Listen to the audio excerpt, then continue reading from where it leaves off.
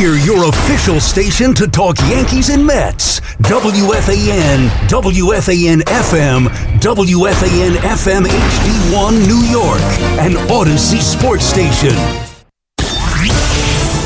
Evan Roberts.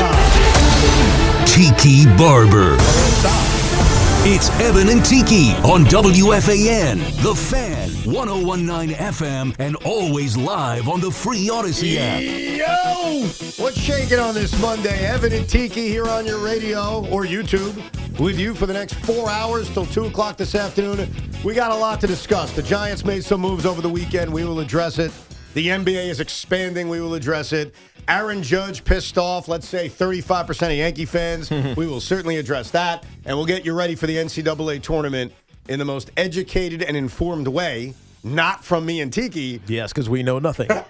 But from the great John Rothstein, who I think knows more than anybody else. John's going to join us a little bit later on at 12 noon. I am in a good mood. I know Tiki is in a good mood. But I also understand that a big part of our audience is pissed off today.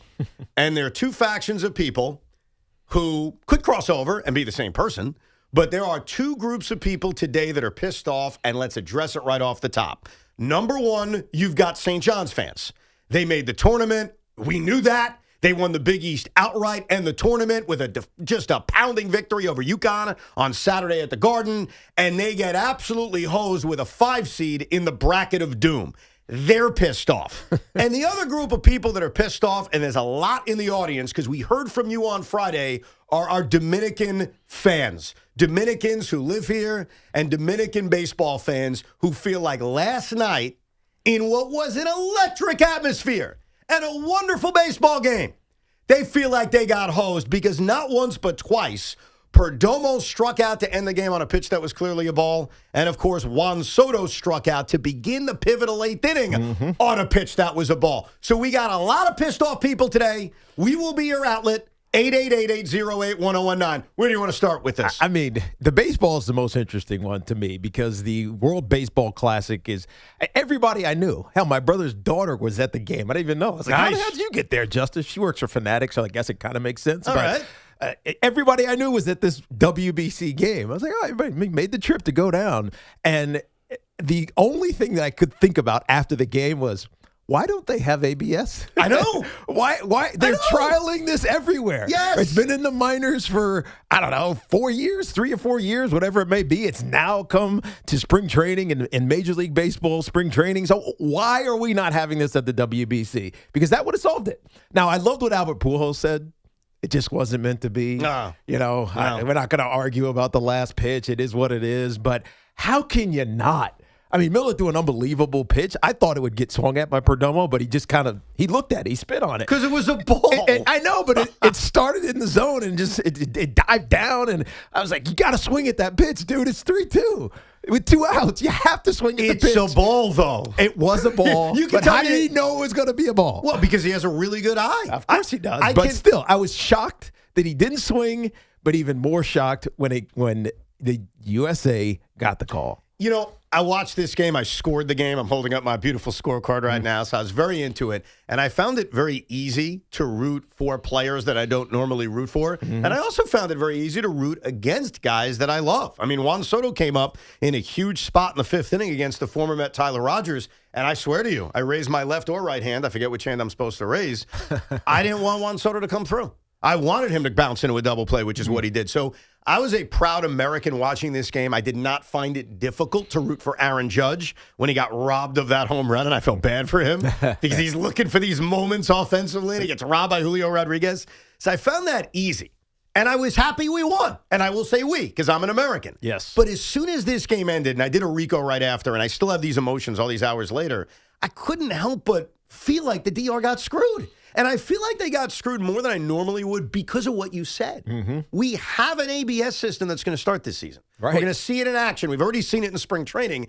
And to see a baseball game, an incredibly close baseball game, be altered by an absolutely abysmal, actually 2 abysmal calls by Corey Blazer, it just left me with a bad taste in my mouth. And I'm not throwing it back because USA won. Of course. But I can understand the Dominican baseball fan who's saying, wait a second. Not only was it a bad call, we know that, and that's part of baseball, but we have a remedy to fix it, and it's not here?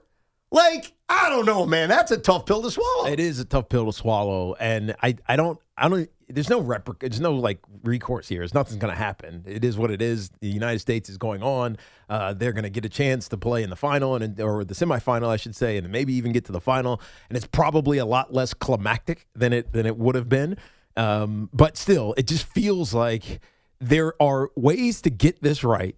And we said this in every sport. There are ways to get this right that Major League Baseball is intentionally throwing into their game now, and they didn't do it for this competition. Yeah. The question is why. And it impacted the result. It's not the first time that they did this. If you go back to 2023, the last WBC, that was in the spring training before the pitch clock. And I remember watching those games without a pitch clock. Yeah. And I'm like, dudes, you're about to institute a pitch clock. Why is it not here in the World Baseball Classic? But that's less impactful. You're right. It doesn't impact the results. It impacts our viewing, Yes. our viewing of it. Like how we feel is the game dragging too much. But here's the bottom line for the DR. They missed out on opportunities. I mean, they had plenty of opportunities to score. They had some I'd say conservative base running, right, which I know Derek Jeter brought up after the game, had everything to do with Aaron Judge's great throw in the third inning. I'm not convinced that all of that had to do with Judge. Bobby Witt Jr. made that great defensive play, knocking a ball down, holding the runner at second base. You had Austin Wells not scoring on the extra base hit. And those little things make a difference. No, you're right. At the end of the day, you scored a run. You scored a run. Yeah. And by the way, it wasn't all against Paul Skeens, because remember, he came out with one out in the fifth inning. Right. You're facing a cavalcade of American bullpen arms. Beat him up. You know, it comes down to not coming up big in the moment, including Juan Soto, who went 0 for 4 bouncing into a double play. And I like Juan. Juan is now back. He's a Met again. I'm not thinking of him as the opponent in the World Baseball Classic. Did anybody see what Juan Soto said after the game? I did not. Because Aaron Judge is getting a ton of attention, and we will address it later. Juan Soto gave us, and there's no audio of it, so I'm reading it in black and white, and I'm pretty sure he was being serious when he said this. We got a little crybaby effort out of Juan Soto. Little crybaby. Aw. Did you hear what Juan said? I did not, after his offer. We showed the world who's the best team in baseball. That's all I got to say. Did you? How about let's swing the bat when pitches are close? Well, no. Right. No. That's what I thought. It was a ball, dude. Of course it was a ball. It was a ball, but it wasn't a ball enough that you absolutely lay Sean, off in that if you spot. want to get on Juan Soto, here's where you get on him. He bounced into a huge double play in the fifth inning against the soft-tossing Tyler Rogers. Right? That's a criticism. He did not come through in a big moment. But to get on him for spitting on a pitch that was a ball, come on now. We are taught at the earliest age of baseball, one of the most basic things, if it's close enough, 2 strikes, protect yourself and swing. I'm sorry. No excuse. I'm not hearing it about bad calls in that. But he's got an elite eye, so he could just watch that one because he knew it was going to be a ball. And you also watched Juan Soto for an entire year as a Yankee. Yeah. That's what he does. He's not going to extend. Don't want to cry about it then when it goes the other way. He didn't cry about the call. Okay, the quote was, we showed the world who's the best team in baseball. That's all I got to say. That is crying about the calls. Because what are you saying? You're saying you should have won the game.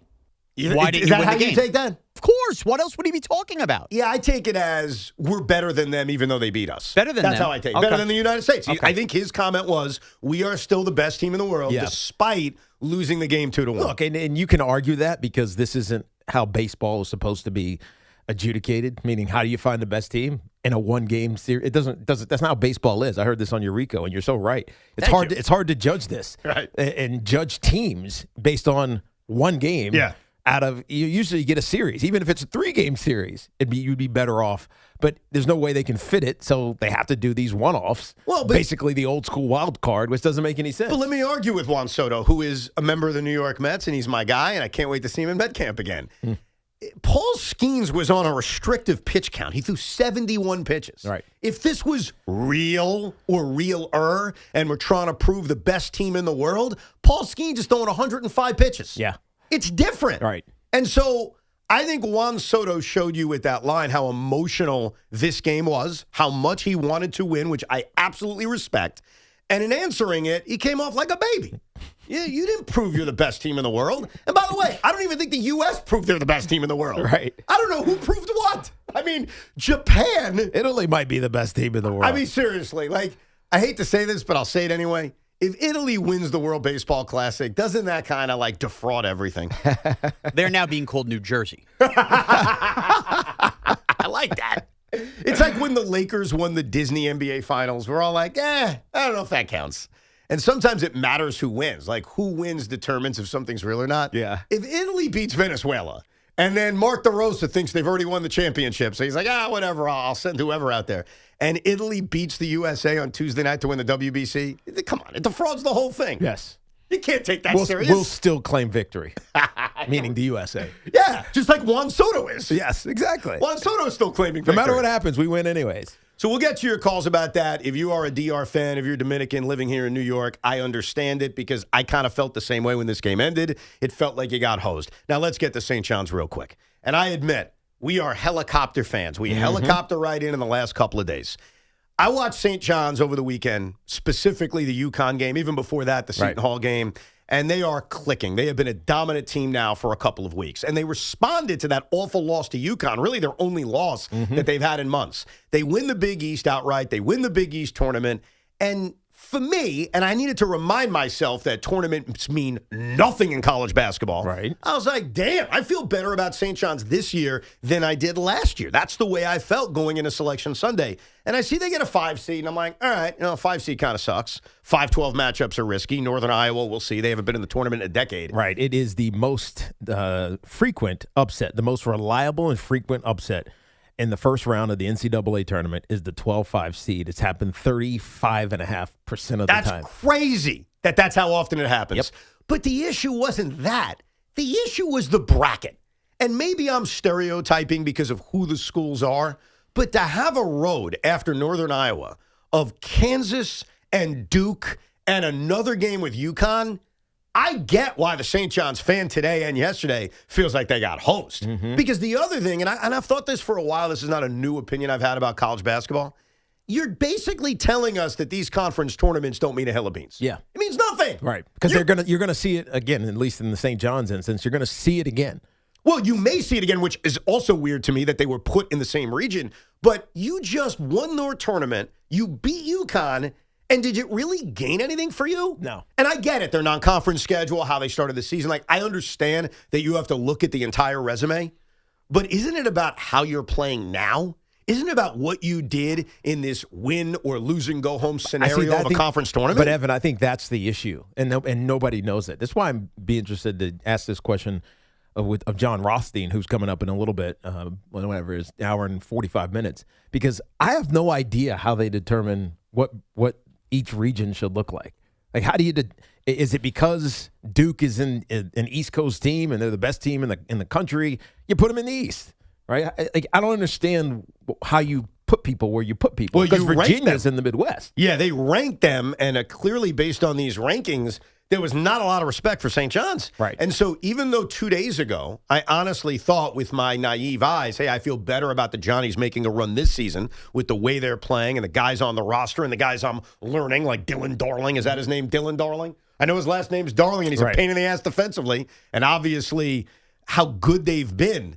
But this bracket and this region makes me say, no, I don't feel as good about them going on a deep run. Now, obviously, last year, they got eliminated over the weekend by Arkansas. Right. But it kind of feels like they may be headed to that same road, or they win an extra game and then get knocked out. Because 4 days ago, it was like, man, they can go to the Elite Eight. Man, they can go to the Final Four. And then you look at this region, and you're like, no, they can't. Or they can, but it would take a lot of upsets and a lot of magic. Right. And I guess it's always obviously there.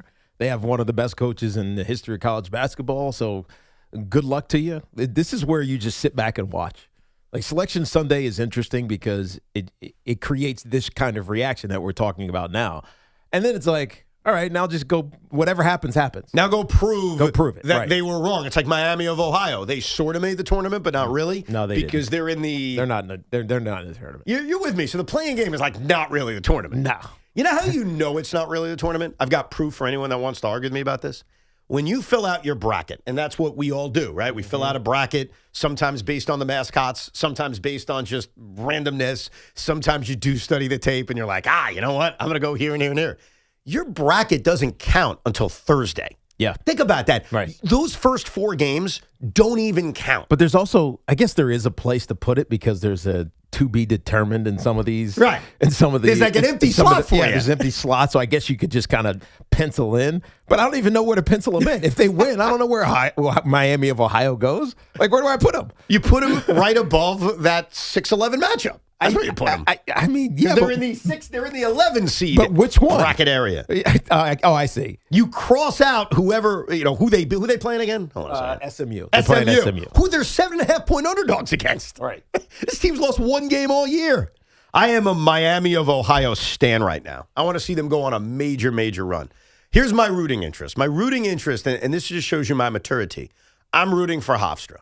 And the reason that is showing my maturity is how much I can't stand Speedy Claxton, the NBA player. And I want to clarify, not the coach, not the human, but the NBA player Speedy Claxton haunts my dreams every single night. Mm-hmm. But I am rising above that. I'm rising above hate. And I'm placing it to the side. Right. And I'm saying, you know what? I'm going to look at Speedy as the Hofstra legend and as the head coach of Hofstra and the Long Island basketball team where the New York Jets used to train. And so I'm rooting for Hofstra to pull off the big upset. I root for the Johnnies to go on a run. And Miami of Ohio. I want to see them go on a Cinderella run. And by the way, even though they're a one-loss team, they'd be a Cinderella run. Right. Because they got no respect. 11 seed, which I understand. They beat nobody. I'm just glad they're in the tournament. No, they'll lose after week one if they do get by. Look at you. What's wrong with you? Because they play Virginia. That's right. I forgot. I'm sorry. No UMBC moment for LIU here in this tournament? They just have no chance, so I'm not wasting my time, I guess would be the way I would It's define the it. Ice Tea game, Arizona versus Long Island. It's good. Did you come up with that? Nah, I've seen it on Twitter. Okay. No, I'd like to see them win. I'm just not going to talk myself into it. Yeah. Like, What I'm about not- Queens Are College? they good enough to do that? Which one? LIU? LIU? No, they're a 16 seed. They're not tell you. doing it. Okay, but UMBC was not good enough to beat Virginia. If They did. If LIU was playing a number one seeded Virginia, I'd have some hope because you're the only choke artist that would actually lose to a 16 seed. You know what happened after, didn't it? Did it? What's that? Oh, you're right. I think it did happen a second time. It did. It definitely did. I completely forgot about did that. too. But Virginia erased theirs because they won a championship No, the you're right. following year. You're right. Virginia erasing it was like the Red Sox winning the World Series in 04. They erase how bad 03 was. Mm-hmm. Now, to your point about Queens, when I heard them on the selection committee talking about Queens, I was so excited because I'm like, holy crap, Queens College is in the NCAA tournament? How did I not know? Like, I was just stunned. Like, how is it possible that I didn't know that Queens College is it's the freaking NCAAs? Yeah, I'm a Queens guy. I was so excited. And then I found out that they're in freaking North Carolina, which makes no sense. None at all. Other than, I guess, Charlotte is considered the Queen City.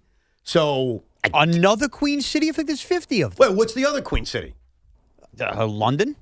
London's not the Queen City, just because the Manchester? I've never heard of that. It's not true. I feel like that's a popular nickname. I thought Cincinnati may have been the Queen City as well. I think there may be a couple of Queen Cities. I'll tell you a factoid you never knew. Do you know that Boston used to claim they were the Windy City before Chicago? Did you know that? Really? Yeah. You want to go down that rabbit hole? There goes Tiki. I'm telling Why? you. Because it's windy in Boston. Not as windy it is as in Chicago. Well, they would disagree. What? They would tell you you're wrong. Yeah. Look that up. Tiki will come back and give us more information on what the Windy City is, and we'll hear from you. Are you pissed? St. John's fans, are you pissed? Dominican fans, are you pissed? And we'll get to Yankee fans who also may be pissed because of something Aaron Judge had to say. Toll-free number is 888-808-1019, plus a brilliant idea to take the World Baseball Classic to another level. We got all that coming up, plus some thoughts on the Knicks win last night. Our friends at Town Fair Tire remind you that at Town Fair Tire, you always get the guaranteed lowest price on name brand tires from Connecticut to Maine. Nobody beats Town Fair Tire. Nobody. Listen up, guys. It's time for a healthier you. My good buddy, John Gallucci Jr., CEO of JAG Physical Therapy, always tells me how important it is to focus on your biomechanical chain to reduce injuries. So now it's time for you and your loved ones to turn to JAG to get stronger and function at a higher level. Their dedicated team of physical therapists at JAG Physical Therapy will develop a plan specifically for you to help you prevent injuries. Whether it's just hanging out with your kids playing in the backyard or running a half marathon like I just did, the United New York Half yesterday afternoon in New York City. It was pretty awesome. New York Roadrunners always puts on amazing races. If you have an existing injury, however, their expertise and commitment will help you get back to the life you love. Schedule your appointment today at jagpt.com. That's JAGPT.com. This portion of the program is sponsored by Dr. Jay Shah at Samwell Payne Health Management. Visit samwellpayne.com. And this portion of the program is also sponsored by Amazon Hub Delivery. Dr. Jay Shah, specializing in minimally invasive and non-surgical treatments for neck, back, sciatica, migraines, and so much more, offers pain-relieving solutions. There are thousands of 5-star reviews who all trust Samwell Payne for all of their aches and pains. Visit samwellpayne.com. Hey, business owners, it's Tiki Barber. Are you looking to earn extra money? Of course you are. When your business partners with Amazon Hub Delivery, you simply drop off packages to Amazon customers in your neighborhood. Get started at amazon.com/hub delivery. Yankees opening day is 9 days away. On your home for Bronx Bombers baseball, WFAN New York. It's March savings time at Nielsen Dodge. It's also tax return time, and we have a great money-saving idea. Show us what your tax return is, and we'll double it up to $1,500. You can count on 0 down payment, super low lease payments, 0% financing is available. Lease a new 2025 Jeep Grand Cherokee Altitude X 4x4, just $198 a month. Match your tax return up to $1,500 on any new Jeep, Chrysler, Dodge, or Ram. Hundreds of vehicles in stock with big savings off MSRP. And of course, we always give you the credit help you need. Find out what your tax return is before April 15th, and we'll double it up to $1,500. Max your tax only at Nielsen Dodge for a limited time. On Route 10 in East Hanover, or shop online at nielsendodge.com. Declaration of Deal Sales Event. With approval, term 27 months, due at sign, $51.98. Add tax tag $498 and DMV fees. For tax refund info, see dealer for details. Aetna was there for me as I was going through a rough medical patch this year. I had peace of mind, which helped with my healing. Those words from a real Aetna Medicare Advantage member speak to why U.S. News & World Report named us a best Medicare Advantage company. Because we show up on calls with members and doctors' offices when requested. We show up with the latest in online tools for easier access to healthcare. We show up for you. Because that's how healthier happens together. Member feedback has been edited for length and clarity. We all hear the radio ads about the IRS. They tell you to be afraid, to be scared, and they try to frighten you into calling. I'm not here to do that. Tax Relief Advocates is different. TRA is here to tell you that if you owe money to the IRS, whether it's $5,000, $50,000, or $500,000, we have a solution. It doesn't matter if you're sitting in your car, at work, or with your kids. No matter where you are, call now. 800-575-4094. Don't lose hope. TRA can eliminate or reduce what you owe to the IRS. Generous programs are now available that can give you a fresh start. Our passion is taxes and helping individuals fix their IRS problems. We have over 1,000 5-star reviews on Google and an A+ with the Better Business Bureau. You don't need to be afraid of the IRS any longer. End your tax nightmare today by visiting us online at TRA.com or call 800-575-4094. That's 800-575-4094. Tax Relief Advocates. Real solutions for real people. Baseball is back. Opening night is one exclusive game, and it's live on Netflix. On Wednesday, March 25th, the New York Yankees, led by 7-time All-Star Aaron Judge, head to the Bay Area to face Rafael Devers and the San Francisco Giants. A brand new way to watch Major League Baseball, and it all starts here. MLB opening night, Yankees vs. Giants, live on Netflix, Wednesday, March 25th at 8 p.m. Eastern, 5 p.m. Pacific. Oh, how's that flu, babe? Did you take Dayquil Intense Flu yet? Nah, I got this. Ugh, okay, I don't got this. You stay on the couch, and I'll grab the Dayquil. Undo your flu symptoms with Dayquil Intense Flu. Dayquil Intense Flu provides powerful relief of your flu symptoms. I'm ready for that to-do list. Wow, you do got this. Dayquil Intense Flu. The daytime coughing, aching, fever, under your flu, medicine. Use as directed, keep out of reach of children. H.L. Gross Jewelers of Garden City is Long Island's premier engagement and wedding ring destination. Visit H.L. Gross today or online at hlgross.com. It's Tiki Barber with 2 words any business owner wants to hear. Extra income. Amazon Hub Delivery is looking for New York businesses to assist with local deliveries. You get paid for each package delivered. Amazon Hub Delivery has no startup cost, no long-term contract, contracts and no delivery experience required. If you're a New York business ready to assist with local deliveries, sign up today at Amazon.com/hub delivery. That's Amazon.com/HUB delivery. My son loves to fly kites, but my active psoriatic arthritis can sometimes hold me back. Now with Skyrizi to treat my skin and joints, I'm ready to go. Skyrizi, risankizumab Riza, a prescription-only 150 milligram injection for adults, helps with less joint pain, stiffness, swelling, and fatigue. For those who also have plaque psoriasis, 90% clearer skin is possible with just 4 doses a year after 2 starter doses. Don't use if allergic to Skyrizi. Serious allergic reactions and an increased risk of infections or a lower ability to fight them may occur. Before treatment, your doctor should check for infection and tuberculosis. Tell your doctor if you have an infection or symptoms such as fever, sweats, chills, muscle aches, or cough, or if you plan to or recently received a vaccine. With Skyrizi, there's nothing like clearer skin and better movement, and that means everything. Ask your doctor about Skyrizi today and visit Skyrizi.com or call 1-866-SKY-RIZZI to learn more. Talk New York sports here. The Fan.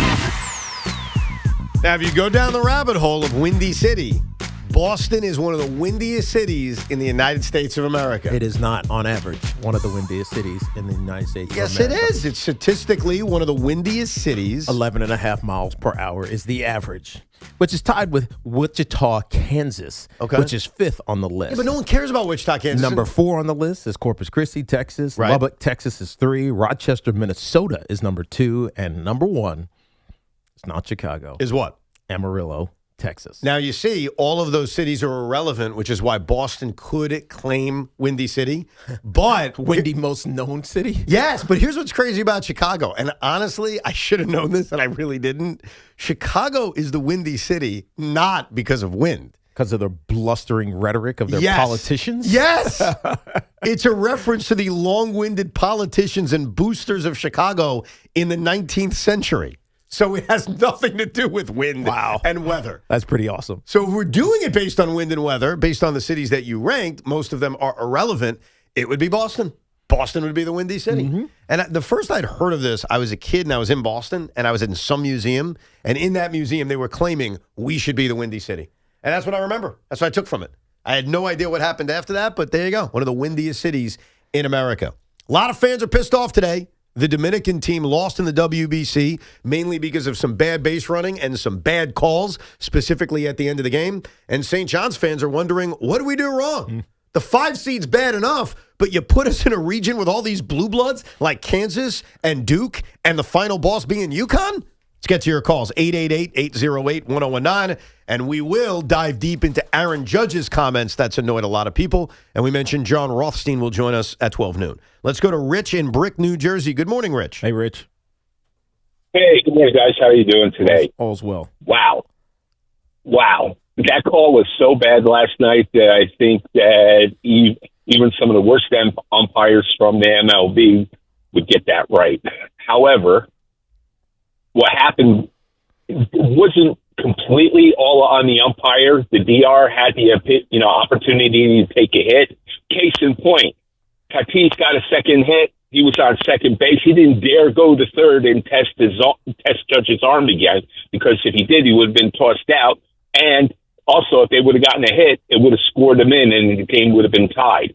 And they wouldn't be complaining at this point. Well, but that's it. So just to reset what happened here, Tatis was thrown out on a bad base running decision, trying to go first to third with 2 outs, and Juan Soto about to come up. Yeah. So that was, on its own, a bad base running decision. Credit to Aaron Judge, who looks completely healthy, especially after the fear last year on his ability to throw. Mm-hmm. He guns him out.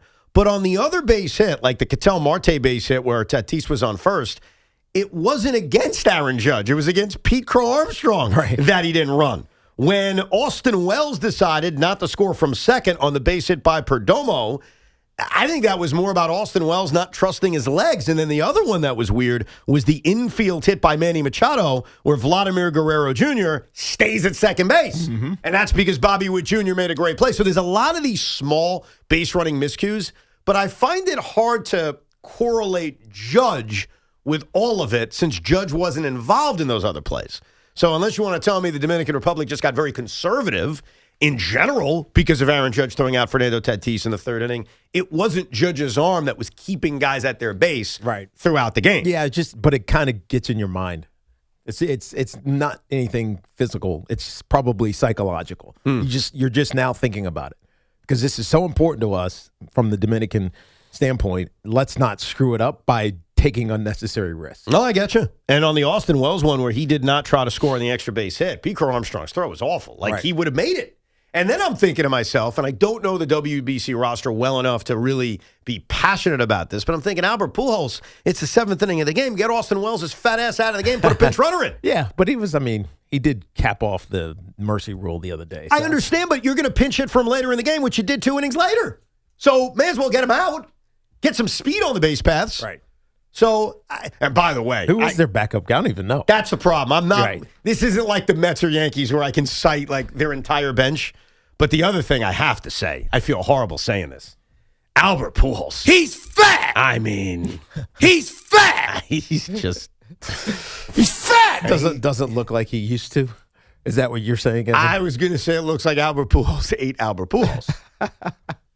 That's what I was going to say. Why are you going to be so rude? I'm sorry. I mean, I'm not the skinniest guy in the world, too, so you can make that same joke about me, and I'd probably laugh and say, you got me on that one. And I don't blame Albert because he had this great career, one of the greatest right-hand hitters of all time, but my God, as he was going out to the mound making those pitching changes. Good for you not going with the low-hanging fat Albert joke, too. Good for you. No, why would I do that? Well, when you call Albert Pujols fat, that feels like something people do. Hey. I got to be honest with you, never thought about it. I guess I'm not quick enough. Jimmy's in Hazlitt, New Jersey. Hey, Jimmy. What up, Jimmy? Hey, guys. Thanks for taking the call. I wanted to go back to what you said that Juan Soto said after coming up small in last night's game, that they were the better team. If you remember back a week or two ago, Nathan McKinnon said the same thing after missing an open net and the U.S. winning the gold medal. So it seems like that's the script that they give these teams when the U.S. beats them. Oh, we were the better team, but they won. Well, here's the problem for McKinnon and for Soto, and I understand it. The nature of this tournament is one and done. And in hockey and in baseball, that's not how we determine champions. So I understand as a competitor saying, they beat us one time. I mean, the Dominican Republic lost one game in the World Baseball Classic, this one, and they're eliminated. And so I was thinking, how do we fix something like that? And there actually is an easy answer. They should have the preliminary rounds of the WBC in March, all right? Get rid of Korea when they lose. Get rid of, whatever team you want to make fun of. I shouldn't have made fun of Korea because they did get to that second layer. Right. Get rid of the teams that aren't any good, all right? Get rid of... I feel bad picking on anybody. Chinese Taipei. Right. I call them Taiwan. Right. Get rid of them. Get rid of... Not get rid of them, but get them knocked out. Get them knocked out. Get them knocked out in March. Yeah, I mean, if they win, good for them. Yeah, that'd be great. You can earn it, but just split it up. Sure. I didn't expect Italy to be here, so it happened. This is what they do in soccer. Yeah, right. This is how it works with the Champions League, for instance. You have one part of the preliminary rounds, and then there's a break, and then you get into the quarters, the semis, etc. Yeah, and what I would do is on All-Star Week, all right, when you're down in your final 4 teams, you have 2 best-of-3 series in the semifinals and then the finals. It's a whole week of baseball. Monday, Tuesday, Wednesday is the first semifinals, or both semifinals. They can be on the same day. Off day Thursday, and then we wrap it up Friday, Saturday, Sunday. Whole week of baseball, and it's best of 3. And what's great about it is if we get U.S. Dominican, we get 3 games potentially. Right. Best of 3? Yeah, best of 3. You don't want these guys in the middle of a season battling best of 3s. One and done with the games.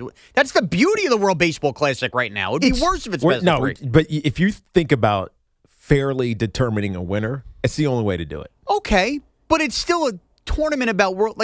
You got to go one and done. You can't go.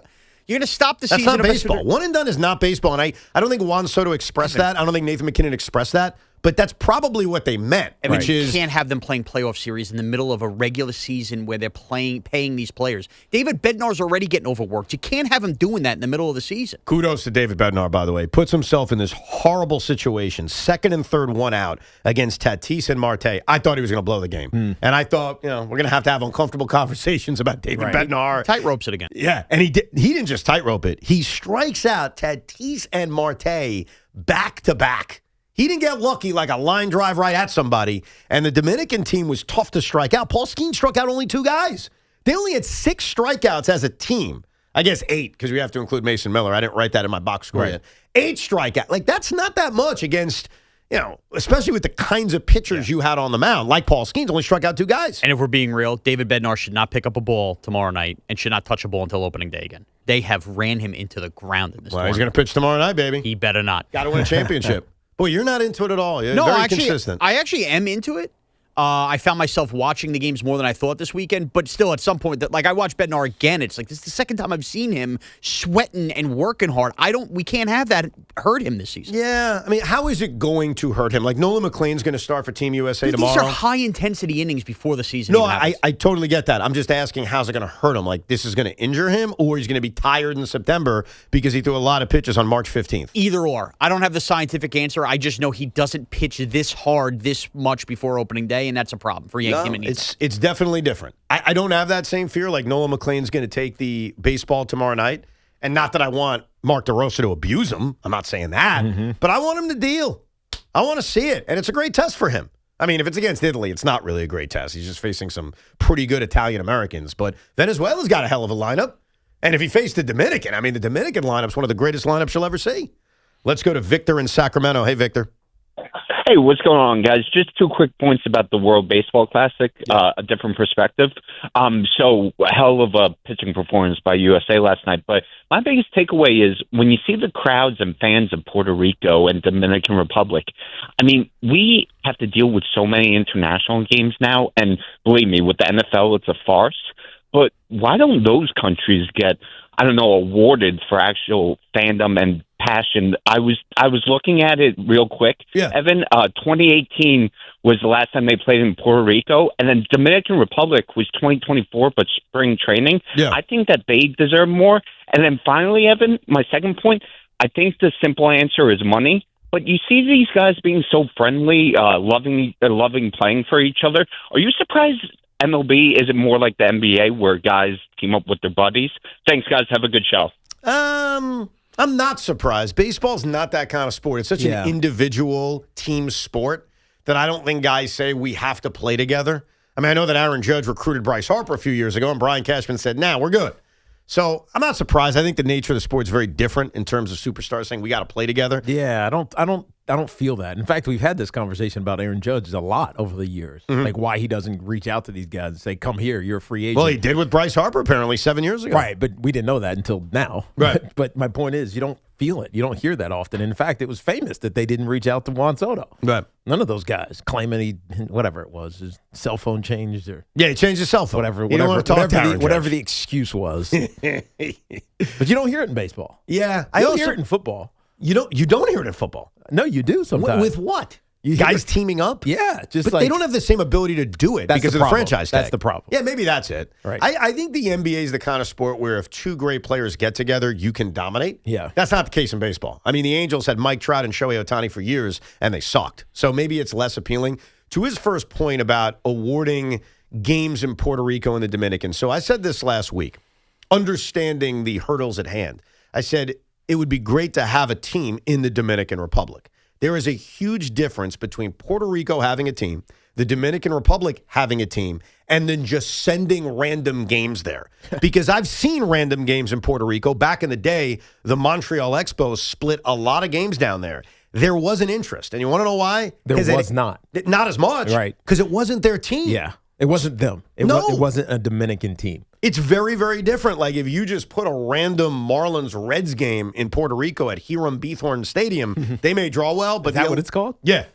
Yeah, I'm all over. You think I made that up? No, I mean, you obviously went.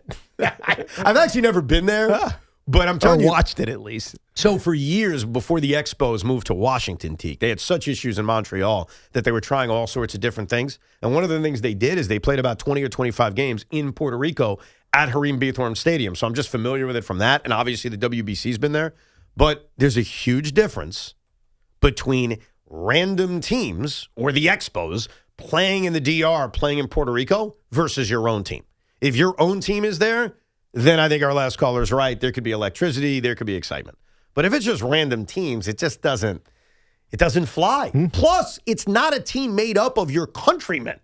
So your affinity to them has to grow through them being there for a while, not just flying in to play a game or two. Wow, there's a lot of stadiums in Puerto Rico. Yeah. There's a lot of them. I think Bithorn is the biggest one. Yeah. And I think it's like 18,000. Hiram Bithorn is the biggest one, then Estadio Municipal Roberto Clemente, and then Estadio Isidor Cholo Garcia. Yeah. Yeah, there's a bunch of them. But it's not that big. 18, No, they're not I think big. 18,000 is the biggest. They're small. Let's go to Carlos in Queens. What's up, Carlos? Hey, how you doing? Listen, it's a shame that the baseball game with that particular atmosphere finished the way it ended last night. The umpires got to look themselves. I can't wait for instant replay on balls and strike. Yeah, I think last night, for those that aren't boring themselves watching spring training, so they haven't seen the ABS system in effect. Last night was a great poster boy or poster child. Right. Poster boy. Poster child for what the good of ABS is, despite its flaws. You will not, assuming you have a challenge left, have a game end on a horrible call. And this is why in spring training, these guys are just testing it out. But really, and we said this a couple weeks ago, when they're going to use it is high leverage moments. They're going to use it for what we saw last night at the end of the WBC. Can you imagine, and this is where Yankee fans and Met fans will be very pissed off. Can you imagine a Met or Yankee game ending on a strike three that's a ball, but you don't have any challenges left? Yeah, that's going to be rough. That will not be anger towards the umpire. That'll be anger at the idiot who wasted the two challenges earlier in the game. Right. It's a new thing to be mad about. But Met fans, and this one's for you, and this is something I'm excited about, and Yankee fans too with Aaron Judge, because I think it's similar, but I'm going to use Soto because it affected him last night. That man has such a good eye. There are going to be moments in a baseball game, probably often, where Juan Soto, because of his brilliant eye, spits on a close pitch. It's called a strike, and very calmly, Juan taps his head, and boom, it's overturned. And very well could change the game. Right. May not. I mean, in the Soto at-bat in the 7th inning or the 8th inning, it was a 1-2 pitch. Instead, it's 2-2. Right. It doesn't mean Juan Soto's going to double up the alley. He could strike out on the next pitch. But I think the great player, like Judge and Soto, is really going to benefit from that ability to tap the helmet and correct mistakes. Right. And last night, whether we like it or not, and I'm glad USA won, and you take your victories and you run, those are two horrendous calls. Nothing they can do about it now. Nothing we can do about it now other than whine and bitch. Right. Juan is calling from Baltimore. Hey, Juan. Hey, how's it going? Good morning. Good morning, man. What's up? I'm all right. Yeah, I enjoyed the game. It was an amazing game last night. Full disclosure, I'm a Dominican American, so my parents are from the Dominican Republic, and I was born here in the United States, so I was sort of cheering for both teams at the same time. All right. And there were so many key moments. I loved Aaron Judge when he robbed Juan Soto and he gave him the little finger wag while he was on the ground. That was amazing. Right. Evan, I got to get on you a little bit because I'm having a hard time. While I was watching the game, there were so many people on the USA team I just couldn't cheer for. Bryce Harper. Yeah. I wanted him to strike out every time he came up. And then when I saw Tyler Rogers come in, and I wanted Juan Soto to take him deep. And then I hear you say, well, you put your hand up for Tyler Rogers. So I'm like, oh, my God, what is Evan doing? He's letting me down right now. Mr. Met, Super Met, man. Tyler Rogers didn't do that for us at all last year. And then he comes into the WBC and Juan Soto out on us. You know what Tyler Rogers... So the Tyler Rogers versus Juan Soto at-bat was very quick. It was 2 pitches, all right? So I didn't have a lot of time to digest it. When Rogers came into the game, specifically to face Juan Soto, my thought was, we know Tyler, he's not going to strike him out. He's going to get soft contact. Let's just see where the ball is hit. Right. Because one of the biggest issues with Rogers last year is he struck out 2.5 guys per 9, which is horrendous. Right. And sometimes it would just be bad luck. And this time he had good luck because Juan Soto hit the ball right at Bobby Witt Jr. Right. So, and also Tyler Rogers is not my enemy. Like, there are guys in Met history like Armando Benitez or Mel Rojas or, Rich Rodriguez. Like, I can name all these random relievers that I do not like. I don't feel that way about Tyler Rogers. If Ryan Helsley came in the game, I'm with you, bro. Because he was so horrendous. He's not good enough to make the team. Right. But Tyler Rogers, I didn't have that emotion. And with Soto, this is going to come across badly. Let me try to do this in a nice way. He's only been a Met for a year. And while I like him and love him and adore him, I also remember him on the Nationals for a long time. Yeah. And the Padres and the Yankees. And so when he comes up as an opponent, it's not that odd to me. So he's not a Met to you yet? No, he is a Met to me. He is, Don't put obviously, words in my mouth, Tiki. But he's not ingrained in your Met fandom yet. Because there hasn't been moments. I mean, there have been the regular season moments, but there haven't been those iconic moments that you're forever going to remember Juan Soto for. I've also seen, and this is going to take a while to change what I'm about to say, but it will change. I've also seen him face us more than I've seen him be on our team. And have moments against you as opposed to for you. Oh, my God. As a national, he made me sick. He would come up, and I'd be like, where's he hitting the home run? Is it going to left center again? Or is it going to... That's why when Soto went to the Yankees and we talked about the short porch, I was like, dude, this guy goes left center all the time. Right. He'd prefer Citi Field over Yankee Stadium because of that. So it's not that I don't like him or it was, whatever, screw him. It was that in this moment, rooting for Team USA, it wasn't that complicated to say, I hope he grounds into a double play. Mm-hmm. Plus, here's the other thing, Met fans. What does that do to the Mets this season? It does nothing. Did he ground it into a double play against Tyler Rogers? Right. It allows him not to get hurt in the next 2 rounds. And he'll be healthy for the start of the regular season. That's right. And as far as Judge is concerned, this is where Met fans will hate me for this. I don't hate Aaron Judge. Derek Jeter? Oh, my God. I'd have a tough time ever rooting for him. But Aaron Judge is he's harmless.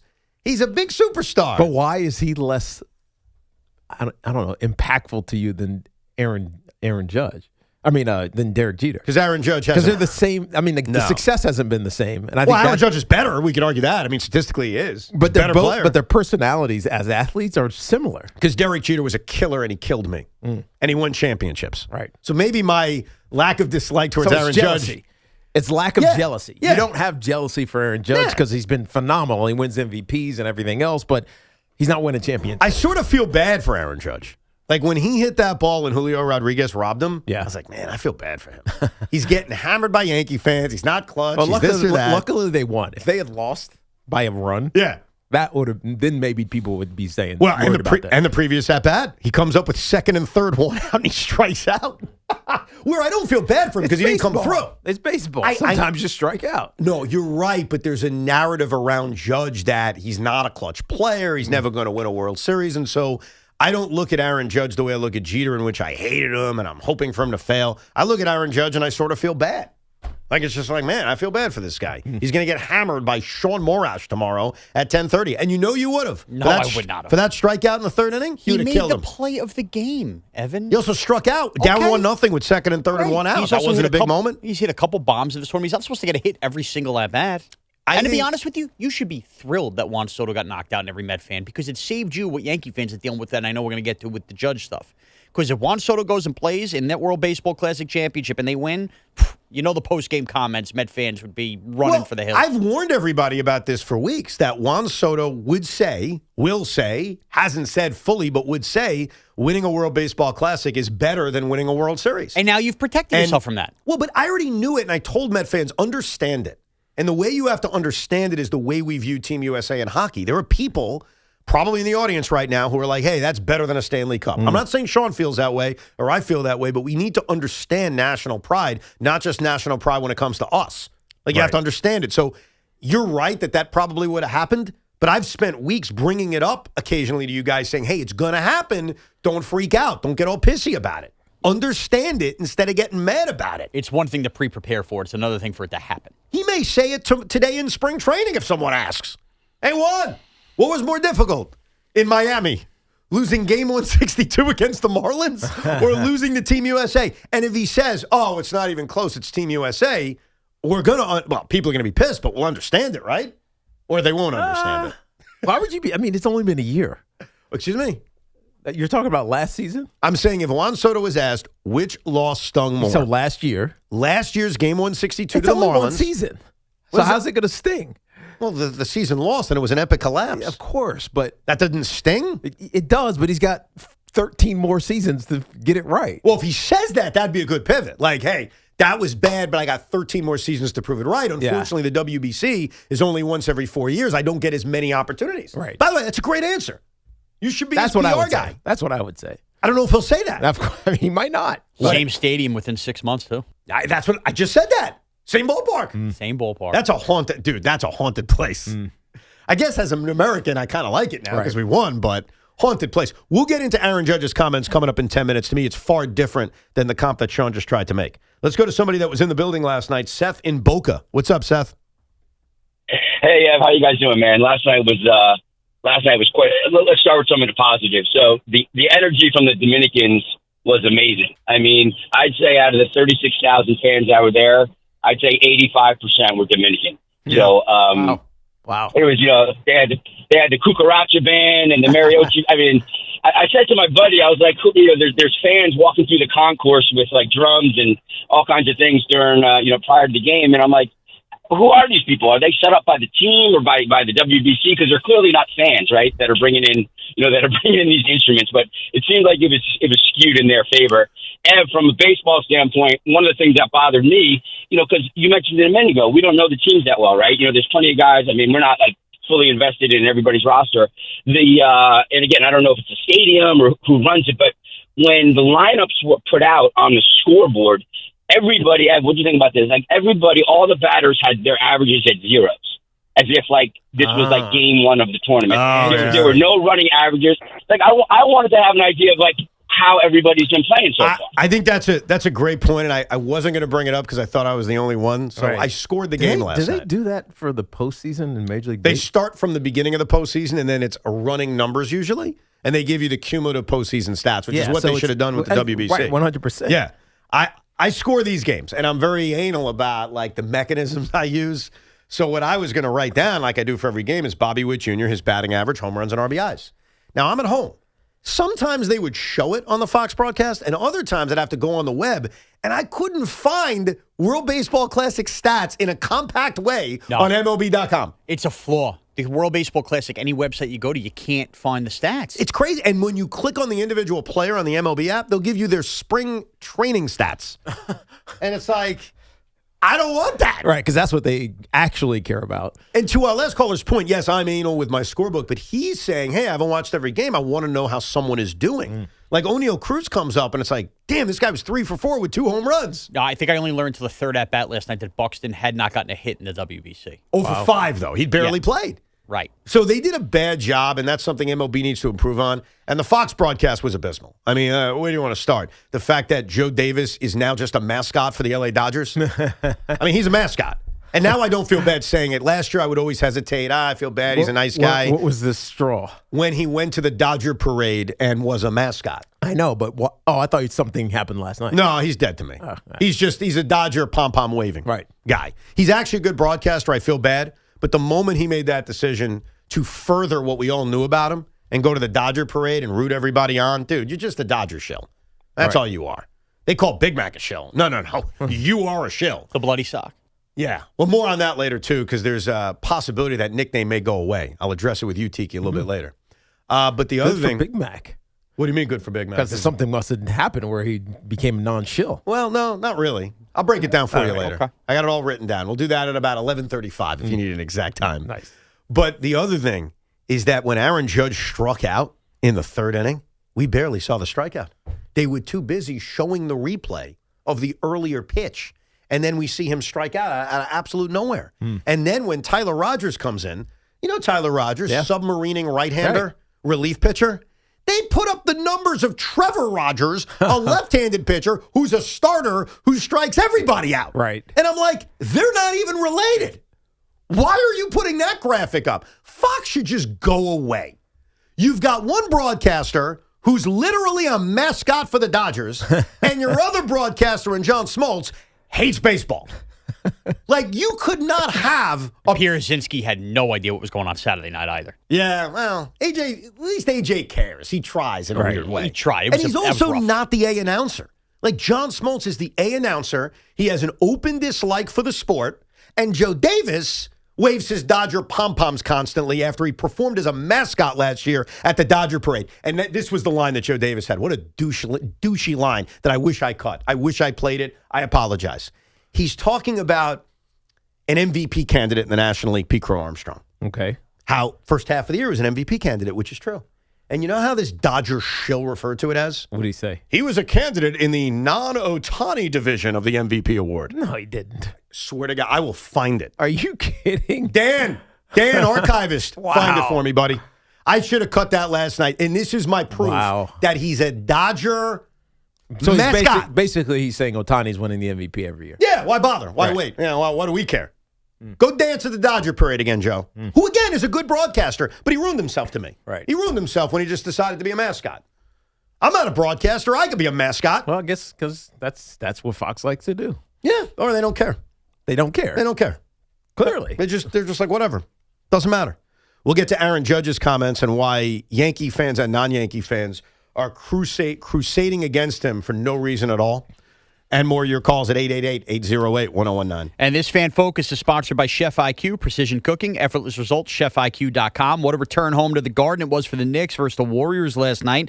Down as much as 21, the Knicks rallied to stun Golden State 110-107. Jalen Brunson did have 30 points, 9 assists. Jordan Clarkson again was a factor with 14 points. And as we've been talking about throughout the morning, Team USA advances to the WBC final after defeating the Dominican Republic last night. Should they face Team Italy, though, a quick pivot this morning, they would face Michael Lorenzen, who they lost to in pool play. Aaron Nola now is starting for Team Italy tonight as Italy's trying to call their shot and have Team USA see Lorenzen again. Wow, so they flipped it. Yeah. Because like you said, initially Lorenzen was going tonight and Nola was going to go in the championship game. Good decision. You want to know why? Nola's their best pitcher. Right. So why would you save your best pitcher for a game that may not happen? And Nolan McClain is going for the United States. Damn right he is. Tough spot. Make amends, Nolan. He's going to dominate. I have Make amends. Utmost confidence. We're going to get 4 1/3 scoreless from Big Nolan. All right. If you're looking to level up your wardrobe, check out Collars & Co. You might have seen them on Shark Tank where they landed a deal with Mark Cuban. They're the team behind the dress collar polo that sold over 1 million shirts. Now they've launched the Maverick Performance Blazer, and this thing is legit. Sharp, lightweight, and completely wrinkle-resistant, making it perfect for travel. Just pack it up and it comes out looking fresh. Plus, you get smart features like security zip pockets, a sunglasses loop, and an optional pocket square. So hit up collarsandco.com. Use code Tiki for 20% off at collarsandco.com. Fanatics Fest, the world's #1 sports fan festival, returns to the Javits Center in New York City from July 16th to the 19th. See celebrities and athletes from all your favorite legends, including the aforementioned Aaron Judge, Tom Brady, Kevin Hart, Jalen Brunson, Diana Taurasi, Mike Tyson, and so many more. Live panels, autographs, photo ops, rare trading cards, and memorabilia, plus exclusive merch drops you can only get at Fanatics Fest. This is the ultimate weekend where sports and culture collide. Tickets are on sale now and will sell out. Grab yours early at fanaticsfest.com. And this Odyssey Sports Minute is brought to you by Flag and Anthem. Real clothes for real life. This is an Odyssey Sports Minute. Out of all 4 1 seeds in the NCAA tournament, Duke, Florida, Arizona, and Michigan, the one that I think is on biggest upset alert is Florida. Florida might have to play Vandy in the Sweet 16. Vandy thumped Florida in the SEC tournament, and then potentially Houston in the national championship game rematch in the regional final. I think Duke makes it. You can make the case for Arizona and Michigan. Florida on upset alert. I'm Nick Costos.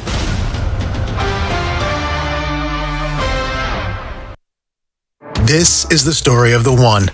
As a maintenance tech at a university, he knows ordering from multiple suppliers takes time away from keeping their arena up and running. That's why he counts on Grainger to get everything he needs, from lighting and HVAC parts to plumbing supplies, all in one place. And with fast, dependable delivery, he's stocked and ready for the next tip-off. Call 1-800-GRAINGER, click Grainger.com, or just stop by. Grainger, for the ones who get it done.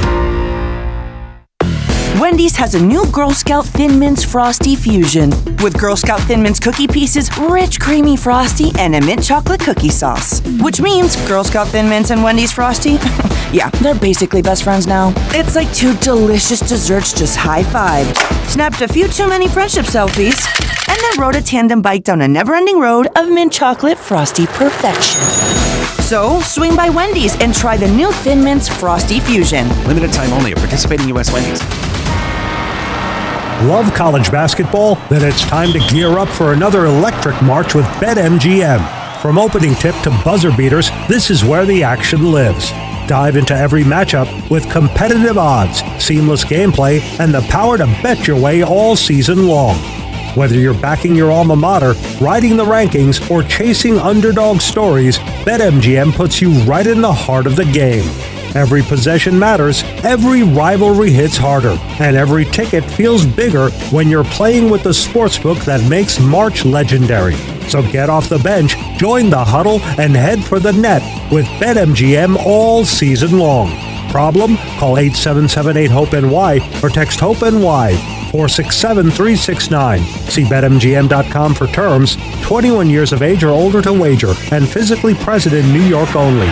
Existing customer offer. Subject to eligibility requirements. The most important meal of the day just got better at Dunkin'. Now you can get a medium hot or iced coffee, 6 crispy hash browns, and a bacon, egg, and cheese sandwich, all for $6. That's a full breakfast meal for $6. 6 crispy golden hash browns, a warm, delicious bacon, egg, and cheese, and a medium coffee to start your day off right. Do breakfast the Dunkin' way or order Dunkin's $6 meal deal. No substitutions, participation times may vary. Limited time offer cannot be combined with other offers. Exclusions and terms apply. Looking for the lowest price on name brand tires? Get to Town Fair Tire and get the guaranteed lowest price on any name brand tire. Nobody beats a Town Fair Tire deal. Nobody. Town Fair Tire. The Declaration of Deal sales event and Ram Truck Month are happening now at Ramsey Chrysler Jeep Dodge Ram. This is the time to save on all new Jeep and Ram trucks. Ramsey Chrysler Jeep Dodge Ram, home of exceptional people, exceptional deals. Just hearing the word IRS can make people break out in a cold sweat. No one wants to deal with the IRS, and now you don't have to. The good news is Legal Tax Defense has been successfully negotiating with the IRS for more than 15 years. It doesn't matter how much you owe, whether it's $5,000 or $5 million. You deserve the best in the business on your side, and that is Legal Tax Defense. Even if you're working with someone else and just want a second opinion, there is no cost or obligation to call. They can prevent levies, liens, wage garnishments, even file back tax returns. And the best news about Legal Tax Defense is they won't take your case unless they know they will reduce or eliminate your tax debt. Call Legal Tax Defense right now for a free no-risk consultation. 800-323-8922. 800-323-8922. You have nothing to lose but everything to gain. 800-323-8922. I'm Tyler Kolick, and I got my Lincoln at Lincoln of Queens. They even delivered it right to my door. When it's time to save, it's time to go to Lincoln of Queens. Go New York, go New York, go. Talk Sports After Hours with Tommy Lugauer, 7 to midnight. WFAN, WFAN FM, WFAN FM HD1 New York, and Odyssey Sports Station. There was a rumor over the weekend that Russell Wilson was going to go to Kansas City. Well, it's not Russell Wilson. Justin Fields, according to Adam Schefter, has been traded by our New York Jets to the Kansas City Chiefs. I have not yet seen a return on it. So as soon as you see, Sean, what the Jets got back, let us know. Wasn't he going to be released, we thought? But it would have been a post-June 1. Correct. And so yes, he was definitely not going to be on the team. We know that. No, so it's just a matter of urgency. And I guess if you are the Kansas City Chiefs and you're just trying to get a mini insurance plan in case Pat Mahomes is not fully ready by week whatever training camp, you got at least what Evan would call a lottery ticket backup. Yeah, but wait a second. Here's my counter to this, and I'm going to ask you the question, and then we'll get to Aaron Judge, and we'll get to your phone calls. They don't need a lottery ticket. They need a backup. They need somebody who, yes, may start a handful of games if Patrick Mahomes isn't ready, but they're not looking for a lottery ticket because they already won the lottery with Patrick Mahomes. If you're Andy Reid and you're the Kansas City Chiefs, and that's the situation you're in, you're trying to win a championship, and you just need a guy who may have to play a handful of games, would you prefer Justin Fields or Russell Wilson? I mean, who would you prefer? That's a good question. I think it's easy. I think it would be Russell Wilson. It would, but Russ, I don't know. I just feel like Russ is done. I'm going Fields just for the mere sake of Russ can't make any plays anymore. Fields at least can make plays with his feet. True. I mean, yes, Justin Fields you can put back there, make a couple of crazy plays. Right. Russ throwing the ball downfield was really the only good thing he did with the Giants last year. Anything over the middle, nothing on the edges. He couldn't throw to the sidelines. He couldn't do anything other than make big shots down the field, which were exciting, in particular against the Cowboys, but he just looked done. And he was given the chance to be the man with the New York Giants. Right. And he just wasn't good enough. But you're not looking for someone to be a man. You're just looking for someone to play at. Yeah, and I think that Justin Fields, really to Sean's point, is he can create things for you. There were a couple of games last year where he looked outstanding. No, I'm not talking like average, and just he looked unbelievable. I thought week 1 against the Steelers. 100%. Well, Russ looked unbelievable against Dallas until the very end, in fairness to him. Not really. So if you go back and look at the game, which I've done, there's no throws that you're like, damn, that's an impressive throw. Mm-hmm. It's like, let me just take this shot. These cornerbacks stink. They're sitting on everything. They don't think I can throw the ball, so I'm just going to throw the ball downfield. But you go watch that Pittsburgh Steelers game with Justin Fields. He's lacing balls through coverage in the middle of the field. He got a dig route coming from the left. It's like, don't throw it. Oh, wait, great throw. Right? He interception-worthy plays that he was putting into tight coverage was awesome to watch. It's what you see high-risk, high-reward quarterback gunslingers. That's what they do. So you know it's in there. Right. I feel like it was coached out of him last year. I think Tanner Enstrain did a horrific job with Justin Fields last year because every time he'd had like 2 or 3 of those games, he'd have one of those games. The very next game, it's like dink, dunk, try to run to the edge, do something that's not plausible. He was coached poorly last year. I think Justin Fields, with a decent coach, can be a serviceable quarterback. Well, guess what? He's got more than a decent coach. 100% he does. He's got an all-timer. And Andy Reid. Now, Sean has what the Jets got back. I haven't seen it yet. I'm going to make a prediction. You too. I'm going to say it's a 5th-round pick. Like, they gave up a 6th for Geno, a 5th-round pick for Justin Fields. That's my prediction. Now, remember, in the Geno trade, they gave up a 6th and got back a 7th. All right? I'm going to say it's just a player. Oh, they got a player back? Yeah. Like a human? Yeah. Like someone who breathes? All right, let's tell us. All right, I'm going to piece 2 reports together to make this here. Okay. This is from Connor Hughes. The Jets are getting a 6th-round pick back from the Chiefs for Justin Fields. Here's the key. It's in 2027, which is supposed to be the more talented class. New York will eat the majority of Fields' contract to help facilitate the trade. However, Ian Rappaport is calling it a late-round pick swap of a 6th for a 7th. So it sounds like the Jets might be flipping a 7th with Fields to get that 6th. It sounds as if it's the Geno Smith trade. Like, basically, it's the same thing. Right. Remember, Vegas took most of the salary. Jets did a 6-7 swap. 6-7. And the same thing here with Justin Fields to Kansas City, except it's in 2027. So there you go. If you're just tuning in, the New York Jets have officially ended the Justin Fields era as he's been traded to the Kansas City Chiefs. Let me get to Aaron Judge because this is the second time I'm going to have to use the microphone as a defense of Aaron Judge. If you remember back earlier in camp, he was, I think, not misquoted, but taken out of context with the comments he made about the Yankees offseason. Yeah. We played it in its full context, and I think we exposed that there's just a lot of haters out there, and they're looking to attack Aaron Judge. And so that was an exercise in fairness. I think we have to do it again. Because last night, Aaron Judge was asked about the electricity at Lone Depot Park. Okay, he was asked about the crowd. Here is what Aaron Judge said. Oh, I say it's got big.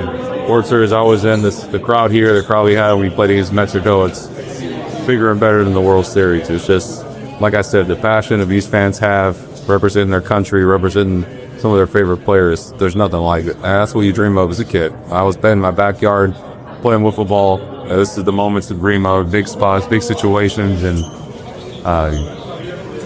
it gives me chills right now thinking about how special that was. I try to take a moment every game to kind of look around, appreciate the crowd, appreciate the moment, and it's just a blessing to me to go out there and do it. So I was at the World Series, Yankees-Dodgers, the same one Aaron is referring to. Sean was at the World Series. Yeah. And the crowd was great. Like, I want to make it clear. The crowd was wonderful. And there were some Dodger fans in the building, but you didn't have the raucous back and forth that you had for DR versus USA. It also wasn't a Game 7. It was also not a Game 7. You're right. In Yankee Stadium. The energy might have matched it. Well, and Aaron Judge hasn't been in that situation. And by the way, neither are the Yankees. The last time the Yankees hosted a Game 7 of the World Series was like 60 years ago. I'm not kidding you. Yeah. So you're right. It is like a Game 7. It also features something that you rarely see in baseball unless it's a Subway Series, and that's multiple fan bases going back and forth, which creates a better atmosphere. It's true. It's why the atmosphere for the Subway Series is better at Citi Field than Yankee Stadium, and that's actually a compliment. Don't get offended. For Yankee fans because they invade. Exactly. Now, sometimes that's changed over the years where the Met fans have a good showing, but that's what makes it great. And for anyone to take those comments as a slight at the World Series or even a slight at Yankee fans, I think you're just not being fair, or you're not listening, or you hate them and you're just looking for a reason to kill them. I heard Tommy ripping him this morning, and I don't know if it's just Tommy's a Met fan who hates Aaron Judge, maybe. I don't know. So I can't get in his brain, but if we're being fair, Aaron Judge said nothing wrong and nothing inaccurate. Yeah, I mean, if Tommy's being true to his word, he's just not paying attention to the tournament and what's going on. You saw it all weekend. It's just fan bases singing, playing instruments. You just don't get that. And by the way... Yeah, it's like being at a soccer match. As fun as last night was, it really isn't the American fans either. Like, the Dominican Republic fans made that atmosphere. The Venezuela and Japan fans the night before making that atmosphere. Aaron Judge is just saying what we're all seeing with our eyeballs. Yeah. They are college football-esque type crowds. You don't get that. You get loud in the World Series. You don't get that in Game 4 and 5 of the World Series. It's not about the volume of the fans. It's just the festive atmosphere he's talking about. Yeah, and if you're Aaron Judge, you got two options. You could be honest and give a very factual, honest answer that Aaron gave, or you can lie. You could just be a panderer. And there's no better and bigger panderer in Major League Baseball than Bryce Harper. So would you like to hear the alternate, which is, hey, Bryce. Actually, you're going to hear the question in this, so you'll hear the whole context. It's a little bit different, but see the difference in terms of the approach to the answer between Aaron, the truth teller Judge, and Bryce. I put the Philly fanatic on my forehead because I'm a panderer Harper. You've been around some big games before. Have you ever seen this many people before the start of a game? World Series, probably. Still a lot, right? But yeah, I mean, played some big games. Philly's obviously a crazy town to play in, so I don't think anywhere has ever been as loud as Philly. So. Okay, Bryce, yeah, okay. Nothing's louder than Philly. They're the best. Let me kiss their ass. He's not being truthful with the answer because Bryce Harper also told us before the tournament, this is no big deal. The Olympics are more important. Right. So Bryce is lying to people. He's trying to pander to Spike Eskin and everybody in Philly, and maybe they'll eat it up. Maybe they won't. Maybe they see through it now. Why would they even care? Because look at people caring about the alternate. Yeah, but think about that. It's different when you're getting your ass kissed versus pissing me off. Right, but Aaron Judge was honest and Bryce Harper was just BSing. Which one would you prefer? The honest answer. Of course. But we know the honest answer is the right answer. But some Yankee fans and some baseball fans are taking it personal that Judge said that. Yeah, get a life. Chill out. Really? Get a life. Honestly, if that makes you mad, you really have nothing else in your life to worry about. Wow. It's pretty harsh. It's not harsh. It's just, Let's what the hell are you go even Yankees. talking about? Let's this upsets go you so much that you're Yankees. pissed off that Aaron Judge is like, yeah, this is the greatest atmosphere I've ever been in. I've never played in a Game 7 in the World Series. So, I mean, this was a do-or-die, win-or-lose situation. And to Sean's point, you had 80% of the crowd being Dominican fans, and then the Americans trying to balance it and try to scream them down. It is a better atmosphere. In fact, I'll take it a step further. I went to the first WBC in 2006, and in the semifinals, I watched Japan against Korea at Petco Park in San Diego. The atmosphere for that game, the first semifinals in WBC history, was probably better than the atmosphere for 99.7% of the baseball games I've ever been to. And that doesn't mean the game was bigger or better. That's up to the individual on how they feel about this tournament and how you as fans feel about this tournament, because I think everybody's different. There are still American fans who are not that into it or they're casually into it. There are some American fans who think it's a big deal. Same thing with the Dominican fans. And same thing with the players. Right. So it's up to you how you feel about it. But that's not what Aaron Judge was saying. He was saying the crowd is better. And I don't know how anyone can deny that. The get-in price for Game 3 of the World Series, do you remember what it was? I don't. I'll tell you. $1,200.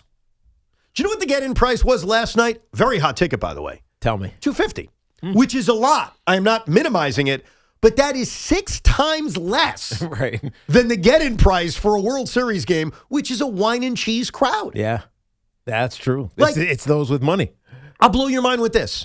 And I was at both, so I think I can answer this. And you were playing at the time.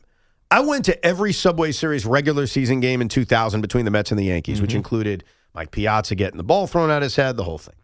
Doc Gooden's return. And then I went to every World Series game. You know the atmosphere in the regular season was probably 2.5 times better than the atmosphere at the World Series? Yeah. Fact. Yeah. And anyone who been to both, you know I'm right. Right. The more raucous crowd is at the regular season game. Now it's not as expensive. It's just like going to a Super Bowl. Yes. You think it's going to be full of your fans. It's at least 40% corporate. Absolutely. I also think in those games, the American baseball fan watches playoff baseball with a sense of uneasy tenseness more than like the raucous, let me wave the flag. That's a good point. Like, you sat next to Big Mac during a playoff game. He can barely move. Yes. Suck it. And he's not celebrating. No, it's kind of the norm. You're just like relieved anytime something good happens in a big American playoff game. I agree with you. And that's why Aaron Judge deserves no criticism today in terms of what he said. Bryce Harper probably does just because he's a panderer. Like, it's so obvious. Oh, Philly's the loudest. Like, okay, we get it. It's loud. Was the atmosphere as good at the bank for a playoff game as the back-and-forth nature of USA Dominican? The answer is no. And it's okay. You can say that. Trust me, even the Gremlins in Philadelphia would be like, we get it. It's okay. We're American. We're patriotic. All good. So your choice, Yankee fans. Do you want a panderer like Bryce Harper, or do you want someone to just be honest with you like Aaron Judge? I prefer Aaron Judge. So yet again, second time this spring, I am a supporter and really a clearer the air upper of Aaron Judge. Because I feel like sometimes because he's a target, the things he says just gets twisted. Right. So, Team Judge. You with me on this, Sean, as a Yankee fan? Yeah, I am. Again, now he goes and wins this thing and says this has got to be more euphoric than winning a World Series, then I'll have a problem. Why?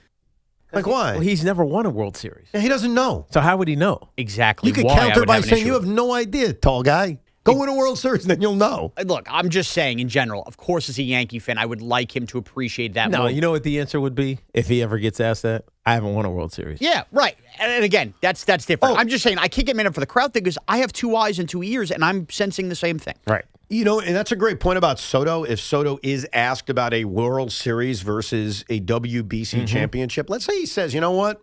I won it with the Nats in 2019. This WBC means more to me. You know what I would say? Cool. Yeah. Watch what happens when you win one with the Mets, bro. Watch what happens when 6 million people show up down the Canyon of Heroes. Use the wrong word there. What'd I say? If I say? If you win one with the Mets. What you I said say? When he wins one with the Mets. I said when? You said when. Juan Soto. That's if he wins one. Yeah, I got to change that to if. Yeah. The Mets! I still can't see us winning a World Series. Like, I can't even imagine that. But that would be the counter to that. Like, that's cool, Juan. That's bigger than the National World Series. I get it. You know, how many national fans are there really? How excited were they? I mean, that's a good point. Thank you. And how deep did it go? Exactly. Like, that would be my you counter. wait your entire life for a Nationals World Series? No. Exactly. And by the way, Juan probably took it for granted. He was a teenager when they won the World Series. True. Let's get back to your calls, 888-808-1019. We'll go deep into the NCAA tournament coming up at 12 noon. The best in the business, John Rothstein, will join us. Ray is calling from Queens. Hey, Ray. Hey, Evan. How you guys doing? All's well. Good, man. What's up? I want to, with the WBC, the Dominican team, do you think they have the edge by playing together winter ball? Before they even start the WBC, they're playing together. Their timing is down packed. I think the United States, they're not hitting because they have enough time to get their timing together. That's interesting. You know why I would disagree with that?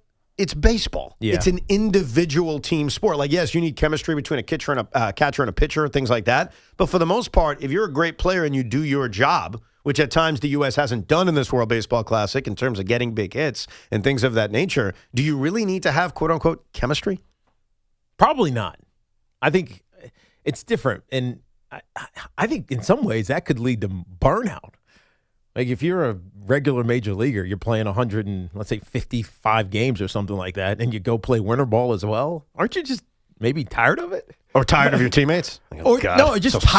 Tired of being on and playing all the time. Well, that would be... Sometimes you need to chill. Well, that would be a negative to the WBC because we're about to begin a marathon, Teak. Yeah. We're No, about I know to that. play 160. But it's only every 3 years. But I'm talking about, to his question, winter ball helps them become more tied together. I just think it's maybe. Yeah, I don't buy it only because I think chemistry in baseball is vastly overrated. Yeah. Richie's in Queens. What's shaking, Richie? Hey, guys. Hey, T, tell me you watch the players, because I know you're into the golf, yes? I did not watch it this weekend, obviously. Oh, God, I was hoping to touch on it. Great match, guys. Yeah, well, I heard it got off to a weird start because didn't somebody get shot or two people got shot before it? So it was delayed on Sunday. Hear about that. Yeah, it was some chaos. There was some chaos. Maybe that was Evan. Maybe that was Evan who had Morikawa in there, and the crowd withdrew. Right. Real quick, with the world, Ev, first time I've ever watched it. Wow. A world champ, a baseball classic. Yeah. The tournament. Thought it was phenomenal. Couple of things. Judge can't win, guys. Judge cannot win. If he wins this, meaningless because he can't win the World Series, vice versa. If he doesn't do well, then they're going to get on him that he's out of the cards. I thought the umpiring was good last night. Very good, except for those two calls. And you touched, DeRosa got a big hit in the beginning. And this is gone now because they won a couple of games and they're actually in it now. They won the one game. And for him to call up Bregman and says, listen, I'm putting Gunnar in, I give him credit for that. That was a big thing. Yeah, it worked out, man. Henderson was 7 for 9. And the other thing, too, they brought Rogers in, and Rogers, I had him I love him. He's one of my favorite players. Former Giant. Never bring him in. Yeah. Never bring him in with men on base. So the fact that he brought him in at that point and got that big double play, that was incredible. Well, the thing about Tyler Rogers is that he doesn't strike people out. He's a bat-to-ball kind of pitcher, and usually it's soft contact, but he's also a sinker ball pitcher, so he gets a lot of ground balls. So one of the negatives of him is that he may get the ground ball, it finds a hole. Yeah. He's very unlikely to strike you out, but the positive is what we saw in the one at-bat is he got the ground ball, and it turned into a double play to get out of the inning. All right. And it worked out. I think Richie represents a lot of people, and this has been going on every 3 years or 6 years, depending on if there's a pandemic or not. In 2006, this was a joke and no one watched. In 2009, it's like, oh, what's this? In 2000, it's grown every time. Right. The last one I didn't watch. I mean, I saw the highlights of Japan winning and Juan Soto or Ohtani. Shohei Ohtani being superhuman, but I didn't watch it. But you watched it this time? This year I've watched it. Yeah, I think every cycle it gets a little bit more popular, and I'd be so fascinated to see the TV ratings for last night's game. It's a Sunday night. You're going up against a Nick Warrior game in which no one's playing for Golden State. How about put the game on Fox, Evan? Yeah, and Selection Sunday, which was a little bit earlier, obviously. And then the Oscars. So there was a lot going on yesterday. Last night, because of the time of the game, because you're right about Selection Sunday, it's at 6 o'clock, so you have it all done by 7. All right. You've got the Oscars and the Knicks as your main competition. Now, in terms of why it wasn't on Fox, do you know what was on Fox last night? Family Guy. I like it. And I know because at 8 o'clock, I had watched a game on Fox on Friday night. I had watched a game on Fox on Saturday night. They had trained the viewer to go to Fox for the game. I put it on, and Family Guy was running back-to-back episodes at 8 and 8:30 last night. So you were confused? I missed the first pitch of the game. Wow. I got to tell you, Sean, I missed the first inning of the game, and this killed me because I was scoring it. Yeah. So I put my son to sleep. It's 8:30. I'm like, okay, great. I'll start on DVR. I go to my DirecTV stream, which is my service to watch cable. And when I went to put the game on, it said, you have too many streams running. And I'm like, what? Who the hell's wrong? Other than my dad, who I gave my account. Like, who else? And I could not figure it out for 20 minutes. So when I'm like panicking, like, how am I going to watch this game? So I had to go to the Fox Sports app. And was it you? No, it was live. I missed the first inning and a half. I know, they don't let you rewind. Who had the extra stream? Still don't know. Like, my dad ended up logging out. And it worked, but he's one person, and it's supposed to be like 8 streams. It makes no sense. I think I got hacked. Your password has been compromised. I think so. Bottom line is this: Sunday night, Team USA playing the Dominican Republic. That game's got to be on Fox if you Major League Baseball. I understand, but I bet you it still gets a huge rating. Like, there's a part of me that thinks it's going to do better than the Knick game. U.S. What was the game? Mexico. Before? Mexico. That's 5 million people. No, the one before. U.S. Canada. U.S. Canada was on Fox. Regular Fox, yep. As was the Japan-Venezuela game. Oh, yeah. I'm sorry. I thought you meant the TV ratings because I haven't seen TV ratings for USA Canada. But the numbers for USA Mexico was 5 million, which is a playoff type number. Yeah, but USA Canada actually turned into a game. Yeah, it was a close game. I didn't think it was that great, but it was a close game. It wasn't great, but there's one guy on Canada that can hurt you. Don't throw him a pitch. He can hit over the wall. I understand. Josh Naylor, obviously. Look at you breaking it down. No, I was watching it. That's when I met DeMario Davis, by the way. That's right. Met my guy. The renewed Jet. Is he excited to be a Jet or not really? He is excited to be a Jet. That's what he did. But do you believe him when he says that? I do believe him when he says that. He's a good guy, too. I'm glad he's back. Yeah. I'm glad he's back. If you're just tuning in, Justin Fields won't be back. Traded to the Kansas City Chiefs. More on that coming up a little bit later on. Plus, we'll talk to John Rothstein at noon. We'll come back with your calls at 888-808-1019 and why Our friend in the afternoon, Chris McMonagle, may no longer be referred to as the Bloody Sock. We'll let Tiki Barber issue a ruling. Our friends at Town Fair Tire remind you that at Town Fair Tire, you always get the guaranteed lowest price on name brand tires from Connecticut to Maine. Nobody beats Town Fair Tire. Nobody. If you've been thinking about replacing those old chilly windows and doors, now is the time. Windorama is kicking off their winter warm-up sale, and you can save up to 40% on your installation project when you purchase and install through Windorama. 40% off, big savings, great products and brands, and expert installation. That's hard to beat. Keep the warm air in and the cold air out. Upgrade your home right away.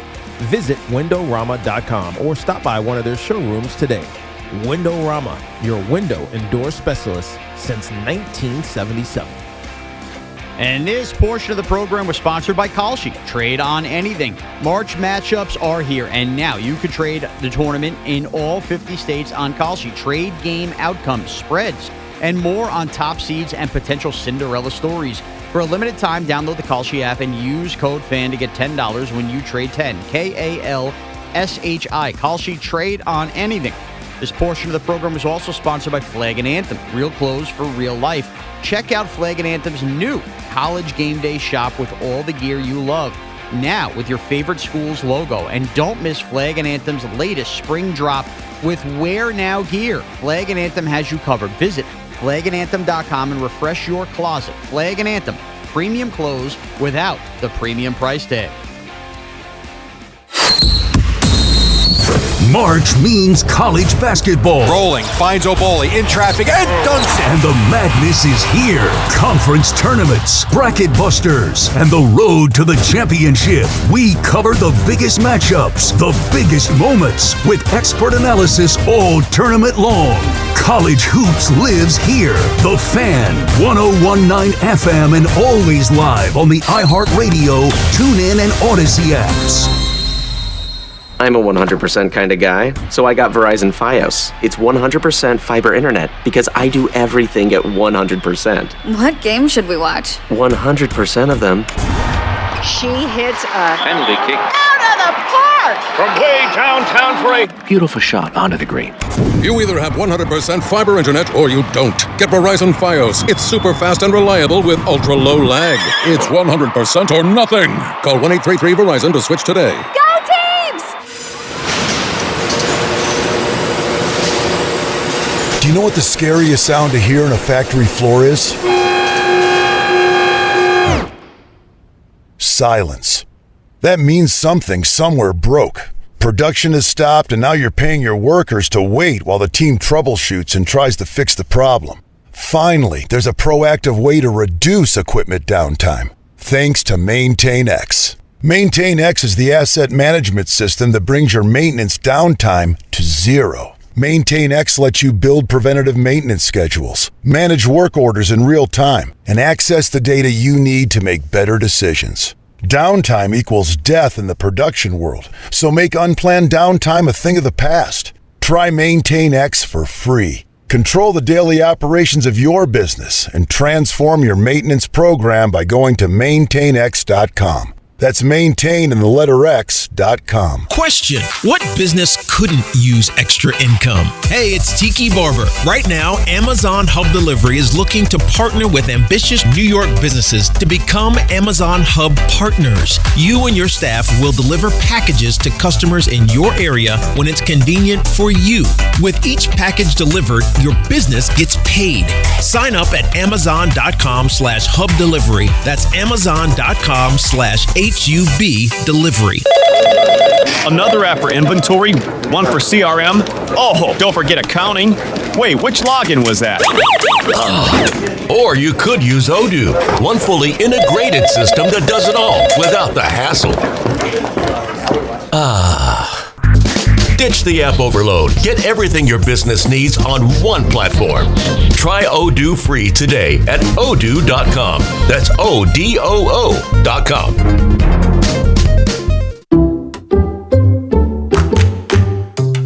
Allstate is Metro New York's trusted auto insurer, protecting cars across the tri-state area. We're by your side when you need us most, providing you with affordable auto coverage you can rely on. So, switch to Allstate today, and you could save an average of $713 on auto insurance. You're in good hands with Allstate. Based on the national average annual savings for new customers surveyed in 2024, savings vary, subject to terms and availability. Together, let's drive at Paramus Chevrolet. For just $357 a month and $2074 due at delivery, lease a brand new Silverado 1500 double cab LT with 4-wheel drive for 36 months. Buying, enjoy 0.0% APR financing for well-qualified buyers. Visit ParamusChevrolet.com today. Hey, this is Tiki Barber. Those of us living in New Jersey got hit with a 20% electric rate increase. If your current heating system is over 15 years old, it's time for a new high-efficiency Carrier system, and there's only one company to call for a new one. My friends at Edison Heating and Cooling, New Jersey's heating experts for over 38 years. Older heating systems waste gas, so get your system checked now and save money with Edison Heating and Cooling. Contact them now at EdisonHVAC.com. That's EdisonHVAC.com. All new Dunkin' Zero, only 20 calories. Zero sugar, the all-new revitalizing energy drink made with B vitamins, so you can actually feel good about it. Struggling to make it through the afternoon, wishing every meeting was an email? Sounds like it's time for Dunkin' Zero. It's the perfect pick-me-up without the spiral, and it comes in 6 delicious flavors like Sunzest and Glamberry. Dunkin' Zero, only at Dunkin'.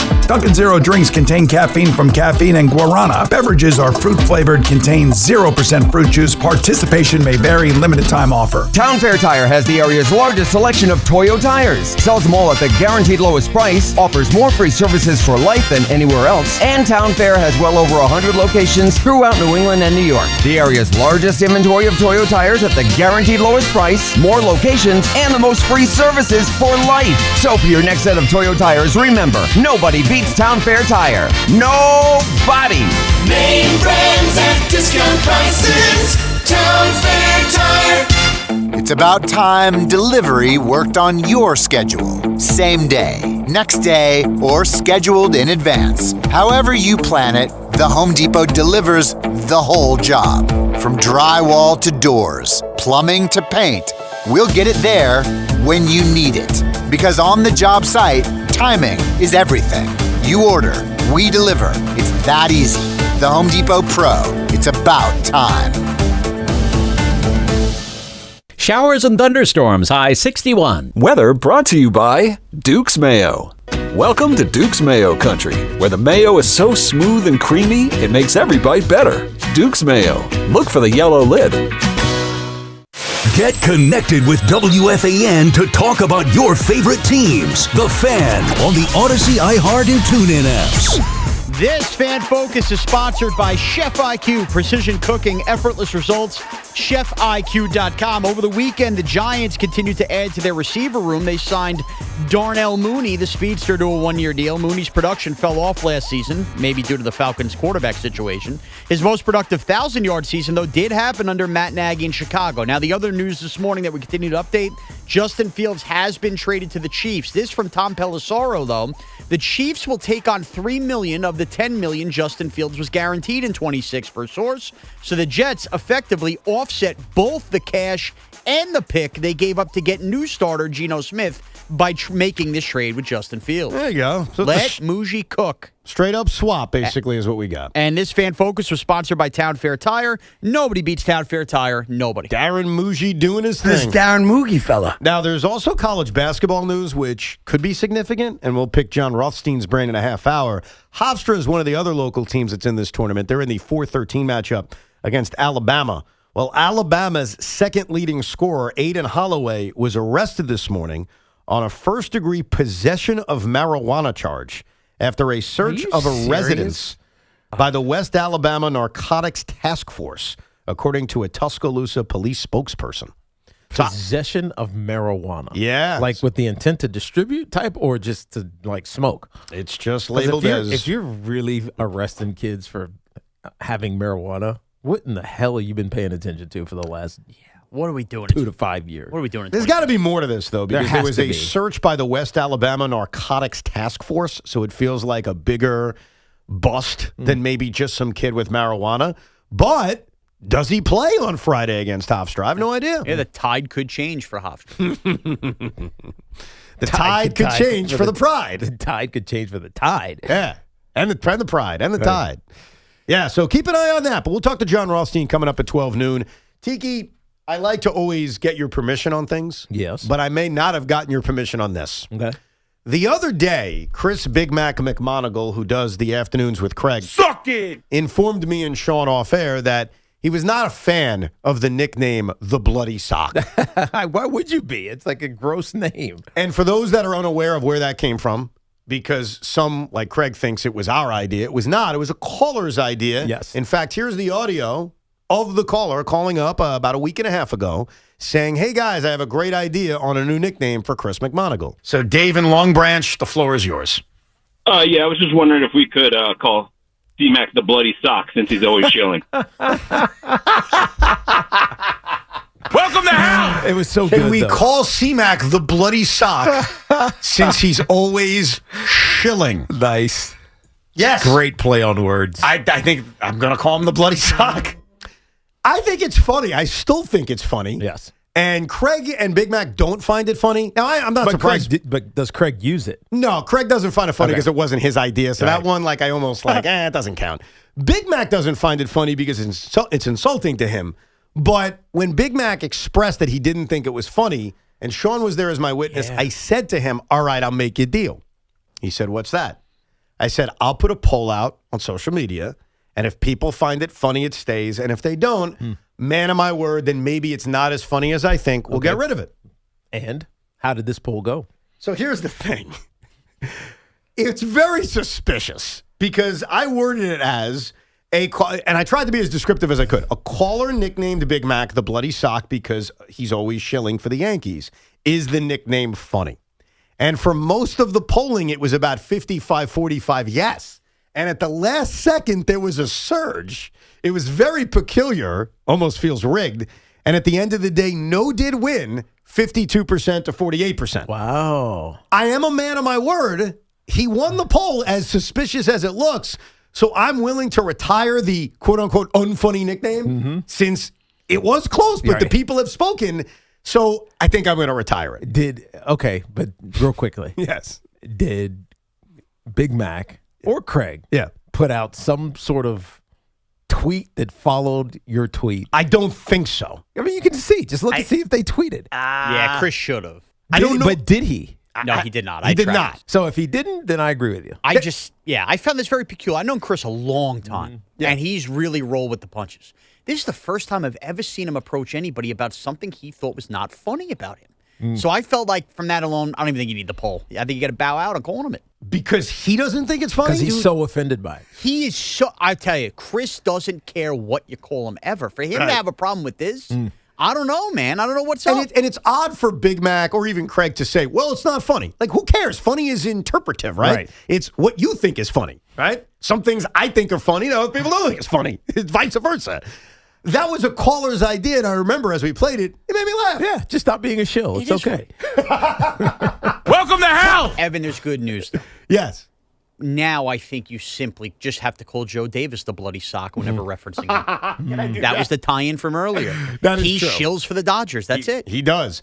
What I would say is I'm a man of my word, so I will no longer call Big Mac the Bloody Sock, but you never made a deal with him. I never call him that, though. Well, but you can if you'd like. Yeah, if I can. I'm only if I to hear him shilling. Same thing with Sean. He never made a deal either, so I will not refer to him as that. Right. But you two are more than welcome to. And now that I know it bothers him, yeah, that's all I'm referring him to. There you go. There you go. Let's get back to your phone calls. 888-808-1019 is the number. Milton is in Brooklyn. Good morning, Milton. Hey, good morning, guys. Great show, like always. Thank you, man. What's up? Listen, I bring the cowbell in the bleachers, and we have that little type of atmosphere out there. We sing songs, I ring the bell, and it's just the players love it. It's not going to happen, and I'm going to explain it for Major League Baseball. I'm going to explain to you what the difference is and what everybody's looking at this in the wrong way. And this especially goes out to the guy who does the roll call, Mr. Mark. He says everybody's dumb watching this. My wife last night watched 9 innings of baseball. I've never seen her watch 1 inning. She was so into it. So for that person, it means something. But this is what it's about. The WBC is the NFL. The NFL is the number 1 sport because there's only 17 games. Every game means something. Nailed it. And it's a small package. Now, people know, please, everybody, we know that the World Series means more. We know that it's a grind. We know I'm a Yankee fan since I'm a little kid, and if they win the World Series, I cried when they won. When Mattingly made the playoffs, I cried. We know that. This is just something. Why can't people separate it? People are just killing me with this. You cannot compare this to Major League Baseball. No, I know. And I remember with the hockey, I said the same thing. Like, as cool as it was that USA won, it was tough to be as excited for something that was a week long versus the grind and the story that's told over the long regular season and postseason. Yeah. It's not the same kind of journey that you're going on. I mean, it's exciting because it's and for hockey, it's whatever, 2 weeks or 2.5 weeks, however long the Olympics are. But it's a grind to go through a regular season and then get into a postseason. We have multiple rounds that are deep series, and then you have to figure out how to win and play consistently. It's easy. I don't want to say it's easier, but it almost is easier to win the Olympics or the WBC. Well, yeah, because it's shorter. 100%. It's just get hot for a week. Right. That's all it really is. What we have to understand as a society, and I think we fail at this in all walks of life, and certainly in this, is we have to understand why a player feels it means more to them than a World Series. Yeah. Even if it doesn't feel more to me or it feel more to Sean, which is why when Sean brought up earlier, could you imagine Met fans if Juan Soto says this is better than a World Series? Instead of getting angry about it and being like, we pay you $1 billion, how about you just understand it? You're playing for national pride. Yeah. Okay? And my answer to you don't get to do that regularly. You don't. And my answer to Juan Soto or Aaron Judge or anybody that says this is better than a World Series, I'd say just wait. Win a World Series in New York, and then we'll have a conversation. Because I believe if the New York Mets ever win a World Series, something they have not done in 40 bleeping years, it will shake this city in a way that a guy like Juan Soto will say, damn, I didn't see that coming. Yeah. I won in D.C., but it ain't like this. And there's no one who can give you that perspective. No. Did anybody who played on the Yankees 09 play in a WBC? Yes, back then, but in the early days of the WBC. In one WBC also. I'd have to, I don't know, I'm confused. Maybe. I mean, it's a big gap. It's 8 years, right? Yeah. I don't know, because we only won Team USA at least in 2017. Yeah. So I'm not sure who was on the 09 team and the 17 team. Who won the 09 team? What was that? Who won the 09 WBC? Japan. Japan won the first two. Yeah, but then it was DR. So maybe Cano. Robinson Cano could be the answer. Hideki Matsui. Yeah, I don't know if he was on those teams. I don't think he was on the Japanese teams. But you'd have to double check me. I don't remember. Oh, right. So it wouldn't be an American. It'd be someone on one of the other teams. Yeah, That's interesting. Just because they didn't win until 2017. Right. My guess off the top is Robbie Cano. I think Robbie Cano would have probably been on the Dominican championship team of 2013, as well as, obviously, the 2009 New York Yankees. Yeah, so he's the one you need to ask. Yes. Yeah, which one? God. It's such a loaded question because people will be so pissed. Exactly. Even though you just have to understand But it. he's the one you need to ask because no matter what he says, you're going to get an unbelievable reaction. Yeah, yeah. Let's go to Rob in D.C. Hello, Rob. Hey, Rob. Hey, Evan and Tiki, how you guys doing this morning? Good. Good. What's up? Excellent. Just wanted to call and let you know that there are baseball fans in D.C. and who were quiet. I grew up, when I was born, there was no senator. So I grew up on the Orioles. First game at Memorial Stadium. Game 3 in 1996 after the Jeffrey Mayer incident. Yeah. Yeah. That was the one game you won, right? Didn't you win that game, or did you win game 2? we lost that. You won game 2 and then lost the next 3. That's what it was. No, we got swept. No, you lost in 5. That one I know for sure. You won one game in that series. I just forget which game. Right. My bad. Yeah, it wasn't the one after the incident because everybody showed up at Camden Yards with gloves on sticks, and it was quite a scene. But the most exciting baseball game that I've been to was probably the first game for the Nationals when they got back to D.C. They played at RFK. Chuck Brown did the 7th inning stretch. They won the game. Levi Hernandez took a no-hitter in the 7th, I want to say. I'm not trying to diminish that you aren't a Nationals fan. I'm just trying to say that winning in D.C. with the Nationals is probably not going to be the same as winning in New York. It's the same arrogant thing Knicks fans say, but it's true. Winning with the Knicks is just going to hit differently than winning down in Miami. Right. I think the point was, though, you didn't wait long for it. Well, it's not like you waited 15 years. That's, it's a decent amount of time. Is that a long time? Well, probably not, especially when you waited for a team period. Right. Like, you didn't have a team for a million years. Right. By the way, the Yankees lost game 2 of that series. That was the one game the Orioles won, the game following the Jeffrey Mayer game. So they ended up getting the split at Yankee Stadium, and then, yes, the Yankees won the next 3 down in Baltimore. And you want to talk about awesome atmospheres? That place had an awesome atmosphere. You want to know why? Because Yankee fans invaded Camden Yards. The best atmospheres. They always do, though. They always do. Yeah. The best atmospheres are when there's like a mix of fans and both fans are passionate to root for their team. So like a playoff game in Baltimore with Yankee fans invading, that is, the cream of the crop. And that's where you had such amazing electricity from the USA-Dominican game. Let's go to Rich in Massapequa. Hey, Rich. Hey, guys. Good morning. It pains me every time that Sean refers to himself as a fat moron. I appreciate his self-deprecating sense of humor, but it just bothers me, the word fat. So I have something a little bit more subtle. I'm a fat moron. I worked in the airport for years, and we used three-letter codes for delivery stations. And you guys know what the three-letter code for Fresno, California is? I do not. Fat. It is FAT. So No. I think Sean should just instead of saying fat moron, he should just say, just call me Fresno. How about that? Hey, Sean, will you call yourself Fresno? I'm a fat moron. Uh-oh. I mean, it doesn't roll I'm off a the fat tongue. moron. I guess we have to stick with this. I'm a fat moron. I just can't believe Rich thinks that's me always saying that, and not just one time that's played on a drop. I don't think you've ever said that. May I ask a dumb... Oh, no, he did say that. I mean, obviously once, but since then, has he ever said it? That I'm a fat moron? Yes. Yeah. I think that... Have you? No. It's funny. I, too, don't like the word fat. I'm a husky. Well, there you go, Fresno. The crazy thing about drops is you forget where they come from. Mm-hmm. This was something sports-related in which he was very upset about the Giants. And in talking about it, he referred to how he believed in the team, and he thought they were going to win. And he's like, I'm just a fat moron. I'm a fat moron. Now, I try to remember what Giant moment it was because there are so many. Yeah.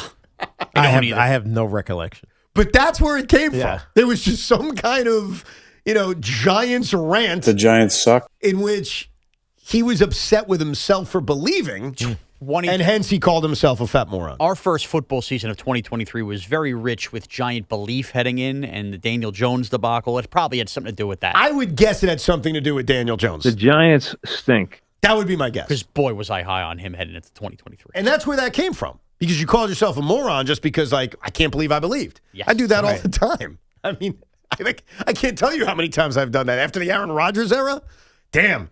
You guys say I thought they were going to win a Super Bowl. No, but I thought they'd be a playoff team. Right. And the fact that they were never actually close, some may say, I'm a fat moron. It's the truth. I saw a belly. You may have. Let's go to Eric in Clifton, New Jersey. What's up, Eric?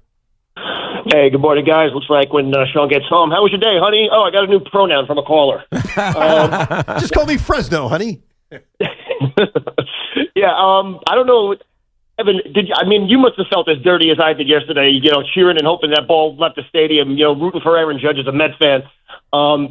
There's something wrong about it, but I do want to say one thing about him that I personally thought affected the game. It's not going to jump off the sheet, but in the first inning, Witt and Harper, they both strike out on 5 pitches. Judge goes down 1-2. Instead of striking out on 4 pitches, he singles to left before working Sevy's pitch count up another 3. Yeah. Schwarber gets hit by a pitch. Henderson grounds out on 4 pitches. So instead of Sevy striking out the side to start the game and ending it with Judge, which I thought that building probably would explode because of the amount of fans that they had, and they would have a much higher level of momentum, heading into the dugout. Judge allows us to, tax 78 more pitches. That's a and we at great- least threaten to score. It's a great point, and Right. that's coming from a Met fan. And you're right. Those are the intricacies of a close game where so many little things make a difference. Because you're right about Luis Severino. He was very locked in. He struck out 6 guys in the first 3 and the third innings. And look, USA had plenty of opportunities. They had the big chance in the third where Judge did strike out with 2nd and 3rd and 1 out. But you're right, because you want to get to their bullpen. I mean, their bullpen feature. Think about this, and this is where the USA has an edge. I love Huáscar Braziman. He looked great for us, and they've got some good high-end relievers, but they're asking Gregory Soto to get big outs. They're asking Juan Mejia to get big outs, and that's partially because they were able to make Sevy throw enough pitches early. And by the way, speaking of Sevy, overall 3 and a third innings, 1 run may not jump off the page, but I think we'd all agree he pitched pretty well. Yeah. Fair to say? So do you want to apologize to him, Sean, because you accused the Mets and Sevy of ducking the Yankee lineup, and here he faced the Team USA lineup, and he was that's pretty different. good. That's different. Oh, yeah. Are the Mets running the Team Dominican Republic? Yeah. What? This is the Dominican Republic not being scared to have Sevy pitch in the moment. The Mets were scared. Yeah, the issue wasn't Sevy. Oh, the issue was Sevy. the Mets. Okay. All right. Yeah. Take it back. So you want to apologize to the audience? What am I apologizing For wasting their last 30 seconds. Clown. Giving a false impression of what the situation with Sevy and the Mets was. Here's the good news. It was 30 seconds, and now we can move on. Right? All right, good. So I don't make the problem even worse. Jim in Monroe, Connecticut. Hey, Jim. Hey, what's up, guys? Big fan. Appreciate it. Question about ABS. Before I get to it, I wouldn't call myself a real stickler about the rules and everything, but I would say, sorry, I lost my train of thought. It's all right. It's all right. You're not a stickler for the rules, but what bothered you? It feels like something bothered you. Yeah, I wouldn't call myself a traditionalist, but I am listen, it's a kid's game. You've been playing a kid's game, whether you're the shortstop or the CEO. Right. You know what you got yourself into. You win some, you lose some, kick rocks. Anyway, the ABS, it's one-dimensional. A plate is two-dimensional. So where exactly is this square? Is it, is it in the front of the plate? And if we're talking centimeters, somebody snaps a curveball and it shows that it misses, on the front of the plate, might hit the back end of the plate. So my question is, where is that? And if you guys agree that, if we're talking centimeters here, should that be put into play? Yeah, because you're fixing a lot of times more than not egregious calls. But you're right. And we've had people call up about this, that there are 2 strike zones now, that the ABS is not perfectly consistent. Right. It's not. There's no depth to it. Yeah. It's just it's a horizontal and vertical frame, and it's the horizontal one that we always see. Right. That's the one that we think is they're missing. The vertical one, is it inside the plate or outside the plate? That one's obvious. But it's where does it cross the plate versus we know where it finished. We know where that last strike finished, but where did it cross the plate? Yeah, there's some inconsistencies. That's what with we it. don't know. And I think as this season goes on, we'll see it. The other thing that happened last night is the Knicks played Sunday Night Basketball on NBC, and I love everything about the way they make it feel so big on NBC and Peacock, but it was disappointing because the Warriors played nobody. Yeah. Unfortunately, guys were hurt. There were rest days, and the Knicks were able to erase a huge deficit early, but they did beat the Golden State Warriors. Let's hear from Arnie in Martha's Vineyard. What's up, Arnie? Well, my first point is that the best thing about New York sports is you guys, New York Sports Talk. Oh, thank you. Well, we appreciate that. I'm a Boston fan, Right. and I sure enjoyed listening to you, but I didn't enjoy hearing 86 years for so long. So I just want to bring up a point. Okay. If you compile the years, you jerk. Not Go ahead. I know what you're already doing, but I'm going to let you do it because you were so nice to us. So go ahead. Make your dumb pro-Boston, anti-New York point. Go ahead. It's been over 330 years. If that's going to help you sleep at night. Since the last championship? Yes. Yeah. If you take all our teams, all on drought since the Giants of 2011, and you just add up the amount of years, it adds up to a number. And he's talking about every team's drought. Right. If that's going to make you What feel about better. sport drought?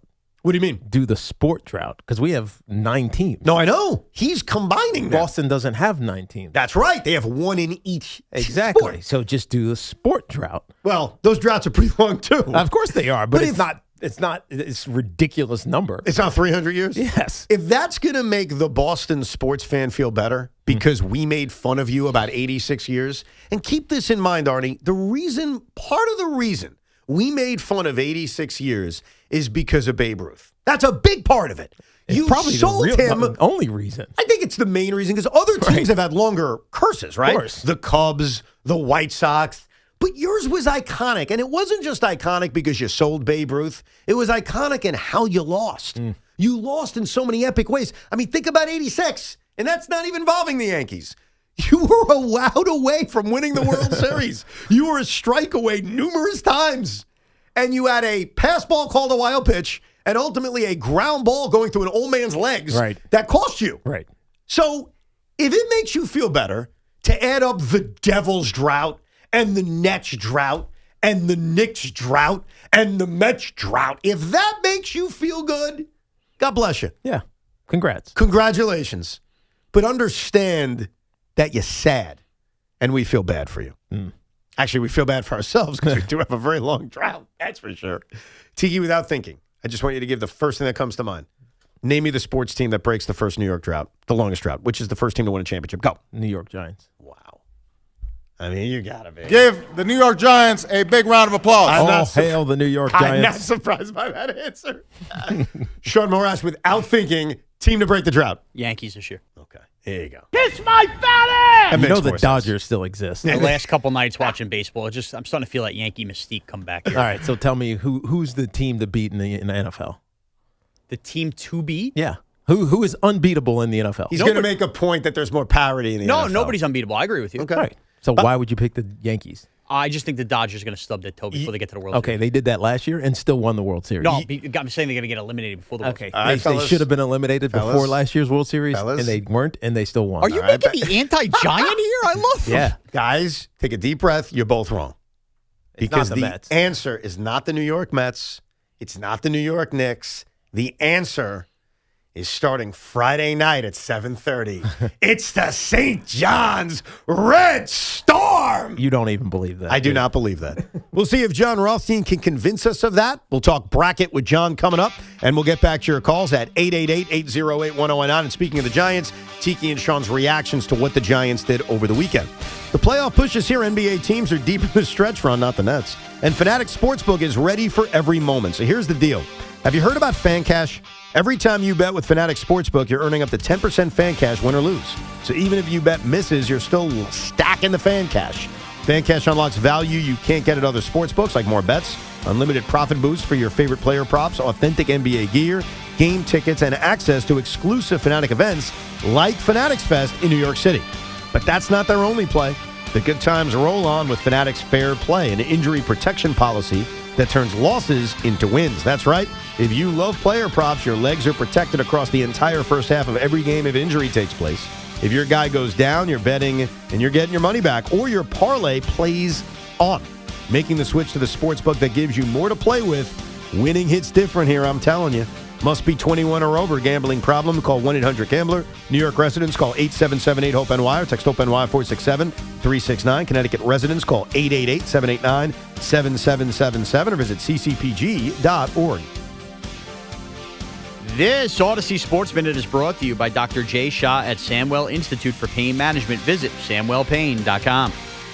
This is an Odyssey Sports Minute. ABS needs to come to the next World Baseball Classic. You can't have a classic game like the United States beating the Dominican Republic 2-1 on Sunday night. You can't have it end in the fashion that it did, with terrible strike three calls in the 8th and the 9th against the Dominican Republic. Now, it's not the only reason that DR lost, can't run the bases at all, but it just goes to show, need ABS at the next WBC. I'm Nick Costos.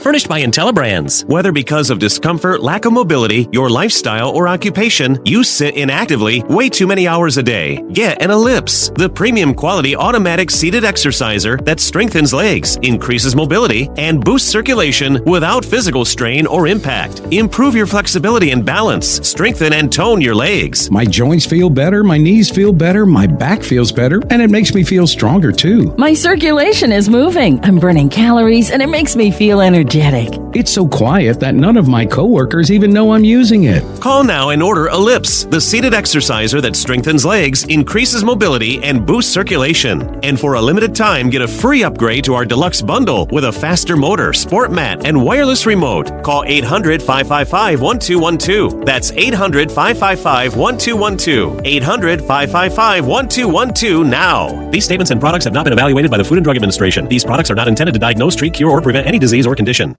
I'm Tyler Kolek, and I got my Lincoln right here at Lincoln of Queens. Smooth ride, no hassle. They even delivered it right to my door. When it's time to save, it's time to go to Lincoln of Queens.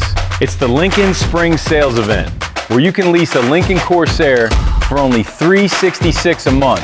36-month lease requires $48.20 due at signing. Excludes tax, title, and MV fees. See dealer for details. Expires March 31st. Lincoln of Queens, where Queens goes. Go New York, go New York, go. Hi, this is John D'Agostino from D'Agostino & Associates, the injury firm. I've talked about how a construction accident took my father's leg. The heavy prosthetic he wore looked nothing like the high-tech limbs we have today. It was crude wood and metal, held together by bolts that dug into his skin and left painful ulcers. But the thing I remember about my dad is how he never complained. He put on his prosthetic leg and he went to work. He coached my baseball teams, danced, sang karaoke, and even loved to travel. He may have limped, but he always held his head up high and he lived with dignity. At D'Agostino & Associates, I spent over 35 years building a law firm that helps accident victims and those in need of their Social Security disability benefits. We fight till our clients get the money and dignity they deserve. So call us today at 1-800-BITE-BACK. That's 1-800-248-3222. We have offices throughout New York and New Jersey. So don't tell me personal injuries aren't personal. I know what they can cost a family. I've been there, and I'll be there for you. D'Agostino Law. Bite back. If you're drowning in IRS debt and can't afford to pay, then you need to take advantage of special IRS tax programs that are available and free yourself from IRS collection efforts once and for all. Due to the financial hardship consumers are facing throughout the country, the Internal Revenue Service has made it easier to settle delinquent tax problems. An open phone line has been established by Community Tax for consumers to call and see if they qualify. Take down this number or store it in your cell phone, but call the Community Tax Helpline at 800-269-3454. If you owe back taxes to the IRS and cannot afford to pay them back, or even if you have years of unfiled tax returns, there's no need to fear anymore. But you have to call the Community Tax Helpline today at 800-269-3454 for the help that you need. Don't take on the IRS alone. They can attack your wages, savings, pension, home, and even your Social Security check. Call 800-269-3454 for your free consultation and to see if you qualify. That's 800-269-3454. Did you know about 1 in 3 people with plaque psoriasis may also develop psoriatic arthritis, which causes joint pain, stiffness, and swelling? Does this sound like you? Listen to what it sounds like to be a million miles away. Tremfya guselkumab, taken by injection, is a prescription medicine for adults with moderate to severe plaque psoriasis who may benefit from taking injections or pills or phototherapy, and for adults with active psoriatic arthritis. Serious allergic reactions and increased risk of infections and liver problems may occur. Before treatment, your doctor should check you for infections and tuberculosis. Tell your doctor if you have an infection, flu-like symptoms, or if you need a vaccine. Imagine being a million miles away. Explore what's possible. Ask your doctor about Tremfya. Visit Tremfya.com or call 1-800-526-7736. Hi, I'm John Gallucci Jr., CEO and President of JAG Physical Therapy.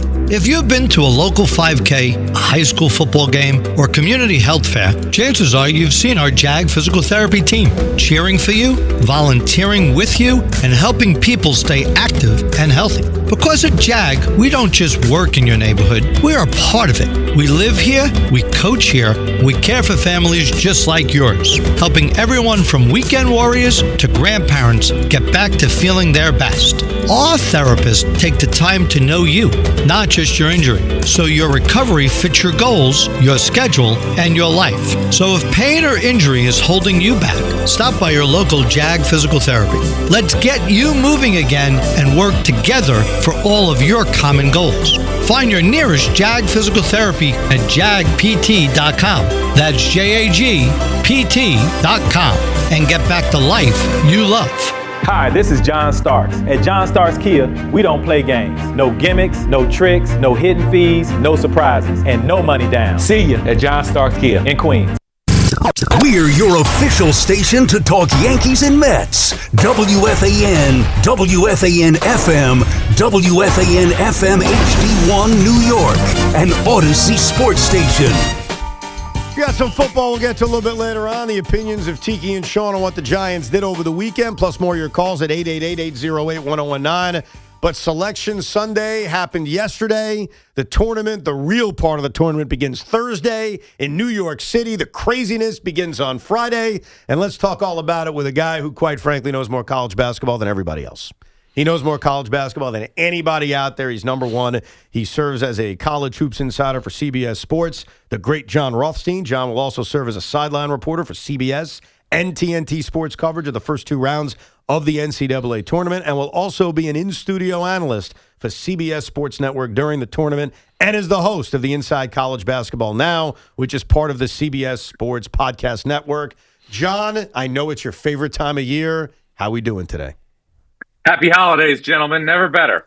What holiday is it? March Madness? The tournament, baby. What holiday is it? I mean, everybody wants to say good morning this morning. I say happy holidays. There is no better 3-week stretch on the calendar than what we have in front of us right now, because we are about right now to embark on the greatest journey that there is in sports, and I don't think it's close. Wow. Tell me real quickly, because nobody cares about this other than me, what chance of my Virginia Cavaliers have, John? Virginia obviously has had a great year under Ryan Odom, Tiki, but I'm looking right now at Virginia, and I see a potential roadblock in the round of 32 against Rick Barnes in Tennessee. I'm not saying Virginia can't win the game, but that is a very, very difficult game to play to get to a Sweet 16. If you're looking right now at all the requisites of a team that could break open a bracket at the power conference level, Tennessee has all the requisites. Right. A point guard last year in Jacoby Gillespie at Maryland that took a team to a Sweet 16, that's your point guard. Nate Ament, obviously a lottery-level talent on the wing, and rim protection with Felix Okpara, and a coach in Rick Barnes, who has obviously been around for so long. That is a really difficult game to get to the round of 16.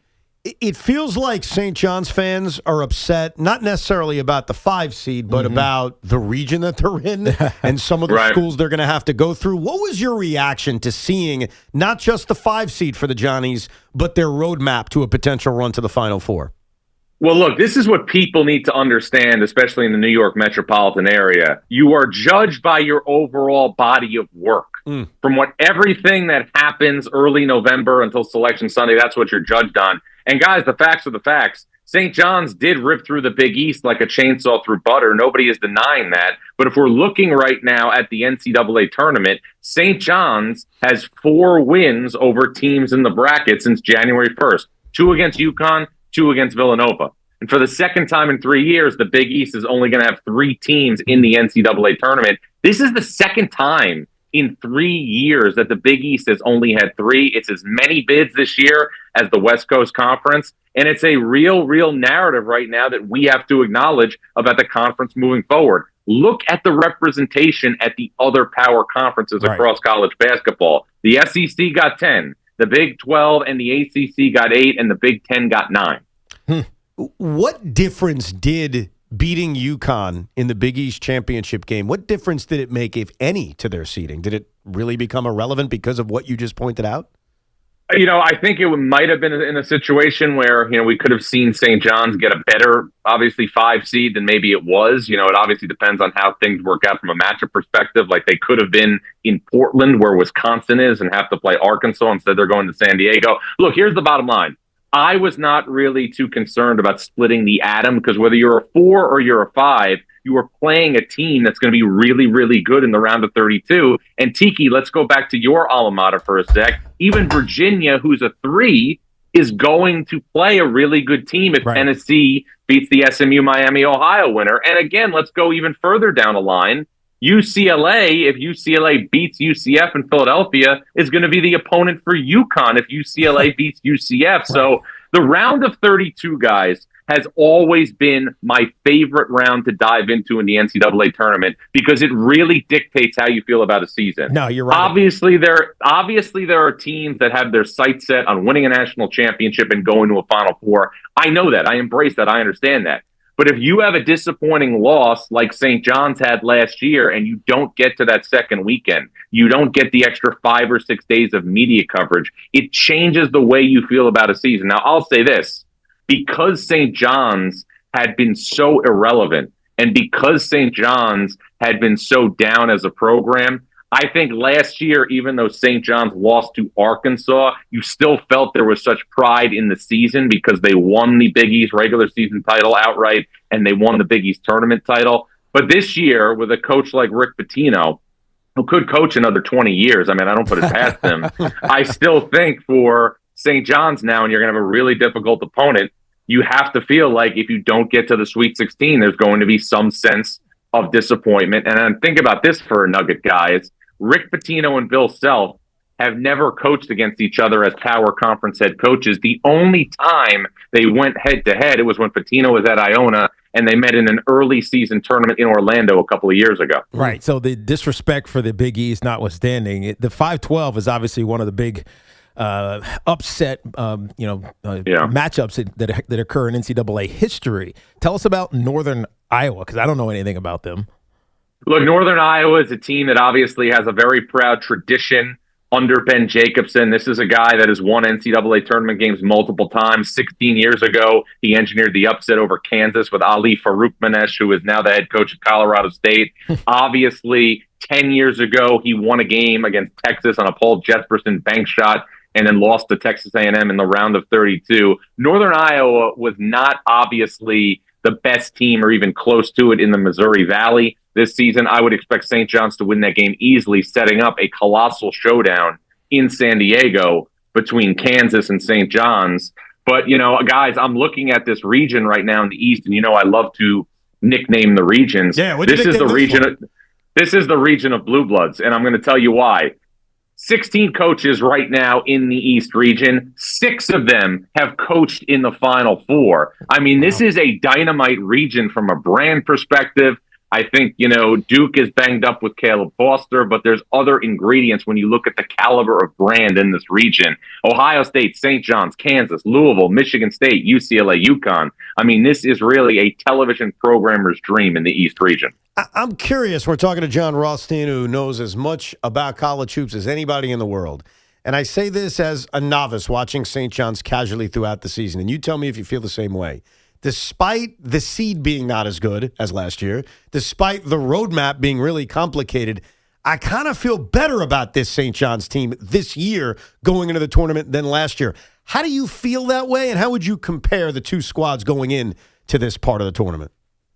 Well, I think the positive for St. John's this year is you played a much different non-conference schedule. You played a much better non-conference schedule. So I think one of the things that really, really hurt St. John's last year against Arkansas was the length and the athleticism that the Red Storm saw from an SEC caliber opponent. Rick Pitino obviously addressed that playing Iowa State, playing Alabama, playing Kentucky. So I think this St. John's team is more battle-tested, but this St. John's team does not have the elite guard play that last year's team had with Kadari Richmond and Davon Smith. So the makeup of the team is a little bit different. It's more physically imposing. It obviously has great depth up front. But look, this is a scenario where we are going to see St. John's again if the seeds hold. And I'm not expecting, Rick Froy and Cal Baptist to beat Kansas in the 4-13 game. But if the seeds hold, you are going to get Rick Pitino against another Hall of Famer, this time a guy who has won multiple national championships just like him, in the round of 32 to go to the Sweet 16. Yeah, John, let's get chalky here for those who are just parachuting in. The one seeds feel like they're historic in some ways. I mean, this is who we're familiar with. Mm-hmm. Arizona, obviously Duke, and Michigan and Florida. The 2 seeds even, maybe except for Iowa State. If you're just going chalk, which persists? Well, Tiki, this is what I will say, and I think it's important. The 1 seeds that are a little bit banged up compared to where they were a couple of weeks ago are Duke and Michigan. Now, Duke obviously lost Caleb Foster to a foot injury. He was their starting point guard. The focus now, ironically enough, is on Caden Boozer, the twin brother of Cameron Boozer, who is the National Player of the Year and the best player in college basketball, because Caden Boozer is going to have to be in a situation where he becomes a really reliable piece for Duke at point guard.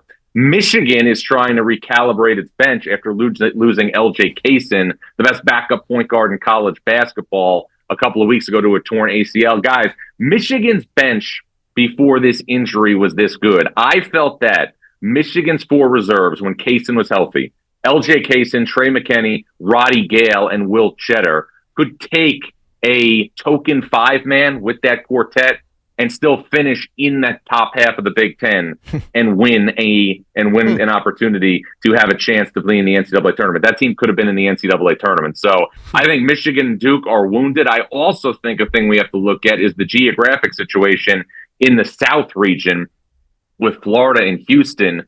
Houston's AD, Enny Nunez, made the decision, and was a brilliant decision, to relinquish the right to be the host school for the South region in the NCAA tournament after Houston played Purdue in Indianapolis in the Sweet 16 last year. So Houston, if it is able to win its first 2 games, is going to go to the Toyota Center in downtown Houston to play in the Sweet 16 and the Elite 8. That means Florida, who beat Houston in the national championship game last April, would then, if the seeds hold up, have to beat Houston at the Toyota Center to go to a Final Four. Now, if you remember, then in a lot of ways, this is life hitting Kelvin Sampson back, because 23 years ago, in 2003, Sampson was a 1 seed at Oklahoma, coming off a Final Four appearance, and he went to Albany as a 1 seed to play Jim Boeheim in Syracuse, and Syracuse won that game and obviously won a national championship. Wow, that's crazy. It is. We're talking to John Rothstein.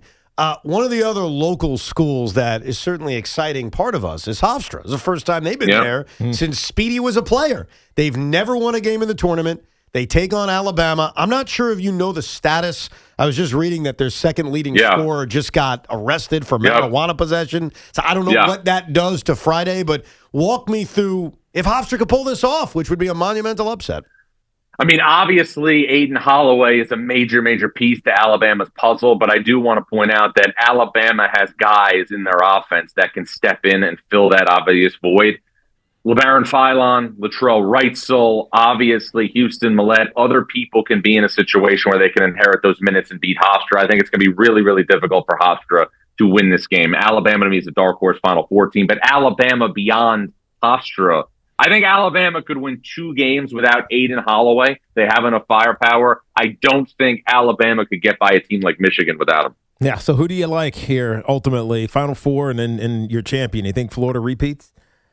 Well, I am going to go I'm going to go left to right on your bracket right now. Out of the region of Blue Bloods, I am going to go with a Big East-centric tune, and I'm going to take St. John's to get to the Sweet 16 and beat Duke and set up a 4th meeting between UConn and St. John's in our nation's capital. Forget about the Big East regular season title on the line. Forget about the Big East tournament title on the line. I want Patino against Hurley in an Elite 8 to go to the Final Four, and I'm going to take UConn to win that game in D.C. And then in this bottom left part of your bracket, the region of pressure, I am going to take Houston to beat Florida at the Toyota Center. So I've got UConn and Houston. Yep. Then you go, the region of floor generals is the West region. So many great guards in that region. Braden Smith, Jaden Bradley, John Blackwell, Nick Boyd, Darius Acuff.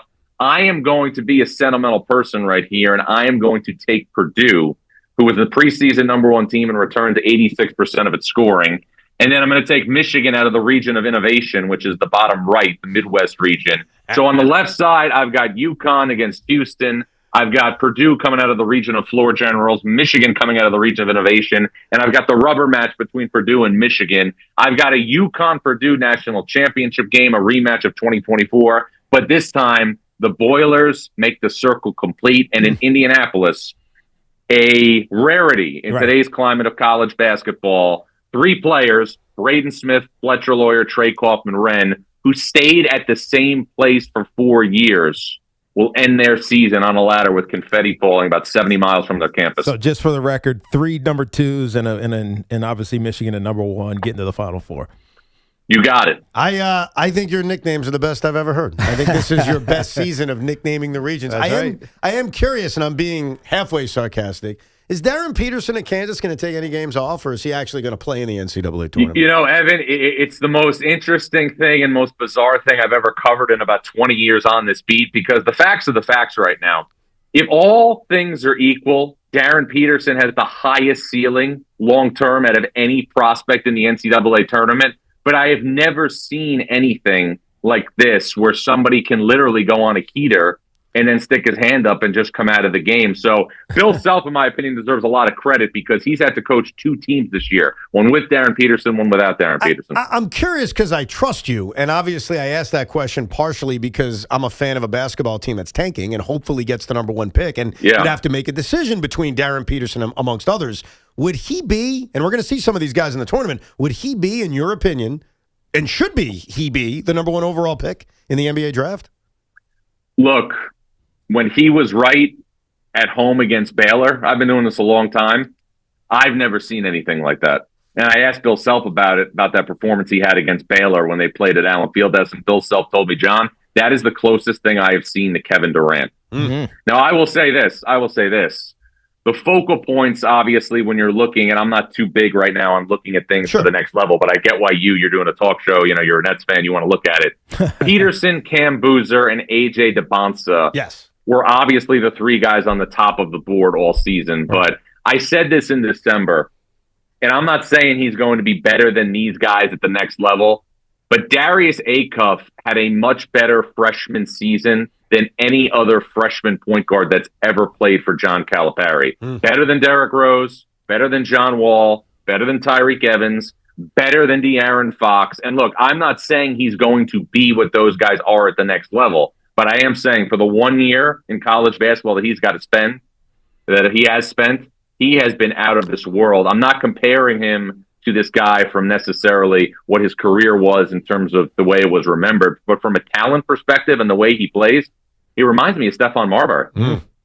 Yeah. So what you're telling me he has that talent, right? So what you're saying is, Evan, don't worry. You don't need to win the lottery. Just get in the top 3 or 4, and there's plenty of guys to choose from. Because I mean, I'm not familiar, obviously, with your team's roster, but if they have a top 3 pick and they're getting Peterson, DeBonsa, or Acuff, you're going to get somebody who is going to be a ridiculous It's the go with impact their 5 guy from right away. first-round picks from last year. Yeah. We'll take a point. We'll take it.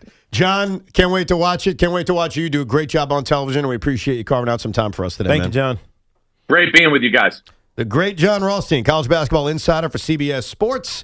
John will serve as a sideline reporter for CBS and TNT Sports coverage of the first 2 rounds of the tournament. He'll also serve as an in-studio analyst for the CBS Sports Network during the tournament and is the host of Inside College Basketball, now part of the CBS Sports Podcast Network. A lot of jobs this time of year. No doubt. Just to recap, he picked UConn, Houston. UConn St. John's? No, I'm talking about for the Final Four. No, I got you. UConn, Houston, Purdue, and Michigan. Are you going to copy that for your bracket? Is that maybe, because I don't really care. But I won't go Michigan. I'll go Virginia just because I'm a homer. It's funny. I care because of the last questions I asked him. I care. You care about who's gonna be the potential New Jersey, or not New Jersey, the Brooklyn Nets. Jeez, man. Brooklyn Nets. I'm scouting Yeah, because the truth is I haven't seen a lot of Darius Acuff, but over the weekend, it's funny you brought him up, I was texting his name to a bunch of my net fan friends saying, this looks freaking amazing. So, yeah, whether it's A.J. DeBonsta, BYU, or Darren Peterson, or Cam Boozer, there's a lot of guys we get to watch. Kingston Flemings from Houston. I'm scouting. Is that how you're handling the tournament? Where is Arkansas? Where are they in terms of who they're playing? Oh, they're the 4 seed in the West. Oh, there you go. Who they playing? That's who Darius Acuff, for those who missed that. He's on Arkansas, That's where he plays. He plays at Arkansas. I don't know if it was ever said. Just let you know. Hawaii. They're playing Hawaii. Yes. And they are in the West region. Yeah, you going to watch the tournament the way I am? Evan, I watched the tournament the last couple of years with the Nets stinking the way. Remember last year I fell in love with Walter Clayton as a result of this. That's right. So, yes, I will be easy to win over in this tournament. Absolutely. I can't wait to fill out these brackets. I'm going to have my entire family fill out a bracket, and I guarantee I ain't winning. I guarantee, Spence will win. I mean, as a 5-year-old. You really are okay if you go mostly chalk. Yeah, but sometimes you are. Yeah. I mean, most of the time you are. Especially in today's college atmosphere or just environment. It just feels like the better teams are going to stay good. Look, the reality is this. Every time you fill out a bracket, you got to nail the national champion. Yeah. That's the number one thing. I mean, all these upsets and craziness that occurs, and we'll see plenty of craziness, you just got to nail the natty, as the kids like to call it. We'll come back. We'll get back to your phone calls, 888-808-1019. Sean's got a Cinco de Luncho. He'll feed us in this mid-afternoon. And we'll get to some football, including Tiki and Sean's reactions to the Giants changing their wide receiver room a tad. Now, if you've been thinking about replacing those old chilly windows and doors, now is the time. Windorama's kicking off their winter warm-up sale, and you could save up to 40% on your installation project when you purchase and install through Windorama. 40% off, big savings, great products and brands, and expert installation. Hard to beat that. Keep the warm air in, the cold air out, and upgrade your home the right way. Visit Windorama.com or stop by one of their showrooms today. Windorama, your window and door specialist since 1977. And this portion of the program was sponsored by Ray Cattina Mercedes-Benz of Edison, and it was also sponsored by Flushing Bank. Mercedes-Benz of Edison is more than a dealership. They're a luxury destination where exceptional vehicles meet exceptional people. It's why Cars.com named Mercedes-Benz of Edison the top Mercedes-Benz dealer in the U.S. for 2025. Discover yours at RayCatinaEdison.com. Life's rewarding, especially with Flushing Bank's Complete Cash Rewards program. Just open a personal or business complete checking account to get started. With 30 New York Metro locations, there's nothing easier or more rewarding. Visit FlushingBank.com today. Member FDIC. Hey guys, let's get real for a second. When it comes to performance, good enough isn't good enough. And that's exactly why Blue Chew just raised the bar. Blue Chew Gold tablets go further than others, combining 2 proven ingredients for circulation plus apomorphine and oxytocin to enhance arousal, desire, and connection from the inside out. Get started today at BlueChew.com. And now we've got a special deal for our listeners. Get 10% off the first month of Blue Chew Gold with promo code WFAN. Visit BlueChew.com for more details and important safety information. Hi, I'm Kamiko, the founder of Miko's Hot Chicken. When we started our family restaurant, we were also raising a family. But let me tell you, it wasn't easy. Our Chase Ink card was there to reward us on all of our business needs. Now we have a thriving location, and we're hungry for more. With the Chase Ink Business Unlimited card, you can earn unlimited 1.5% cash back on every purchase, so your business can go from here to possible. Chase for Business. Make more with yours. Real business owners compensated for their participation. Cards issued by JPMorgan Chase Bank and a member FDIC. Subject to credit approval. Terms apply. Town Fair Tire honors any valid rebates, manufacturers or competitors' rebates. Yes, even any competitors' rebates. And we give you the guaranteed lowest price. Nobody beats Town Fair Tire. Nobody. Town Fair Tire. Aetna was there for me as I was going through a rough medical patch this year. I had peace of mind, which helped with my healing. Those words from a real Aetna Medicare Advantage member speak to why U.S. News & World Report named us a best Medicare Advantage company. Because we show up on calls with members and doctors' offices when requested. We show up with the latest in online tools for easier access to healthcare. We show up for you. Because that's how healthier happens together. Member feedback has been edited for length and clarity. Fun is in the driver's seat at Nielsen Dodge. Get a great deal on the new Jeep, Chrysler, Dodge, or Ram you really want with 0 down payment available. Plus the credit help you need. Shop online at NielsenDodge.com. Declaration of Deals sales event. I built this business the old-fashioned way. Hard work and a whole lot of spreadsheets. Yeah, about that, I upgraded us to Odoo. Odoo puts everything we need, sales, inventory, accounting, on one connected platform. No more juggling systems, no more headaches. So it all works together? Exactly. Odoo is the all-in-one business software that makes running and passing on a business easier than ever. Take your business into the next generation. Try Odoo free at odoo.com. That's ODOO.com. Pump up the volume. Business moves fast. Orders roll in, deadlines close in. When you ship with USPS Ground Advantage, you can keep up with confidence. Every package stays in our secure network from dock to door. And with nationwide reach, dependable tracking, and upfront affordable pricing, you get built-in peace of mind. You run the business. We run the routes. Visit USPS.com/Ground Advantage to learn more. College basketball coverage is presented by Dr. Jay Shah and Samuel Institute for Pain Management. A slam dunk when it comes to the best doctor offering pain-relieving solution. Visit SamuelPain.com. Love college basketball? Then it's time to gear up for another electric march with BetMGM. From opening tip to buzzer beaters, this is where the action lives. Dive into every matchup with competitive odds, seamless gameplay, and the power to bet your way all season long. Whether you're backing your alma mater, riding the rankings, or chasing underdog stories, BetMGM puts you right in the heart of the game. Every possession matters, every rivalry hits harder, and every ticket feels bigger when you're playing with the sportsbook that makes March legendary. So get off the bench, join the huddle, and head for the net with BetMGM all season long. Problem? Call 877-8-HOPE-NY or text HOPE-NY 467-369. See BetMGM.com for terms. 21 years of age or older to wager and physically present in New York only. Existing customer offer.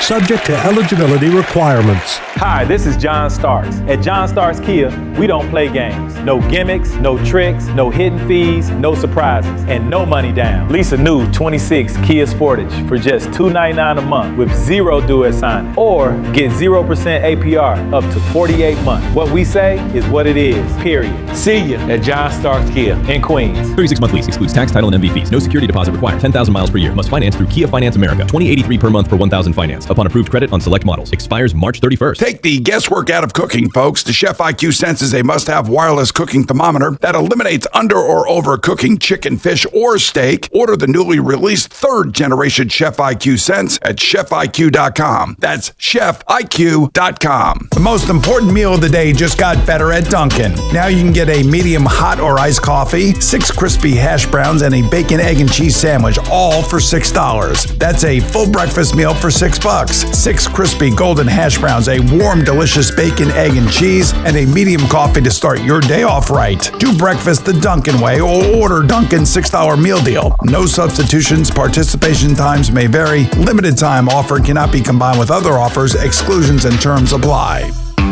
T-Mobile has an exclusive bundle for customers 55 and up. I'm Sarah Bowl. Yeah, I'm Frank Bowl. A reliable network is key for us.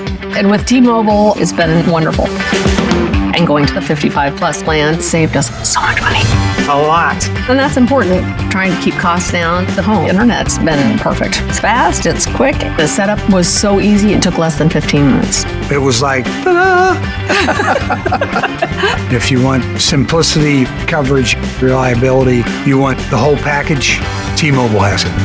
Right now, T-Mobile customers 55 and up can get 2 phone lines on America's best network, plus America's fastest 5G home internet for just $30 each. $30 per month each line with autopay plus taxes and fees. Minimum age 55. Pricing for home internet rely on 2 lines of Essentials Choice 55. $35 connection charge per line required. Best mobile network and fastest 5G home internet based on analysis by Ookla of Speed Test Intelligence data 2H 2025. All rights reserved. No matter the season, New York sports never stop. Yankees, Mets, Giants, Jets. If it's happening, we're talking about it. The Fan, 101.9 FM and always streaming on the Odyssey, iHeartRadio, and TuneIn apps. This Fan Focus is sponsored by Chef IQ, Precision Cooking, effortless results, chefiq.com. Opening day is approaching, and the Yankee bullpen picture may be closer to being figured out. Keep an eye on lefty Brent Hedrick, who yesterday tossed his 4th scoreless outing in 5 chances this spring. He's in competition with Jake Bird, Cade Winquist, and Kevin Castro for the final 2 spots in the Yankee pen. Also, Luis Gil, is he going to be in the Yankee rotation? Something to monitor as well as he continues maybe to struggle a little bit this spring. Let's not get nuts about struggling in spring training. I mean, honestly, I've seen it way too often. I think the only time concern is warranted is if there's a velocity drop, which I know the Mets are dealing with Sean Manaea. I watched, honestly, 45 seconds of the Yankee game last night. I don't think that's an issue with Luis Gil. It's just he got bombed. It happens. I would not be overly concerned about it. That's just me. I'm not overly concerned. I was just simply saying it's something to keep an eye on. Well, be a man. I don't think it's going to be that concerning, quite frankly. What you should be concerned about is Cam Schlittler. You should be concerned about him. I should be concerned about him? You should be concerned about Cam Schlittler. Tell us why we should be concerned. Why should you be concerned? Yes. Oh, you don't know why? No. I just asked you why. He called security to have a spider removed from his locker. I mean, come on. How big was the spider? Who cares how big the spider? You Cam Schlittler. I mean, it could have been a tarantula. Stop. Take a napkin, wrap the spider up, and remove it. You don't need to call security. Could have been poisonous. This is the worst Evan take in a long time. Evan, how many times in spring training do we hear the dumbest injuries and reasons guys get hurt and miss games? Do you think Cam Schlittler should be chancing a spider bite right now? What's the spider really going to do? It could have poison. Are you scared of spiders? Not really. See? Neither am I. It's not about being scared of spiders. It's about taking precautions. You know what I'm scared of? I'm scared of rats. That freaks me out. Mice and rats freak me out. Even seeing them in the New York City subways. Because they move so fast. And they're big. The ones in the city, they look like cats. Right. If they do. They're so big. And they're just scary. And that's one of my biggest nightmares that I'm going to wake up one day. You know they're filthy. Oh, they're disgusting. And even mice, because I know mice are not as disgusting as rats. They're smaller. You could argue they're cuter. I have a irrational fear of just mice infesting my house. Scares the crap out of me. Interesting. You don't go snake through the toilet bowl. What? That's the thing. The snake in the toilet bowl. The snake could sneak up a Why toilet would bowl. a snake come up a toilet bowl? It's happened to people. No, it hasn't. I think yes, it has, actually. Yes, it has. Uh-oh. You're putting another But fear not here. It's No. more rural America. But how do they breathe under the water and through the pipes? Well, snakes they can survive under the water. Oh, can they? I thought they were like You never saw Anaconda? Yeah. I mean, I don't believe it's a true story. I was like afraid of that. No, but it's based in reality. Did you ever see snakes on a plane? That's not based in reality. Hold on. There's mother bleeping snakes on this mother bleeping plane. Who is that, Samuel L. Jackson? Yes. Has a worse movie ever had a more iconic line? No. Has anyone actually seen the movie? No, I think I started to watch it. And I thought it was so stupid that I just couldn't. You're like, enough. Speaking of stupid, Sean, why don't you feed us? Sean Moraes in the booth. Somebody hide the castle. Optics flying, phones ringing, Evans yelling, no! Tiki's laughing, chaos cracking, nobody's in control. It's Cinco de Roncho. Bam! Crunch! Let's go! Let's go! Cinco de Luncho is brought to you by Helix Wireless, connecting everything everywhere. So tomorrow is St. Patrick's Day. We'll have another theme of that at some point tomorrow. You'll have the parade in New York City. And this weekend, a lot of local villages from New Jersey to Westchester to Long Island all did their St. Patrick's Day parades. I went to mine. And I was run into by a fella, I think his name was Kevin, and I'm forgetting now. And he came up to me in the street and simply yelled from 14 yards away, somebody hide the queso. And all he wanted to do was give me a Cinco idea, which I actually think is a good one. Are you using his idea? I'm using this idea right Wow. now. Nice. All right. Which is between... Thanks for crediting it. I am. This weekend or tomorrow, what are the 5 best St. Patrick's Day sports jerseys that you see at parades? Oh, wow. Think about that. I never thought about that. Yeah, everybody always wears green. The sports jerseys are prevalent at these parades, so here we go. Here we go! Number 5. The Brady Quinn green Notre Dame jersey seems to be trendy with the young folk, but it's a little Brady ugly. Quinn? Yeah, because it's from that era, and they had like the green alternates. But okay, not as popular, and that's fine. Number 4. Can't think out. I can tell you, I've never seen a Brady Quinn jersey. This one is kind of egregious for New Yorkers, but you see them everywhere. I'm going Larry Bird Celtics jersey. Yeah. It's a classic. I could see that. But there's so many of them in New Yeah, York I know, around St. I Patty's Day. It's like, what are we doing? No, I know. The Celtic thing is an easy kind of St. Patrick's Day thing to wear, but I just can't stand the Celtics for obvious reasons. Yeah. Number 3. Number 3, it's got to be the early 2000s Jet jerseys. You know, like the Reebok ones, the Curtis Martins, the Chad Penningtons, the Lavernius Coles. You're still seeing those float around on I St. can see Patty's that. Day. Curtis Martin, I can see. I was going to wear for St. Patrick's Day tomorrow my Mo Lewis Green Jets jersey. See? There I you was go. going to do it. It's something about that era of Jets jersey that just reigns in with these parades. I have a Number 2. LaDainian Tomlinson jersey. A Jets LaDainian Tomlinson jersey. It's a Chargers LaDainian. Screw it. I thought you had another Jet running back. I know. Number 2, kind of a cool one, but they're out and about. The Charlie Conway Mighty Ducks jersey from the movie. That's kind of cool. That's very popular. And last but not least, Number 1. the number 1 best St. Patrick's Day sports jersey to wear to a parade, the LeBron James high school jersey that says Irish across it. That's true. Very prominent, If I saw you're this weekend. a LeBron fan, which I'm not, I don't know how many people are. If you are, great. That's perfect. I remember the Mets used to wear spring training green jerseys, and somehow I got my hands on a Howard Johnson green St. Patrick's Day jersey. For St. Patrick's Day. For It St. Patrick's wasn't Day. because of anything else. No, All right. St. Patrick's Day. Like, for all I know, tomorrow in spring training, the Mets may have one of those again. I have no idea. And I wore it once, and people were taunting me. They're like, the Mets don't wear green. What are you doing? I'm like, I don't know. It's St. Patrick's Day. St. dude. Patrick's Day jersey. By the way, that is the 46th Cinco de Luncho. 39 of them, or I should say, 39 of them have been orchestrated by Sean Morash, the other 6 by others, and I have a running tally on the categories.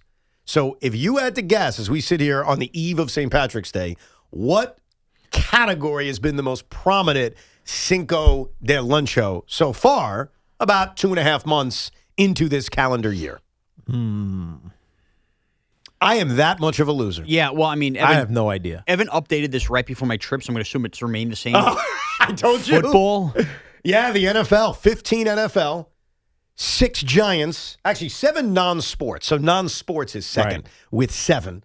And then you got the Giants. You got I thought regular. you talked like specifically. Well, I did. So like NFL is generic NFL. Yeah. Giants is specific to the Giants. Where's food? Food is in other, like non-sports. What would but you consider food's- this I think stuff? as this year goes on, food is going to become one of those you have to put it in its own category. Oh, you right? think food should have its own category? Oh, that's fine. I could change that. Because Sean does that a lot. That's totally fair. Where did I put this one? This one is just generic sports. Generic sports. Yeah. Okay. I just go generic. Food includes candy. Yeah. Because Sean does that. Okay. I do a lot of that. So you want me to split up food and non-sports? Just when it gets to the point where it's... And as long as we're here, and Tiki, you've opened the door, I'm going to kick it right through. St. Patty's Day also, the worst holiday for food on the planet. I mean, corned beef and cabbage is disgusting. I can't argue with Just you. drink a Guinness. I mean, we're boiling lettuce and calling it cabbage. Just drink Guinness, have Jameson shots. There's It'd be all good. another negative to St. Patrick's Day while we're sitting here bitching about it, and I think Sean and Tiki can both relate to this. They make our kids make leprechaun traps. And it's complicated. How do you make a leprechaun trap? What and is by a the way, leprechaun trap? Oh, you didn't have to do that? I never had to do that. That was the project this weekend. No. We had to build a leprechaun trap. What is a leprechaun trap? A trap for a leprechaun. So how do you catch a leprechaun? So you want to know what we did? No. Okay, I won't tell you that. Yeah, so tell me. Of course I do. So we took a shoebox. It was painted green, and then we put me Lucky Charms in there. Oh, God. And then there's like a way that once the leprechaun goes in, it shuts, and we catch the leprechaun. Where do you put this? We bring it to school, so we show the teacher that we did work over the weekend. And so you're expecting a rainbow at school. I don't know what they're expecting. I can't get into the weeds on that. Because don't leprechauns only exist on the ends of rainbows? Is that how it works? I think that's it. I thought they want kind of their- remember that, right? I thought they want their Lucky Charms. Yeah, no, I think the pot of gold is at the end of the rainbow. But isn't that where the leprechaun is, protecting the pot of gold?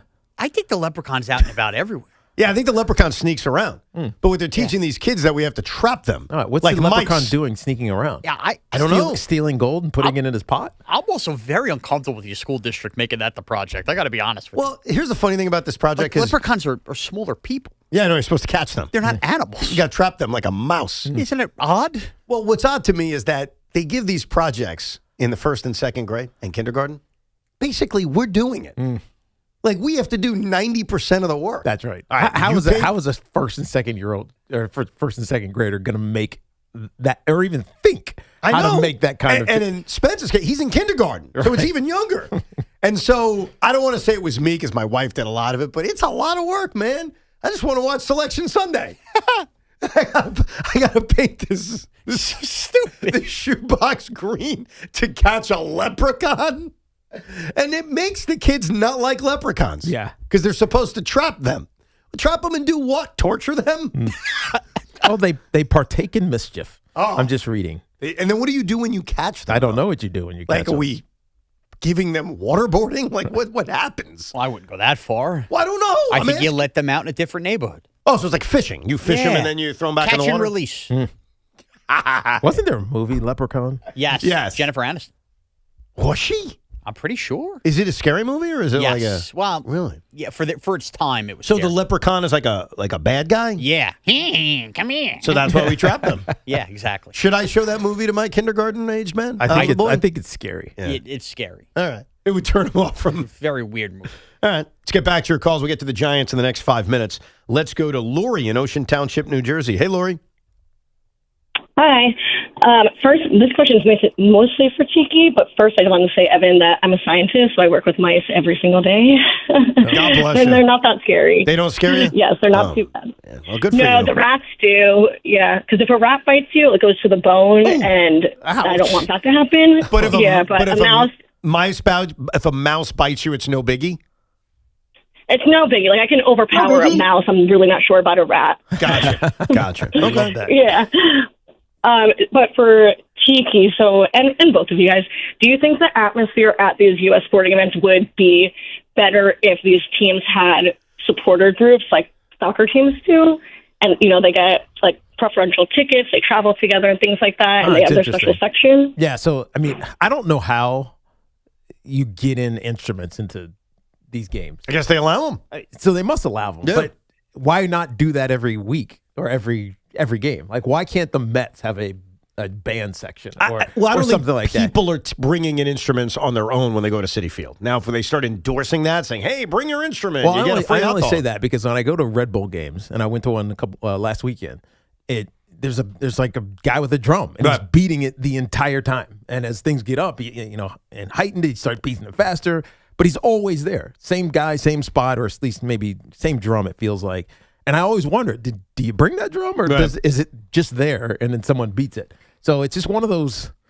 It would take coordination, but why not? Well, I think one thing that would help, and this is Sean's idea, so I want to give him the proper credit. And I have 2 ideas for the World Baseball Classic. One I'll tell you a little bit later, but this one is Sean's idea, which is that it should be in the middle of the year so it can travel to cold weather cities. Like the World Baseball Classic could be in New York. And why I think that would make a difference is, no offense to the people down in Miami, we're diehard baseball fans. I'm a diehard baseball fan. Big Mac back there is a diehard baseball fan. If all of a sudden Team USA is playing the Dominican at Citi Field or Yankee Stadium in a game that matters, we're probably going. And I don't know, maybe being a part of the atmosphere will be more likely to scream and yell than those down in South Florida. And I think if you tour the country and give us a chance to go to the games, be in Boston, where they're patriotic, be in New York, be in Philadelphia, the birthplace of our country. I don't know. I just think there's a better chance that more Americans would show up and be into it. Yeah, and with all due respect to Houston and Miami, forget the cities, the stadiums alone. Don't you want to see that kind of atmosphere at Wrigley, at Fenway, No, you're at right. Yankee Stadium? It's not even just about us personally going. Let's go to Chris in Bayshore. Hey, Chris. Yeah, hey guys, how we doing? Good. All's good.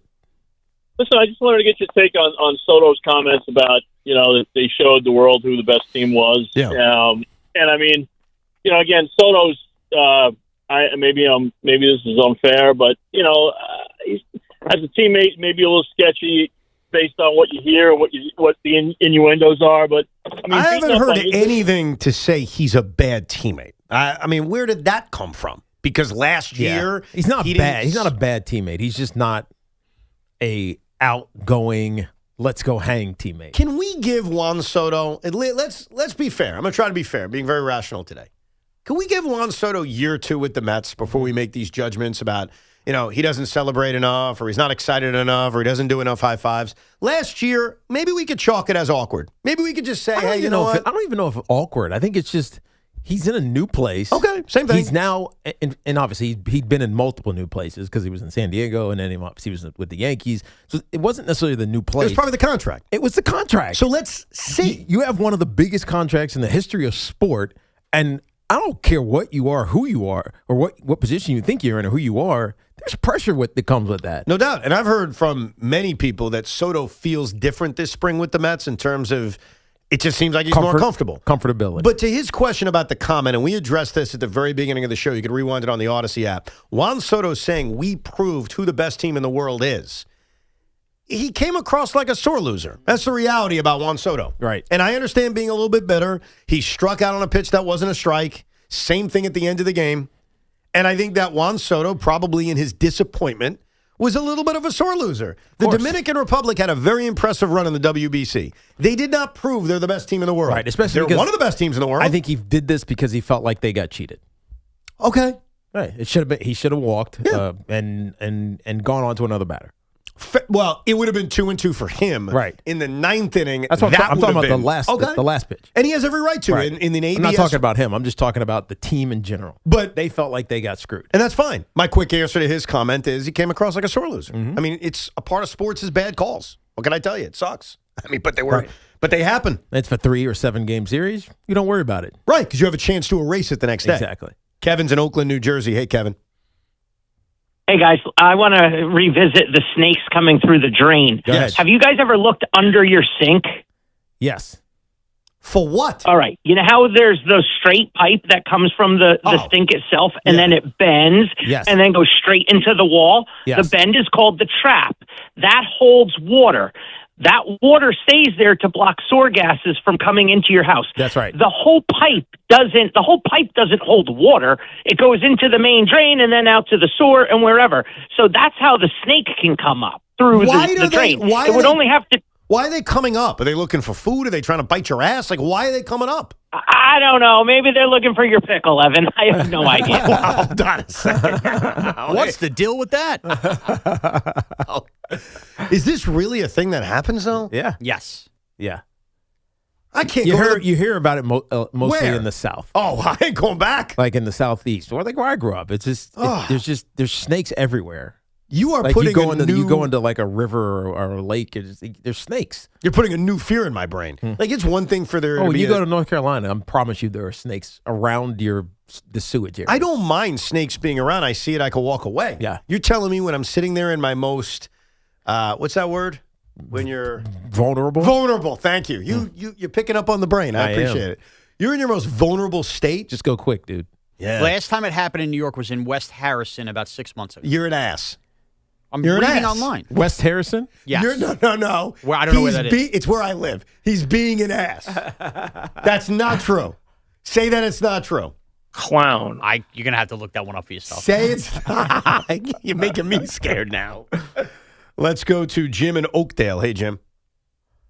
Hey, guys. I think you wanted to know how to catch a leprechaun. It's once you catch them, what you want to do is you're supposed to hold them by the coattails and ask them for the pot of gold. Now, of course, every leprechaun's going to try to trick you and not give you the pot of gold, but you don't let go of the coattails until they give you the pot of gold. So I'm teaching my son, grab this tiny leprechaun by the, what do you say? By the coattails, Yes. and say, Yes, absolutely. Give me $1. But the leprechaun is going to trick you because they're mischievous. Yes. Hillary is on Long Island. Hey, Hillary. Hey, Hillary. I'm sorry to bother you guys. Evan, I got a question. The other night, I'm listening to the Rico, and you sounded like you had like a lisp or something, or like that. You did not sound right. Was there anything wrong with you? Someone said that. I got one email about that in the Rico, and I thought they were being mean by saying, No. are you having a stroke? Like you have a Wow. lisp. And let me ask you, which Rico was it? Was it the one about the Mets or the one about the WBC? I think it was the other night. But truth be told, I listened to it. I was like, Evan, what is wrong with you? All right, here's what we need to do. It sounded so weird. Do I sound okay today, though? Like, am I better today? You do. You sound fantastic. You sound like, yes, You sound the like Evan I you. know and love. You sound like you, Evan. Yeah, no, Hillary, thank you for the concern because now I'm concerned. Because when it was just one email, I was like, what does that mean? When did you do your Rico? I did one on Saturday and Sunday, and I have a brand new laptop. So, the Saturday one was Met-centric. The one on Sunday was about USA Dominican. What? What are you laughing It's about? a Mets podcast, not a USA Dominican Republic podcast. I decided to do a couple of WBC reactions. Is that okay? Oh, and anything you do is okay, Evan. But you Talk know, baseball. Yeah, I mean, it's okay. Sometimes I just think a little mental reset for a day wouldn't hurt you. No, I do this rarely, like Game 7 of the World Series. Do you remember Game 7 of the World Series? Yeah. It was on a Saturday night. I did a Rico right after that. I thought it was, let's talk a little baseball. With a Met tilt. But now, I'll ask our archivist, Dan, to provide the audio. When? Show me some clips of me with a lisp. Because now I'm concerned. Did I have like a medical event while I was doing the Rico over the weekend? Or were you tired? Yeah. Oh, I was definitely tired. That could be. I mean, there's no question whenever I do these. So you're just slurring because you're not finishing your words. You think that's what it was? Probably. All right. Very concerned. I usually listen to the Ricos. I didn't notice that. Which one? Did you listen to both of them? I did not listen to the most recent one about the WBC because I really wasn't interested. Well, that's the beautiful thing about a podcast. Like, you can talk about things that people aren't interested in. Yeah. Like, I found out that Evan's going to do his fantasy draft on a podcast. No, I changed my mind. I'm not going to do that. But he was going to, what he said was, I didn't hear you change your mind, but you said, if you don't want to listen to it, don't listen to it. I did say that. Speaking of which, Tiki, we need keepers today. So. Oh, yeah. Today's the keeper deadline for our fantasy league. Yeah, we got to look at it. And you guys are facing some heat because a few owners have complained that you're not receptive to responding to trade offers. And they want you to be a little bit more active in the trade discussions. How about we run the team we want to run it the way we want to run it? How about I don't like over-aggressive owners that bother me in January? I am just, as commissioner, letting you know that that's an issue that some want addressed. Well, just respond to their question. Just say no. That's what you should do. Like, no, I'm not interested in your stupid trade right now. Get away from me. Right. That's what you need to do. Okay. Last year was our first year? Yeah. Your second year. You sucked both years. So we're newbies. made some progress. That's because do you think I know a lot about fantasy baseball? It's a big year for us. I think you do now. Third year's a big year for us. Who are your keepers? Do you know? No, I got to look at the roster today. I'm a fat moron. That's all you need to know. He waited until the keeper deadline to look at the roster.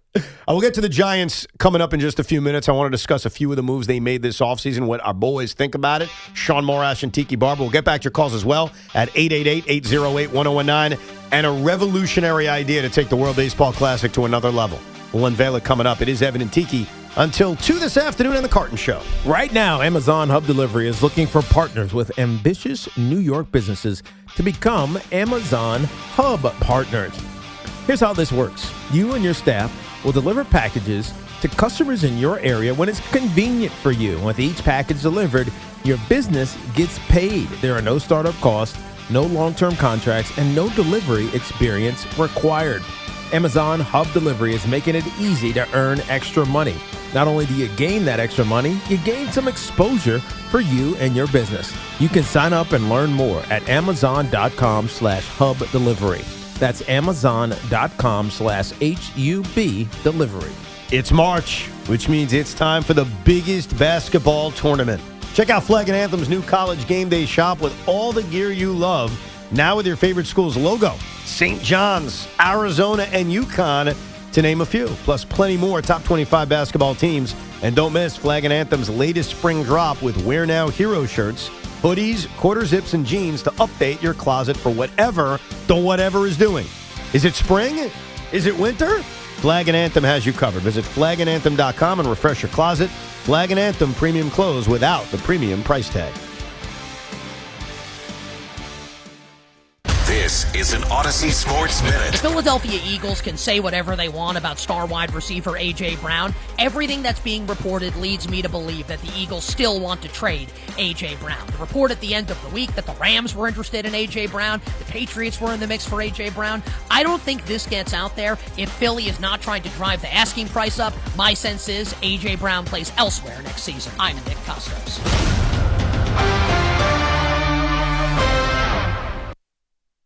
Furnished by IntelliBrands. Whether because of discomfort, lack of mobility, your lifestyle, or occupation, you sit inactively way too many hours a day. Get an Ellipse, the premium quality automatic seated exerciser that strengthens legs, increases mobility, and boosts circulation without physical strain or impact. Improve your flexibility and balance. Strengthen and tone your legs. My joints feel better, my knees feel better, my back feels better, and it makes me feel stronger too. My circulation is moving. I'm burning calories, and it makes me feel energetic.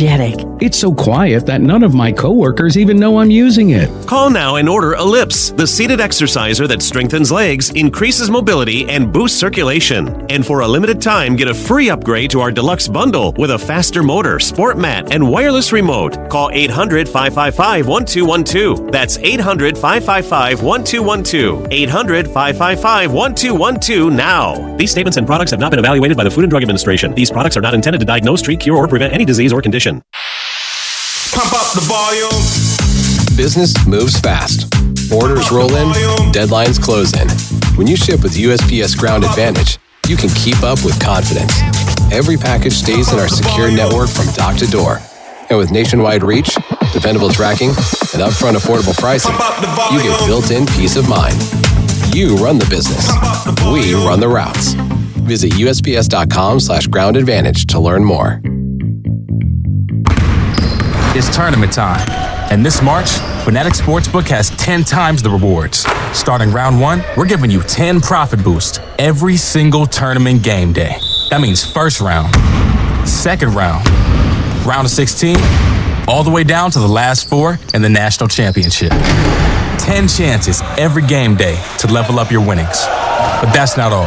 You'll earn up to 10% fan cash back on all your bets, which you can use on anything at Fanatics. We're talking team gear, tickets, collectibles, and a whole lot more. Plus, if you're new to Fanatics Sportsbook, you can get $200 instantly in fan cash when you bet $5. It's time to shoot your shot. The tournament hits different at Fanatics Sportsbook. Must be 21 plus. Gambling problem? Call 1-800-GAMBLER or 1-800-MY-RESET. CT call 888-789-7777. MA call 800-327-5050. NY call 877-8-HOPE-NY. MD visit mdgamblinghelp.org. Offer not available in all states. Terms apply. See Fanatics Sportsbook app. IKEA presents Keep It or Let It Go. I stood out in the rain for 10 hours for these sneakers. I called in sick to get them, and then I actually got sick. Now I won't even wear them if there's a chance of rain. How ironic and sad. But still, how could I get rid of something I treat better than myself? With a PAX wardrobe from IKEA, you can proudly display your sneakers. And with delivery and assembly, you don't even have to leave your home. So don't sell anything you love. Store it instead. Shop bedroom storage at ikea.us/bedroom storage. Dream the possibilities. Todd. I've come to Ramsey Chrysler Jeep Dodge Ram to make a declaration of deals on all Jeeps at Ramsey. And during the Declaration of Deals sales event happening now, you can save big on a new 2025 Jeep Grand Cherokee El Laredo X 4x4. Lease for $199 a month for 24 months or purchase with 0% APR financing for 60 months. And no monthly payment for 90 days. Check out the new 2026 Jeep Wrangler 4-Door Sport S 4x4 for just $289 a month for 36 months. Or purchase and get 0% APR for 36 months and no monthly payments for 90 days. The Declaration of Deals sales event at Ramsey Chrysler Jeep Dodge Ram. Exceptional people, exceptional deals. Call 833-853-2969 for details. $2,500 down plus tax, title, registration, and fees. 0 security deposit. VIN number S8737680. 0% APR at $1667 per $1,000 financed. VIN number TW238472. 0% APR at $2778 per $1,000 financed. Deferred payment for qualified buyers through Stellantis Financial. Interest accrues from date of purchase. Offers end 3/31/26. I'm a 100% kind of guy, so I got Verizon Fios. It's 100% fiber internet because I do everything at 100%. What game should we watch? 100% of them. She hits a Penalty kick. out of the park! From way downtown for a Beautiful shot onto the green. You either have 100% fiber internet or you don't. Get Verizon Fios. It's super fast and reliable with ultra low lag. It's 100% or nothing. Call 1-833-VERIZON to switch today. Go teams! Okay, I have to tell you, I was just looking on eBay where I go for all kinds of things I love, and there it was. That hologram trading card. One of the rarest, the last one I needed for my set. Shiny like the designer handbag of my dreams. One of a kind. eBay had it, and now everyone's asking, ooh, where'd you get your windshield wipers? eBay has all the parts that fit my car. No more annoying, just beautiful. Millions of finds, each with a story. eBay. Things people love. At LendSeek, we know running a business takes heart, hustle, and sometimes a little help. That's why we stand with you with our exclusive AI lending platform, connecting you to over 100 funders. If you've been in business for at least 2 years with a minimum annual revenue of $500,000, you can get up to $1 million in funding in as fast as 24 hours. No collateral, no prepayment penalties, no red tape. Apply today with no cost or obligation at lendseek.com. That's LENDSEEK.com.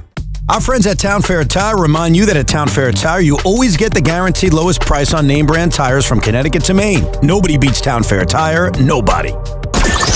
Talk sports with Craig Carton and Chris McMonagle on The Carton Show. Afternoons from 2 to 7 on WFAN, WFAN FM, WFAN FM HD1 New York, and Odyssey Sports Station. We got a ton to get to over this final hour, leading you right up until 2 o'clock with The Carton Show with Craig Carton and Big Mac.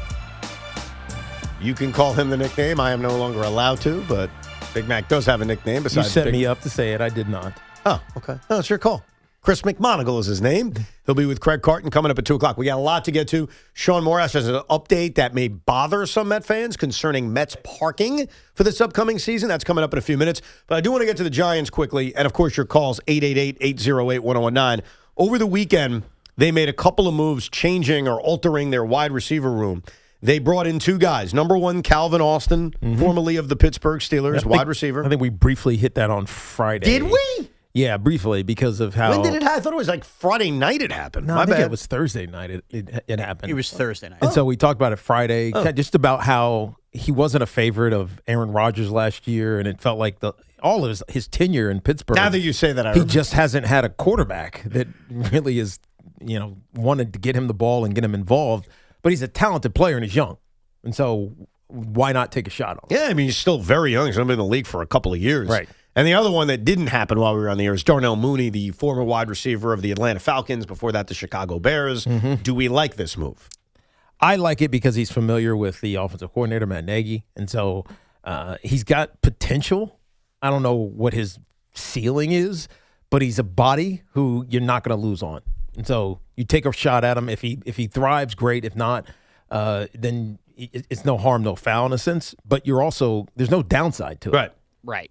Combined, these moves have made me feel way better about the wide receiver room. They don't prohibit you from adding a wide receiver in round 1, 2, 4, whatever you want to do here. But here's what it does. The Giants basically played without Malik Neighbors last year, and you saw how exposed Darius Slayton was to catching the football in big spots. they have added 2 speed dynamic players here in Calvin Austin and Mooney, which allow you, with all the tight end and the heavy stuff they're going to do, to have some mismatches. And I think that's good, and I think that's important. I think Mooney took a step back statistically last year, and I think that had a lot to do with the Falcon quarterback play. Right. I trust him way more, and maybe it's just the new treasure here, than Darius Slayton if we have to have a wide receiver, too, in terms of his speed and hands. I think Darius Slayton is gone. That's the impression I'm starting to get. Am I wrong about that? We'll see. It doesn't save them any if they cut him. I was going to see the contract situation and the cap saving, so it doesn't really do anything. So you might as well see. It's not even about the finances. It's the impression I'm getting. So John Harbaugh takes over, and we all jump to, all right, who does he want? Who does he not want? Yeah. I think we were all surprised, as we mentioned last week, that they brought Evan Neal back. Okay, he believes in Evan Neal, thinks he can fix him. Great. I'm just getting the impression that Darius Slayton is very expendable. Not that they're going to cut him to save a lot of money, but that John is looking at the wide receiver room saying, Yeah, and looking at the production. Yeah. You go watch him on tape, and it's just like you have to make some of these plays. Yeah.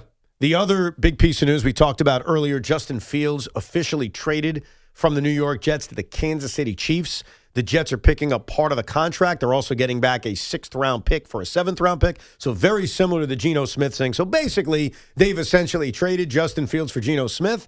And what that is a non-lottery ticket, but more dependability. Right. Say what you want about Geno Smith. Obviously, the beginning of his career was very rocky. Last year was not a great year, but he did put together a couple of successful seasons in Seattle. He feels like competence. That's what he feels like. Not that he's a franchise quarterback, not that he's going to be the guy for the next 5 years. Obviously, at his age, that would be asking a lot, but that the Jets have traded up for competence in terms of Geno Smith for Justin Fields. And it also creates, where's Russell Wilson going to go? Because the rumors over the weekend was that Russell Wilson was interested in going to Kansas City. I doubt he's going there to compete with Justin Fields to be the backup quarterback, though that would be incredibly ironic.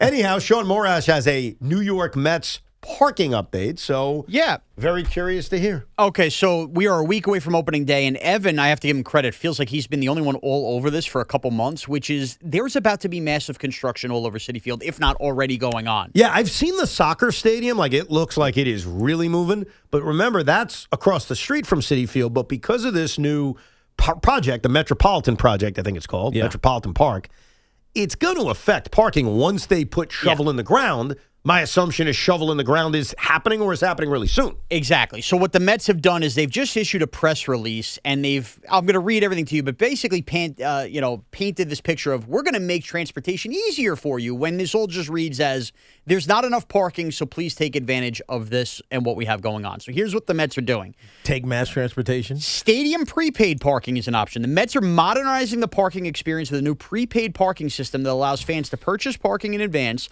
ensuring a faster and more seamless arrival at Citi Field. The parking will remain $40 for fans who prepay, while drive-up parking, if available, will be $50. So there's no guarantee they're telling you show up, there's going to be a parking spot. Right. Where, though? Where is the parking since they're building everywhere? This is what it says. Due to the ongoing transformation of the surrounding area, parking will be more limited overall. As a result, parking at the gate may not always be available. They're not telling you which lots are going to go away. It sounds like this could be rolling throughout the season. Gotcha. All right, discount parking. Again, they have this parking website, 50% off. But let's get to the other part of this. You can get $5 off your Long Island Railroad ticket if you're going to Citi Field back and forth. There's a promo code they're putting there. Trying to entice you to take mass transit. They're also going to do expanded ferry service with C Streak. I guess to that port right by the thing. You can get that from the city or from Jersey or from Staten Island. And they're going to run shuttles. A new Citi Field direct shuttle service will operate from designated local malls on Long Island, New Jersey, the Bronx, and Westchester. So you're going to have to look this up. It'll be $8 per person or a $22 family 4-pack for you to jump on a shuttle from, I guess they're going to announce the various malls in the area they're going to run game day from.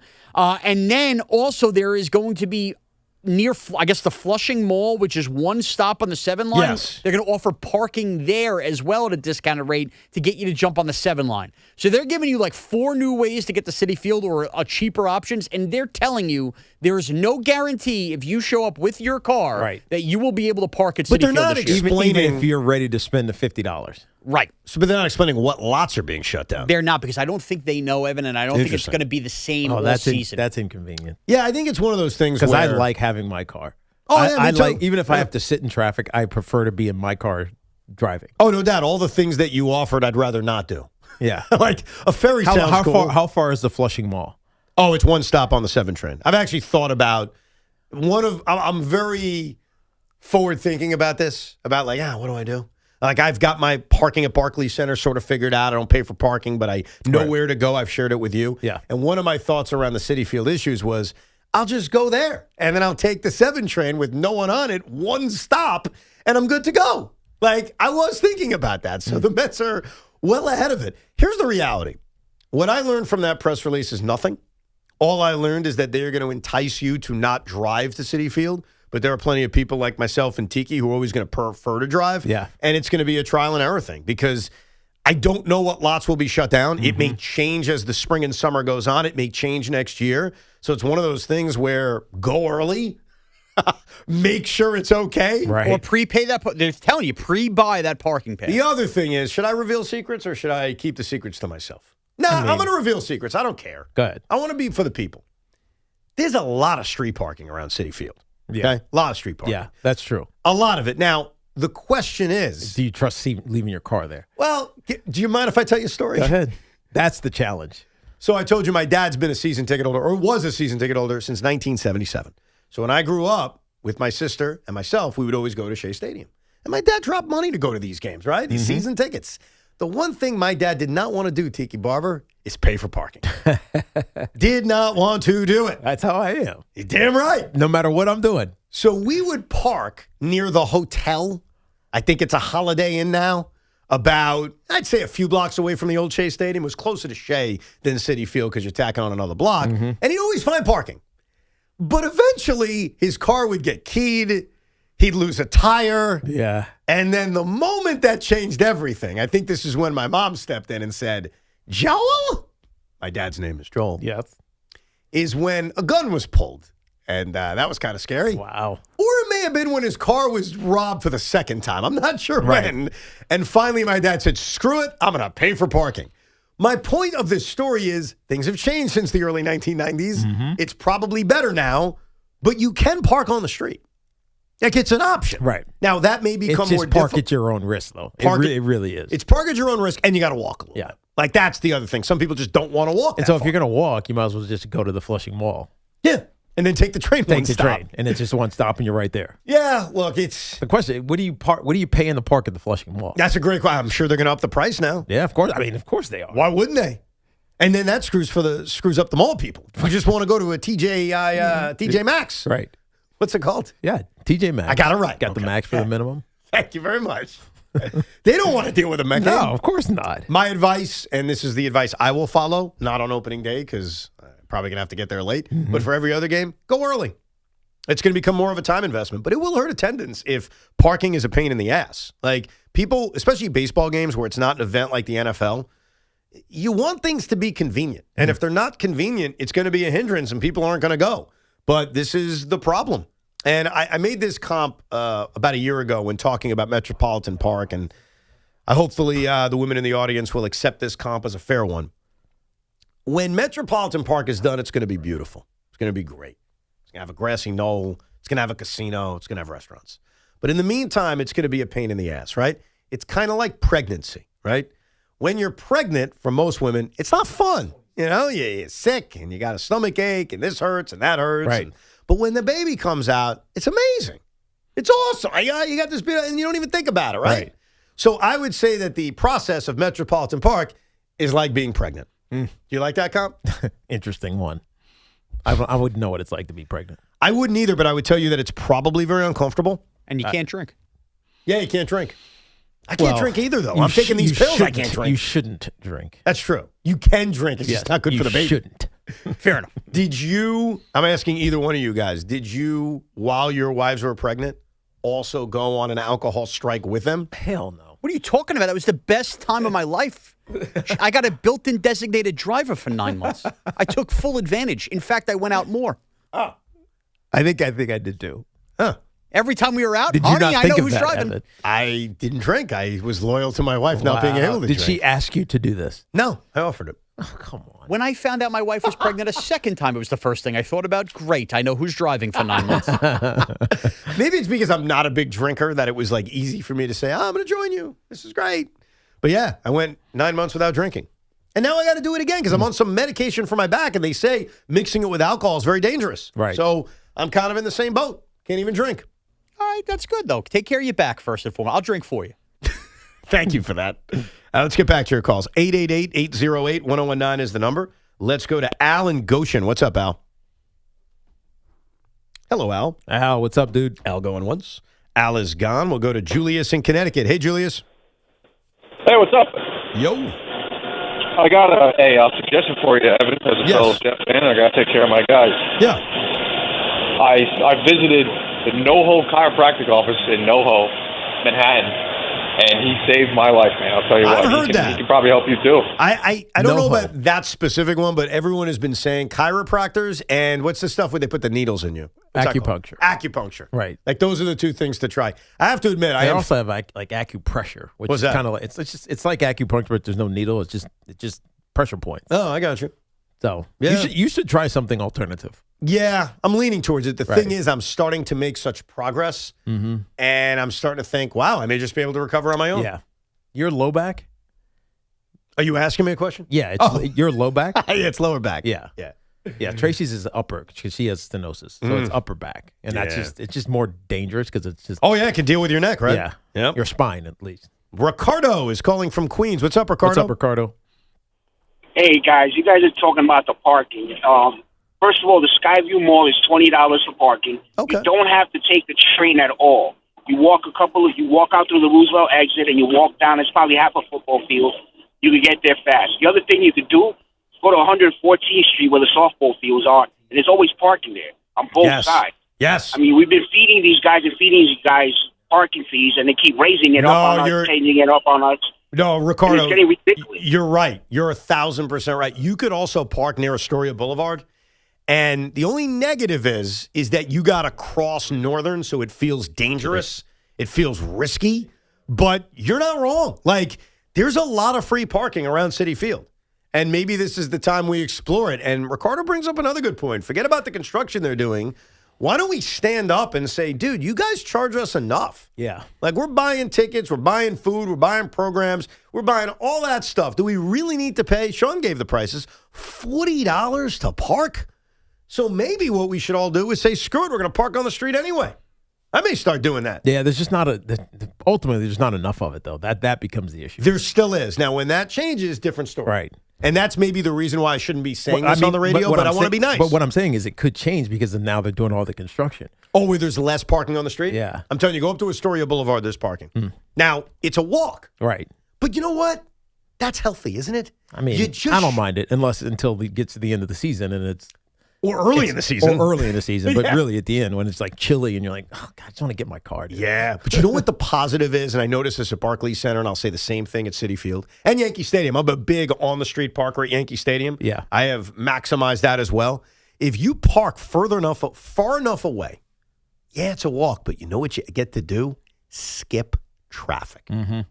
I left World Series games and didn't hit an ounce of traffic because I pointed my car in the right direction away from where everyone else was. Yeah. So the other perk besides saving a few dollars is that if you position yourself in the right way, I'm going to start a whole new podcast. It's called the Yankee Met Parking Podcast. Where to park? Where to park. The problem is people don't like when I do it because I'm giving away secrets. But the truth is, don't we have to share secrets?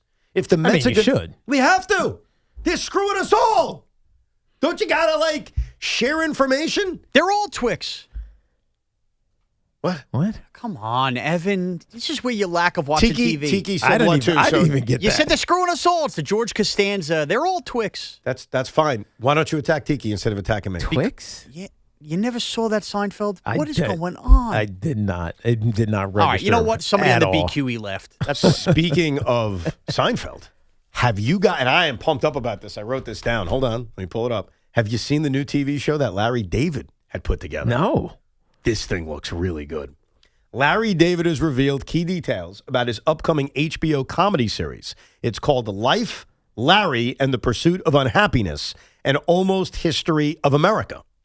The show satirizes the U.S. in celebration of the 250th anniversary. It's a 7-episode series premiere on June 26th, and there's 4 sketches per episode. I've seen highlights of one, and I'll describe it to you. I was laughing my ass off. Do you know the famous picture after World War II where the sailor is kissing the woman? Yes. Yeah, famous picture, right? Yes. Okay. In Times Square. In Times Square, Yes. right? Famous picture. It's V-Day, right? It's V-Day. It's Victory Day, all right? So they show the picture, and then it zooms out into a live scene where it's like, oh, here we are, Times Square. Right. Blah, blah, blah. Larry David is one of the guys wearing stuff like he's in the 40s, and he's walking around. He's like, oh, look at this. He just made out with this beautiful woman. He goes up to a woman and tries to make out with her. She freaks out and says, what are you doing? And he's like, but it's V-Day. That's good. And then she freaks out like, you're disgusting. Let me get my boyfriend over who's obviously in the Navy. And he's like, what are you doing? You're a pervert. You're a pervert. And he's like, what? I thought we could kiss everybody. That's good. So that was like a little bit of a preview of this. I can't wait. That's freaking hilarious. So Larry David is back, and that's the new show that's coming out on HBO sometime in June. And apparently, a lot of the people that were on Curb are going to be in this. Jeff Garlin, who I hear is a real ass in real life. Well, that's not fun. Someone told me that. Who was it? Right. I don't know. I don't remember. Probably Craig. Probably. You sure you didn't mean John Garland? No, his name is Jeff Garlin. Okay. Just talking about with you with the baseball. What did I say? You said Jeff, but knowing you might have heard John Garland's an ass and thought they were the same guy. No. It's Jeff Garlin, and Tiki's probably right that it was Craig who said that. So that's what's kind of funny. That he probably nailed that. JB Smoove, who's at like every Knick game, and Susie Essman. So he's basically bringing everybody from Curb except for the woman who's married to RFK. Yeah. Don't know her name. What's her name? I forget her name, yeah. She's a famous actress. The blonde actress? Yeah, reddish hair, blonde hair. She played his wife in Curb Your Enthusiasm, and then they got divorced. And she's married to Robert F. Kennedy Jr. So this show looks awesome. I was excited when I saw that. Let's go to Scott in Westchester. What's up, Scott? Cheryl Hines, by the way. Cheryl Hines. What's up, guys? Hope your weekend was good. All good. Excellent. All right, so I'm a 22-year-old diehard baseball fan and Yankee fan, and I played 10 years myself in numerous levels of the game. And from what I've learned and picked up from the time that I've played and all the years I've watched is that baseball is a game of judgment, which at times is not always fair. And that leads to my point in which home plate umpires will establish their own strike zone very early in the game. Whether it's correct or not, they're going to put that out there. And if they're calling strikes where the ball is a little outside the zone or a few inches or centimeters below the zone, whether it's right or not, as a batter, you're going to have to adjust and either hit the ball opposite field or pull the ball in. Now, there was bad calls on both sides. We can all admit that for each team, especially the last call, which was below the zone. But they called it anyway, and I was excited because it was in Team USA's favor. And if the DR was pitching and they got that call for them in their favor, I bet they would be happy too. It's a snooze-you-lose situation. I mean, right. With this. But, yeah, like, you have to adjust as a batter. Like, they're not going to call it in your favor all the time. It's all about judgment and how they call it. If it's below the zone and they're calling it there, I mean, you have to stick there. And in fairness, Corey Blazer, who's the home plate umpire, and he's a major league umpire, is known for having a low strike zone. The problem you're going to run into is that if you have an ABS system, which we're going to have once the regular season starts, you can challenge them. Right. So you say get used to the strike zone, which has always been the thought, but get used to the strike zone within reason because you can still challenge the ones that you think were wrong. And it looked, from the naked eye, like the Soto call in the 8th and the Perdomo call in the 9th were just flat out wrong. Yeah. So you can get used to it all day. Right. But I think the difficulties we're all having, or some of us are having, is that in in a week and a half, you'll be able to challenge it. That feels weird to me. Yeah. That in a week and a half. I really wonder how, once the regular season starts, how often we're going to see it. Oh, we're going to see it 5 times a game. Really? Yeah, that's my prediction. I mean, I don't know for sure. You want to make a little long-term prediction bet on how many challenges per game we see for balls and strikes? I'm going 5. I'm going to say like 2, 1 or 2. Oh, you're crazy. Dude, each team gets 2. They're freebies. Yeah, no, but at minimum, you're going to use them all by the end of the game, aren't you? Desperate in the 9th inning? Maybe, but to that's me, it's 4 right there. It feels like it could get disruptive. It can get disruptive if you screw it up and mess it up early. Like if Perdomo didn't if Perdomo didn't have a challenge left, the controversy today wouldn't be about the bad call. It'd be how did the DR blow up their challenges this early? Mm-hmm. Pete's in Queens. What's going on, Pete? Hey, what's going on? Yo. So, I have a quick comment that's tied back to the discussion about Mario last week around potentially deserving a virtual L. Yes. But before I do, I have to say that was a bold take earlier about comparing the revitalization of the Citi Field area to pregnancy, and you're very fortunate that the voting. The people who vote on Are You Kidding Me are 100% male-based, because I have a feeling that you would get some serious... Oh, but hold on. Yeah. Pete, I got to defend myself. Pete. You're right, Pete. I was so respectful about pregnancy because I admit as a man I could never do it. And I admire women that have to actually carry a child for 9 months. It's incredible. I saw my wife do it. I admire her. And my point is, it's not a fun process for most, right? That part's fair. But at the end of the day, a beautiful child comes out. Yeah. And I'm comparing that to the construction project that it's going to be not comfortable for a long time, but then when it's done, it'll be beautiful. I'm not being disrespectful. Now I'm with that guy. Why? That sounds terrible. Yeah, it does. What did I mess up? The beautiful construction project, that's not the same as a child. So should I apologize? You don't have to apologize, but I think explaining yourself's only hurting yourself. So I should just drop it? Yeah. Or should I accept that I'm probably going to win Are You Kidding Me this week? Maybe accept it now, unless Hoffman turns on the mic this week. Well, Luke, he already has. Oh, that's true. So you never know. Let's go to Robbie in East Brunswick. Good afternoon, Robbie. Oh, my two friends. I miss you guys so much. Well, you have no idea. I mean, I don't want to knock anybody, but that show is not what you guys were. And I don't know what that show means, but either way, good to hear from you. What's up? Right. What's on your mind? Good to hear from you. And you got to take care of that back, Evan. I mean, doing my best. What the hell are you doing? Like, you're begging too much for sex, or what are you doing? You got to get off your knees once in a while. You got to buy something and get off your knees. How you doing, Tiki? Everybody's good? All is well, man. So who's going to win the baseball classic, America or Italy?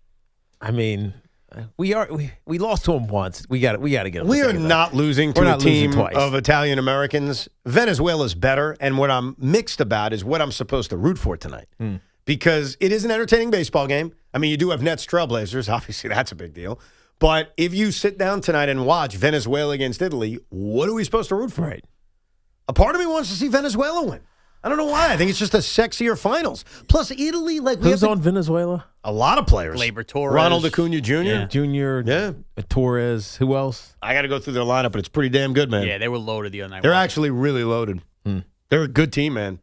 And I know, maybe I shouldn't be rooting for necessarily a good team, but I just think it's a more appealing WBC final, which I guess shows you that I don't necessarily view it the way I view the Mets, where I'd be rooting for the weaker opponent. Right. Here's their lineup from the Japan game. Ronald Acuna Jr., Michael Garcia, Luis Arraez, Eugenio Suarez, Gleyber Torres, Ezequiel Tovar, Wilyer Abreu with the game-winning home run, Salvador Perez is the captain, and Jackson Churio. It's not bad. Not a bad little team. I think I'm rooting for them. I don't know. The Italian thing is it's a sect of America. Like, it's the Italian Americans against the other Americans. But will it's more fun. Why? What, Italy? Look, like it or not, we're into the Italy thing here. The fact that they're kind of fake Italians. I think it's also because they beat us. Yeah, exactly. And it's that idea to revenge. I think that's more of it, is that they beat us. Well, speaking of this, if you're intrigued by U.S.-Italy, I will present to you an idea that you may have never heard that could take the World Baseball Classic to a new level. I'll tell you about it coming up next, plus your calls, 888-808-1019. Evan and Tiki, we're here for another 35 minutes, and then the Carton Show coming up at 2. This portion of the program is sponsored by Ray Cattina, Mercedes-Benz of Edison.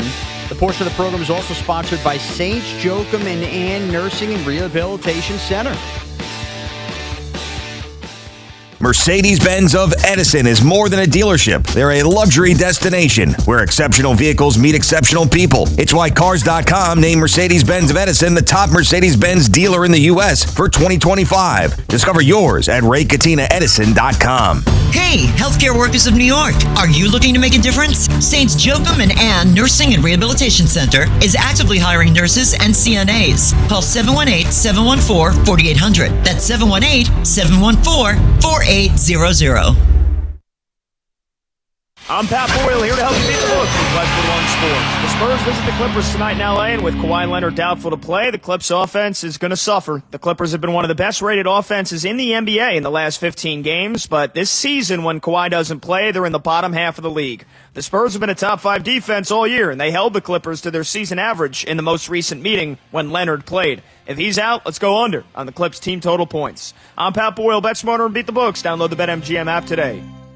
I'm Boomer Esiason. My mom died from cancer. She was only 37 years old. She didn't have life insurance, and that was devastating for my family. That's why having life insurance is so important to me. Ethos makes it fast and easy. Get a quote in seconds, apply in minutes, and get same-day coverage. You can get up to $3 million in coverage with no medical exam. Get your free quote at ethos.com/play. That's ethos.com/play. Paid spokesperson. Time spent on application may vary. Online health questions required. Why does it matter to members that Aetna was named a Best Medicare Advantage company by U.S. News & World Report? Because they chose a plan that gives them real support, real people, and real care. We show up on calls with members and doctors' offices when needed. We show up with access to convenient care options and coverage that fits everyday life. We don't show up for awards. We show up for you. And showing up for you is how healthier happens together. At Town Fair Tire, New England's largest name brand discount tire dealer, you get it all. The guaranteed lowest price, the most free services, and we accept all valid rebates from any manufacturer and from our competition. Yes, we accept them all, even competitor rebates. Town Fair Tire, New England's largest discount tire dealer, now with over 120 stores from Connecticut to Maine. Nobody beats Town Fair Tire. Nobody. Name brands at discount prices. Town Fair Tire. It's March savings time at Nielsen Dodge. It's also tax return time, and we have a great money-saving idea. Show us what your tax return is, and we'll double it up to $1,500. You can count on zero down payment, super low lease payments, 0% financing is available. Lease a new 2025 Jeep Grand Cherokee Altitude X 4x4, just $198 a month. Match your tax return up to $1,500 on any new Jeep, Chrysler, Dodge, or Ram. Hundreds of vehicles in stock with big savings off MSRP. And of course, we always give you the credit help you need. Find out what your tax return is before April 15th, and we'll double it up to $1,500. Max your tax only at Nielsen Dodge for a limited time. On Route 10 in East Hanover, or shop online at nielsendodge.com. Sun is in the driver's seat. Declaration of Deal sales event. With approval, term 27 months, due at sign $51.98. Add tax tag $498 and DMV fees. For tax refund info, see dealer for detail. Carpal tunnel syndrome. Heart failure that doesn't improve with common medicines. These are some signs and symptoms associated with ATTR-CM, or the cardiomyopathy of ATTR amyloidosis, a serious heart condition with symptoms that get worse over time. Amvuttra, vutrisiran, is a prescription medicine given by a healthcare provider that treats ATTR-CM in adults to reduce heart-related death, hospital stays, and urgent visits. In a clinical study, Amvuttra was proven to help people live longer and have fewer heart-related hospital stays and urgent visits over 3 years compared to placebo. Amvuttra lowers the amount of vitamin A in your blood, which can affect vision. Other side effects include pain in the arms or legs, pain in the joints, and shortness of breath. These are not all the possible side effects of Amvuttra. For prescribing information, call 1-833-256-2748 or learn more at amvuttra.com. Ask your doctor about Amvuttra for ATTR-CM. Question: what business couldn't use extra income? Hey, it's Tiki Barber. Right now, Amazon Hub Delivery is looking to partner with ambitious New York businesses to become Amazon Hub partners. You and your staff will deliver packages to customers in your area when it's convenient for you. With each package delivered, your business gets paid. Sign up at amazon.com/hub delivery. That's amazon.com/HUB delivery. The most important meal of the day just got better at Dunkin'. Now you can get a medium hot or iced coffee, 6 crispy hash browns, and a bacon, egg, and cheese sandwich, all for $6. That's a full breakfast meal for $6. 6 crispy golden hash browns, a warm, delicious bacon, egg, and cheese, and a medium coffee to start your day right. Do breakfast the Dunkin' way and order Dunkin's $6 meal. No substitutions, participations and times may vary. Limited time offer cannot be combined with other offers. Exclusions and terms apply. We all hear the radio ads about the IRS. They tell you to be afraid, to be scared, and they try to frighten you into calling. I'm not here to do that. Tax Relief Advocates is different. TRA is here to tell you that if you owe money to the IRS, whether it's $5,000, $50,000, or $500,000, we have a solution. It doesn't matter if you're sitting in your car, at work, or with your kids. No matter where you are, call now. 800-575-9834. Don't lose hope. TRA can eliminate or reduce what you owe to the IRS. Generous programs are now available that can give you a fresh start. Our passion is taxes and helping individuals fix their IRS problems. We have over 1,000 5-star reviews on Google and an A+ with the Better Business Bureau. You don't need to be afraid of the IRS any longer. End your tax nightmare today by visiting us online at TRA.com or call 800-575-9834. That's 800-575-9834. Tax Relief Your official Advocates. station Real to talk solutions Yankees. for real people. The Fan, 101.9 FM, and always live on the free Odyssey app. Download it today. This Fan Focus is sponsored by Chef IQ, precision cooking, effortless results, chefiq.com. The Nets host Portland tonight at 7:30 as they hope the tank continues. The hottest team in New York, the Rangers, host Artemi Panarin and the Kings at 7. And the Devils, on the verge of passing the Rangers for the worst record in the East, will host the Bruins at 7 o'clock. Obviously, the WBC has grown every few years. I think just being at this radio station from the very beginning to now, you can hear it. Yeah. In the way the callers talk about it, the way the hosts talk about it, the TV ratings back it up. It has grown. So I received an email from a guy who used to work here, the great Johnny D, who did a wonderful job working in promotions for many, many years. And he had an idea that I thought was good, but I wanted to make it great. And that was, as he calls it, the All-American Baseball Classic. I'm like, huh. And basically, what if we divided players by regions in the United States of America? A team New York / Jersey, a team Florida, a team California. This is based on where they grew up? Or where they currently play? Well, I think it would be where they grew up, I think. Because, I don't know. Aaron Judge is from California. I know he's a Yankee, but that's California. And it would bring more pride to the New Yorkers and the New Jerseyers. Harrison Bader would be batting cleanup for us as a Westchester guy. And I asked this partially because of the whole joke Sean made earlier about Team New Jersey, also known as Team Italy.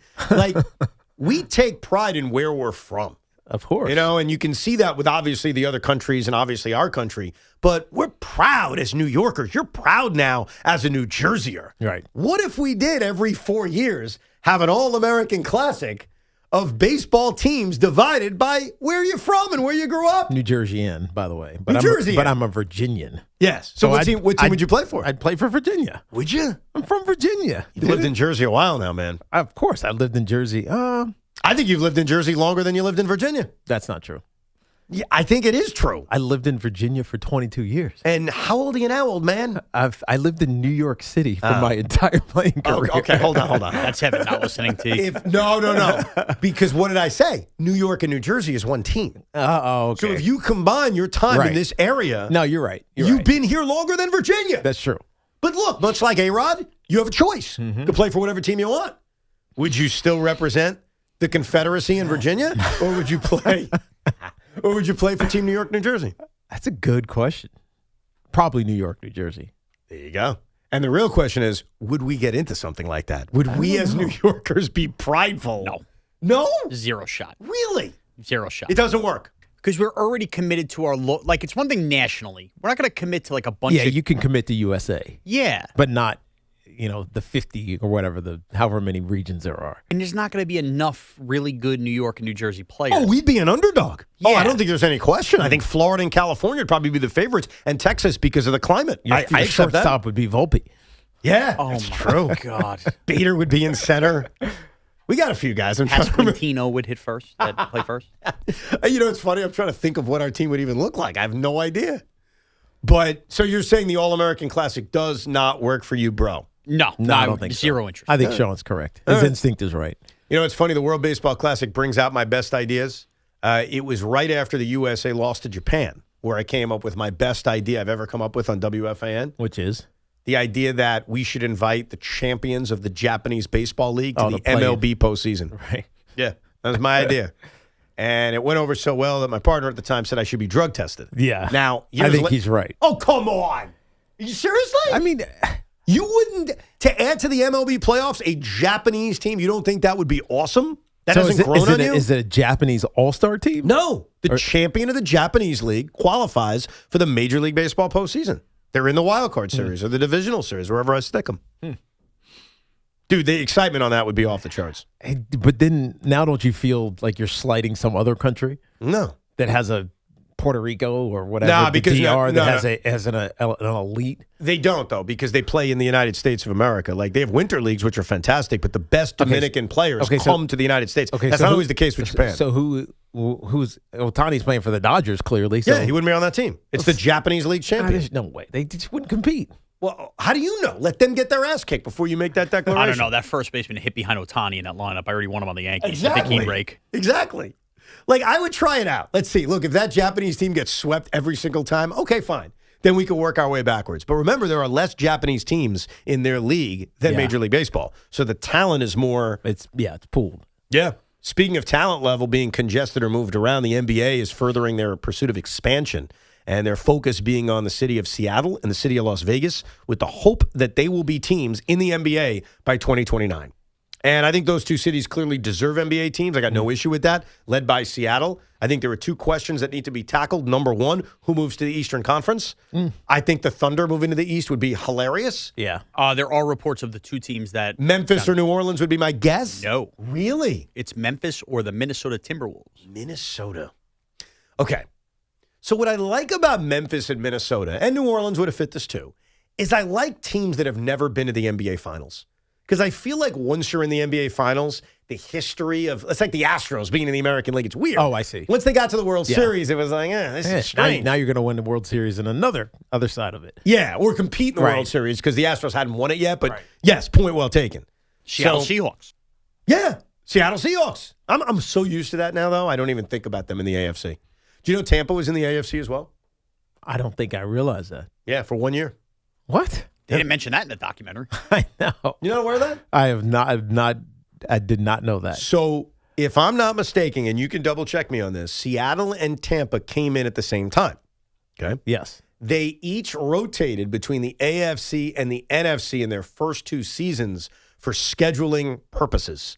And then Seattle remained in the AFC until they moved, and Tampa obviously remained in the NFC. Look at me teaching you guys football history. It's a good job by you. You didn't know that? No. I had no idea. And I just watched 10 episodes on the Bucks, and they didn't mention that once in any of the episodes? You know what we should do, though? Because it's not relevant. Oh, it's relevant. It's interesting. Is it? I think when they were that bad, did it matter who they were losing to? I think the one caveat here is, and I'm very confident, maybe you should fact check me, just to make sure. There goes Tiki. Just because, like, I'm pretty confident, but, you know. How do you even know this? I know history. I love the NFL's Yeah, their history. first season, they were in the AFC West. All right, there Thank you go. All right, good. We feel good now. Just wanted to make sure. Like, I'm like confident about things, but there are certain things I'm like 99% confident about that there are other things are 100%. Right. Like earlier in the show, a guy from an Oriole fan or a National fan said that the Yankees beat the Orioles in a sweep in 96. And I was like, no, you didn't. That was 5. Like, I was 1,000% sure of that. Like, I'm 1,000% sure the Jets beat the Baltimore Colts in Super Bowl III. The switching of conferences between Tampa and Seattle, 99%. Well, especially because, I mean, you weren't even alive at that point. Yeah, well, I wasn't alive for Super Bowl III either. Yeah, true. But you've looked at it. Why would you care about the Tampa Bay Buccaneers? You know, because I love NFL history. I don't think you know that about me yet. I love history of all sports. Well, really, the NFL, the NBA, and baseball, so I know weird things. Yeah. Like, you know where the Sacramento Kings used to play? San Francisco? There's a lot of options here. Go ahead, Sean. The Kansas City Royals? What was that? Weren't they the Kansas City Royals? No, they were the Kansas City Kings and the Omaha Kings. They were the Rochester Royals and the Cincinnati Royals. How about that? I sniffed around the right answer. No, you were right on with the Royals. Just Kansas City Royals are a baseball team. Right. Okay, don't come at me like that. I'm just saying. We had multiple New York Giants. We had multiple St. Louis Cardinals. I was going down that range. I got you. No, I get you. I'm just letting you know that they were the Rochester Royals, the Cincinnati Royals, the Kansas City Kings, the Kansas City Omaha Kings, and then the Sacramento Kings. Did you know that, Tiki? I did not. Why isn't Kansas City getting a team back? Why do we need one in Vegas? I don't think they would support it. Because Vegas is getting all the new love. They really are. I don't know. Every expansion, it's not already there. It's going to go to Vegas. They're already there. They have a hockey team, which was first. Yep. They have a football team. The baseball team is moving there. Yep. And the basketball team is coming. Like, that was inevitable. You're right that Vegas was going to get all those teams. Anyhow, let's get back to your phone calls. We appreciate you waiting. 888-808-1019. Our buddy Rick down in Tampa. What's shaking, Rick? Hey, Rick. Long time no talk to you guys. How you been? All's good, man. What's up? Good. What's up, man? Yeah. Hey, listen. One thing, real quick. I want to push back. You guys were talking about the Crocs and the pajamas at the airport. A little pushback because people wear flip flops. Now, what's worse, a Croc or a flip flop? Really? Flip-flops. So, I mean, that's flip flops. Flip flops are worse. 100%. Of course.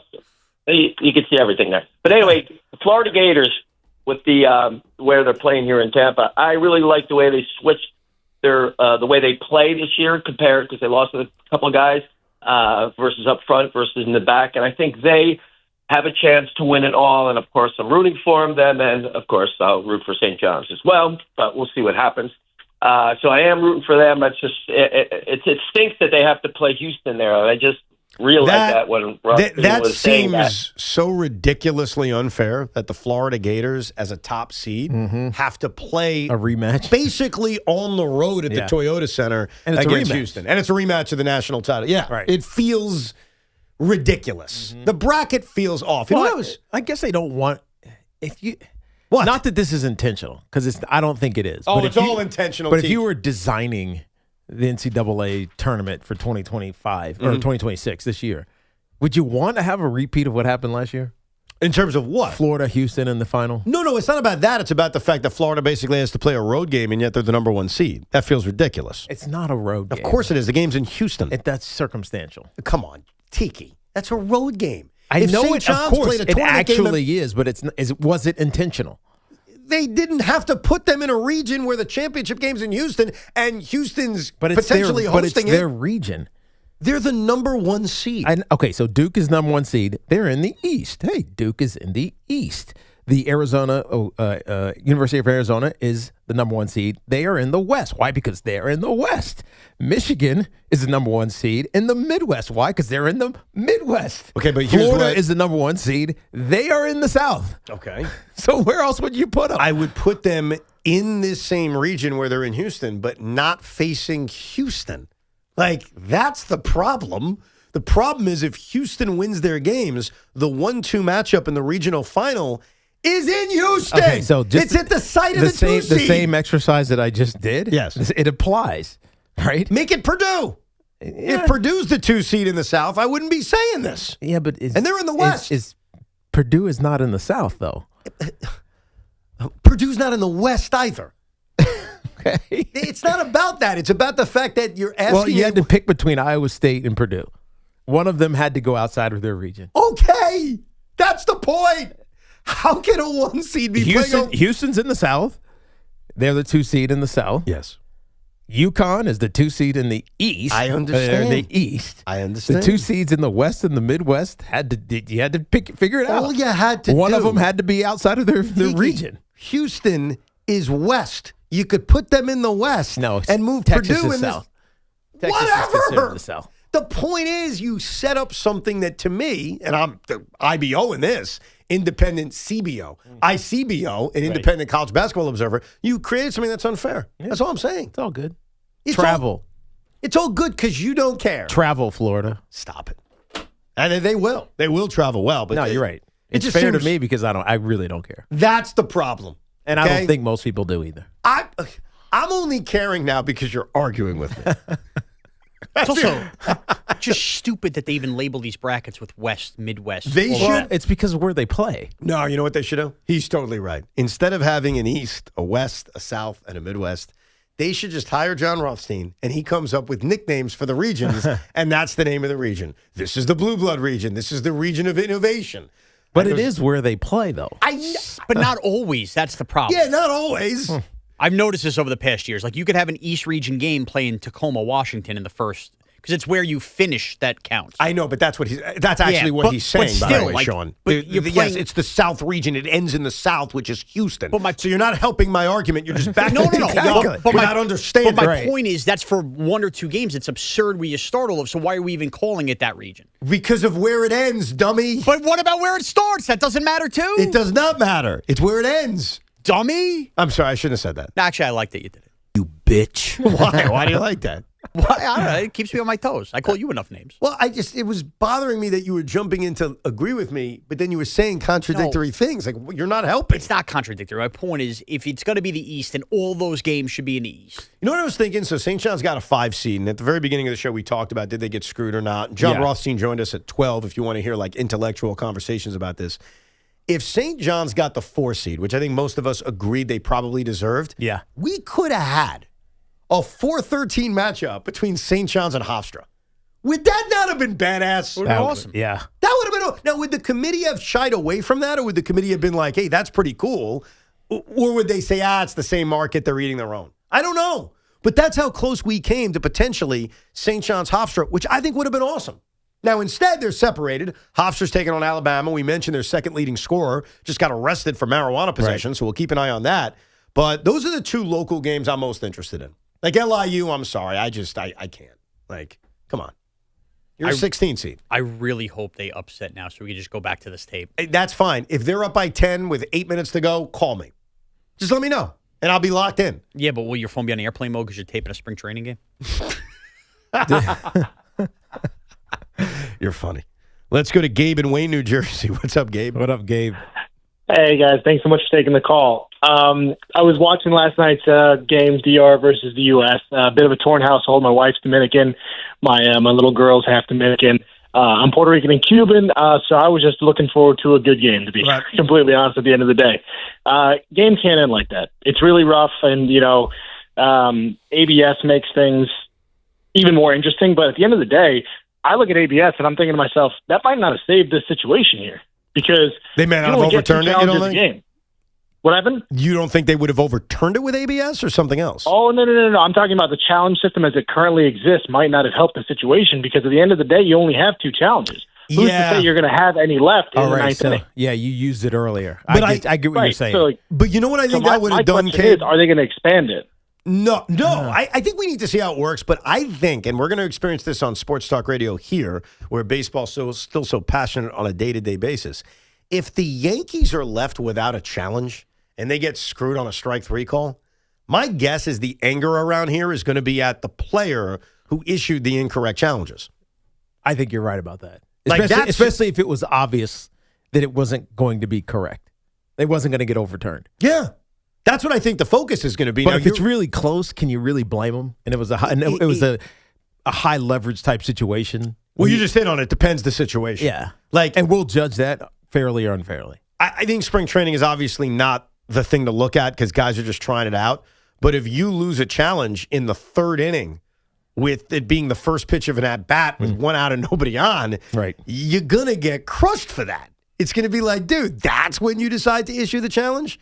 So I think that, to your point, can games end potentially on a bad call because a team doesn't have a challenge yet? Absolutely. But I think our discourse is more going to be about why there wasn't a challenge left. Right. By the way, I need you to calm me down about something. Go ahead. Did you see the Knicks game last night? No. Okay. Forget the Knicks game. First quarter, all of a sudden, the NBC crew showed us a celebrity that was there. Who? That celebrity being at Madison Square Garden makes me think that celebrity really likes New York. Makes me think that celebrity may want to work in New York. And? So take it away, Mike Tirico. There is Mike Tomlin. Kicking at the game at the Garden here tonight. That was a great conversation back in the green room. Great conversation. And the all-time best. Seeing the mindset, right? Yeah, the mindset. So you think Mike Tomlin was at a Knicks-Warriors game because he's thinking to himself, boy, if I ever come back and work again, it'd be kind of cool to be here in the greatest city of them all. No. Mike Tomlin loves New York. Oh, wait, say it again? He loves New York. Who loves New York? Mike Tomlin loves New York. Okay. He does not want to coach in New York. Why would you? He goes to the Hamptons every year. That's true. He does. So for a long time. Okay, this sounds great. I see no problem. I don't think he wants to coach. Well, you've said you don't think he wants to coach, which I respect. He just walked away from the Steelers. But a year from now, you think he's not going to get that itch again? And because he loves the Hamptons and loves going to Madison Square Garden, wouldn't it be convenient for him to just simply work here? No, I think he wants to chill in life. As somebody that lives on the South Shore of Long Island, do you want to venture to guess how long it would take you to get from the Hamptons to MetLife Stadium? It would take a while. Yeah. Yes. You're Yeah. better Unless you're off- helicoptering every day. He might get there quicker from Pittsburgh. May I ask you a question? You might actually. No, you wouldn't. On a certain day in the summer? On some days. Actually, you know what? You may be right. So you're trying to say like Philadelphia is closer to MetLife Stadium than the Hamptons? Absolutely it is. Damn it. So what you're also trying to say is that my excitement of seeing Mike Tomlin at Madison Square Garden should be tempered? Means nothing. Means nothing. He just wanted to go to a Knicks game. Okay. Yeah. What if he's at the Nets Blazers game tonight? Would that lead me to read into something? He won't be. I'd actually say he needs more time with his retirement if he's at the Net Blazer game. Right. Wednesday he could be there. You know who they're playing Wednesday? Lakers? No, Thunder. Thunder. I know they're not a huge draw yet, but I think I'm going to that game. Is he really a basketball fan? Why was he at Knicks Warriors? Because it's the Knicks. Yeah, maybe. Maybe all the celebrities are at the Oscars, so they had open seats. And they started calling around. They're like, Tomlin, you want to come? I'll say this about Tomlin. He looked truly odd not on a sideline. I don't think we get a lot of that. He looked odd on a sideline, and he also looked odd just wearing regular clothes. Right. Without like a hat. The headset. I completely agree with you. I thought the exact same thing. I was like, that doesn't even look like Mike Tomlin. It was strange. Louis in Newark. Go ahead, Louis. Hey, how are you guys? I love your show, by the way. Appreciate it. Can we all, not you guys, but the people in general that are just crying about this called strike 3 to end the game, can we just stop crying? And I'm not saying it because I'm a United States fan. You know, I'm Italian Portuguese, but I'm American first. If it was the other way around, I'd be saying the same thing. They had multiple times to win the game. It didn't come down to one strike. You know why? Stop crying. Yeah. Louis, you're right. And the DR could have won this game a million different ways, and we talked about it at the top of the show. Here's why I think there's crying going on. Because in 9 days, there's a mechanism to fix that call. Yes. And we've seen it all spring, and we don't know why we don't see it in the WBC. That's why. Yeah. By the way, you talk about dressing as coaches.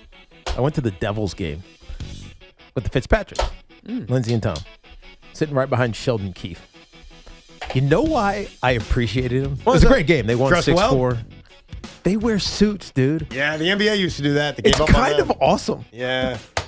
Yeah, they're never going back to that. They're never going back to it. Nor the NFL. Seeing a head coach in a suit was just kind of cool. It is kind of cool. You're right. Fun show today. If you missed any of it, rewind it on the Odyssey app. Carton Show coming up next. We'll talk to you tomorrow at 10 a.m. This is an Odyssey Sports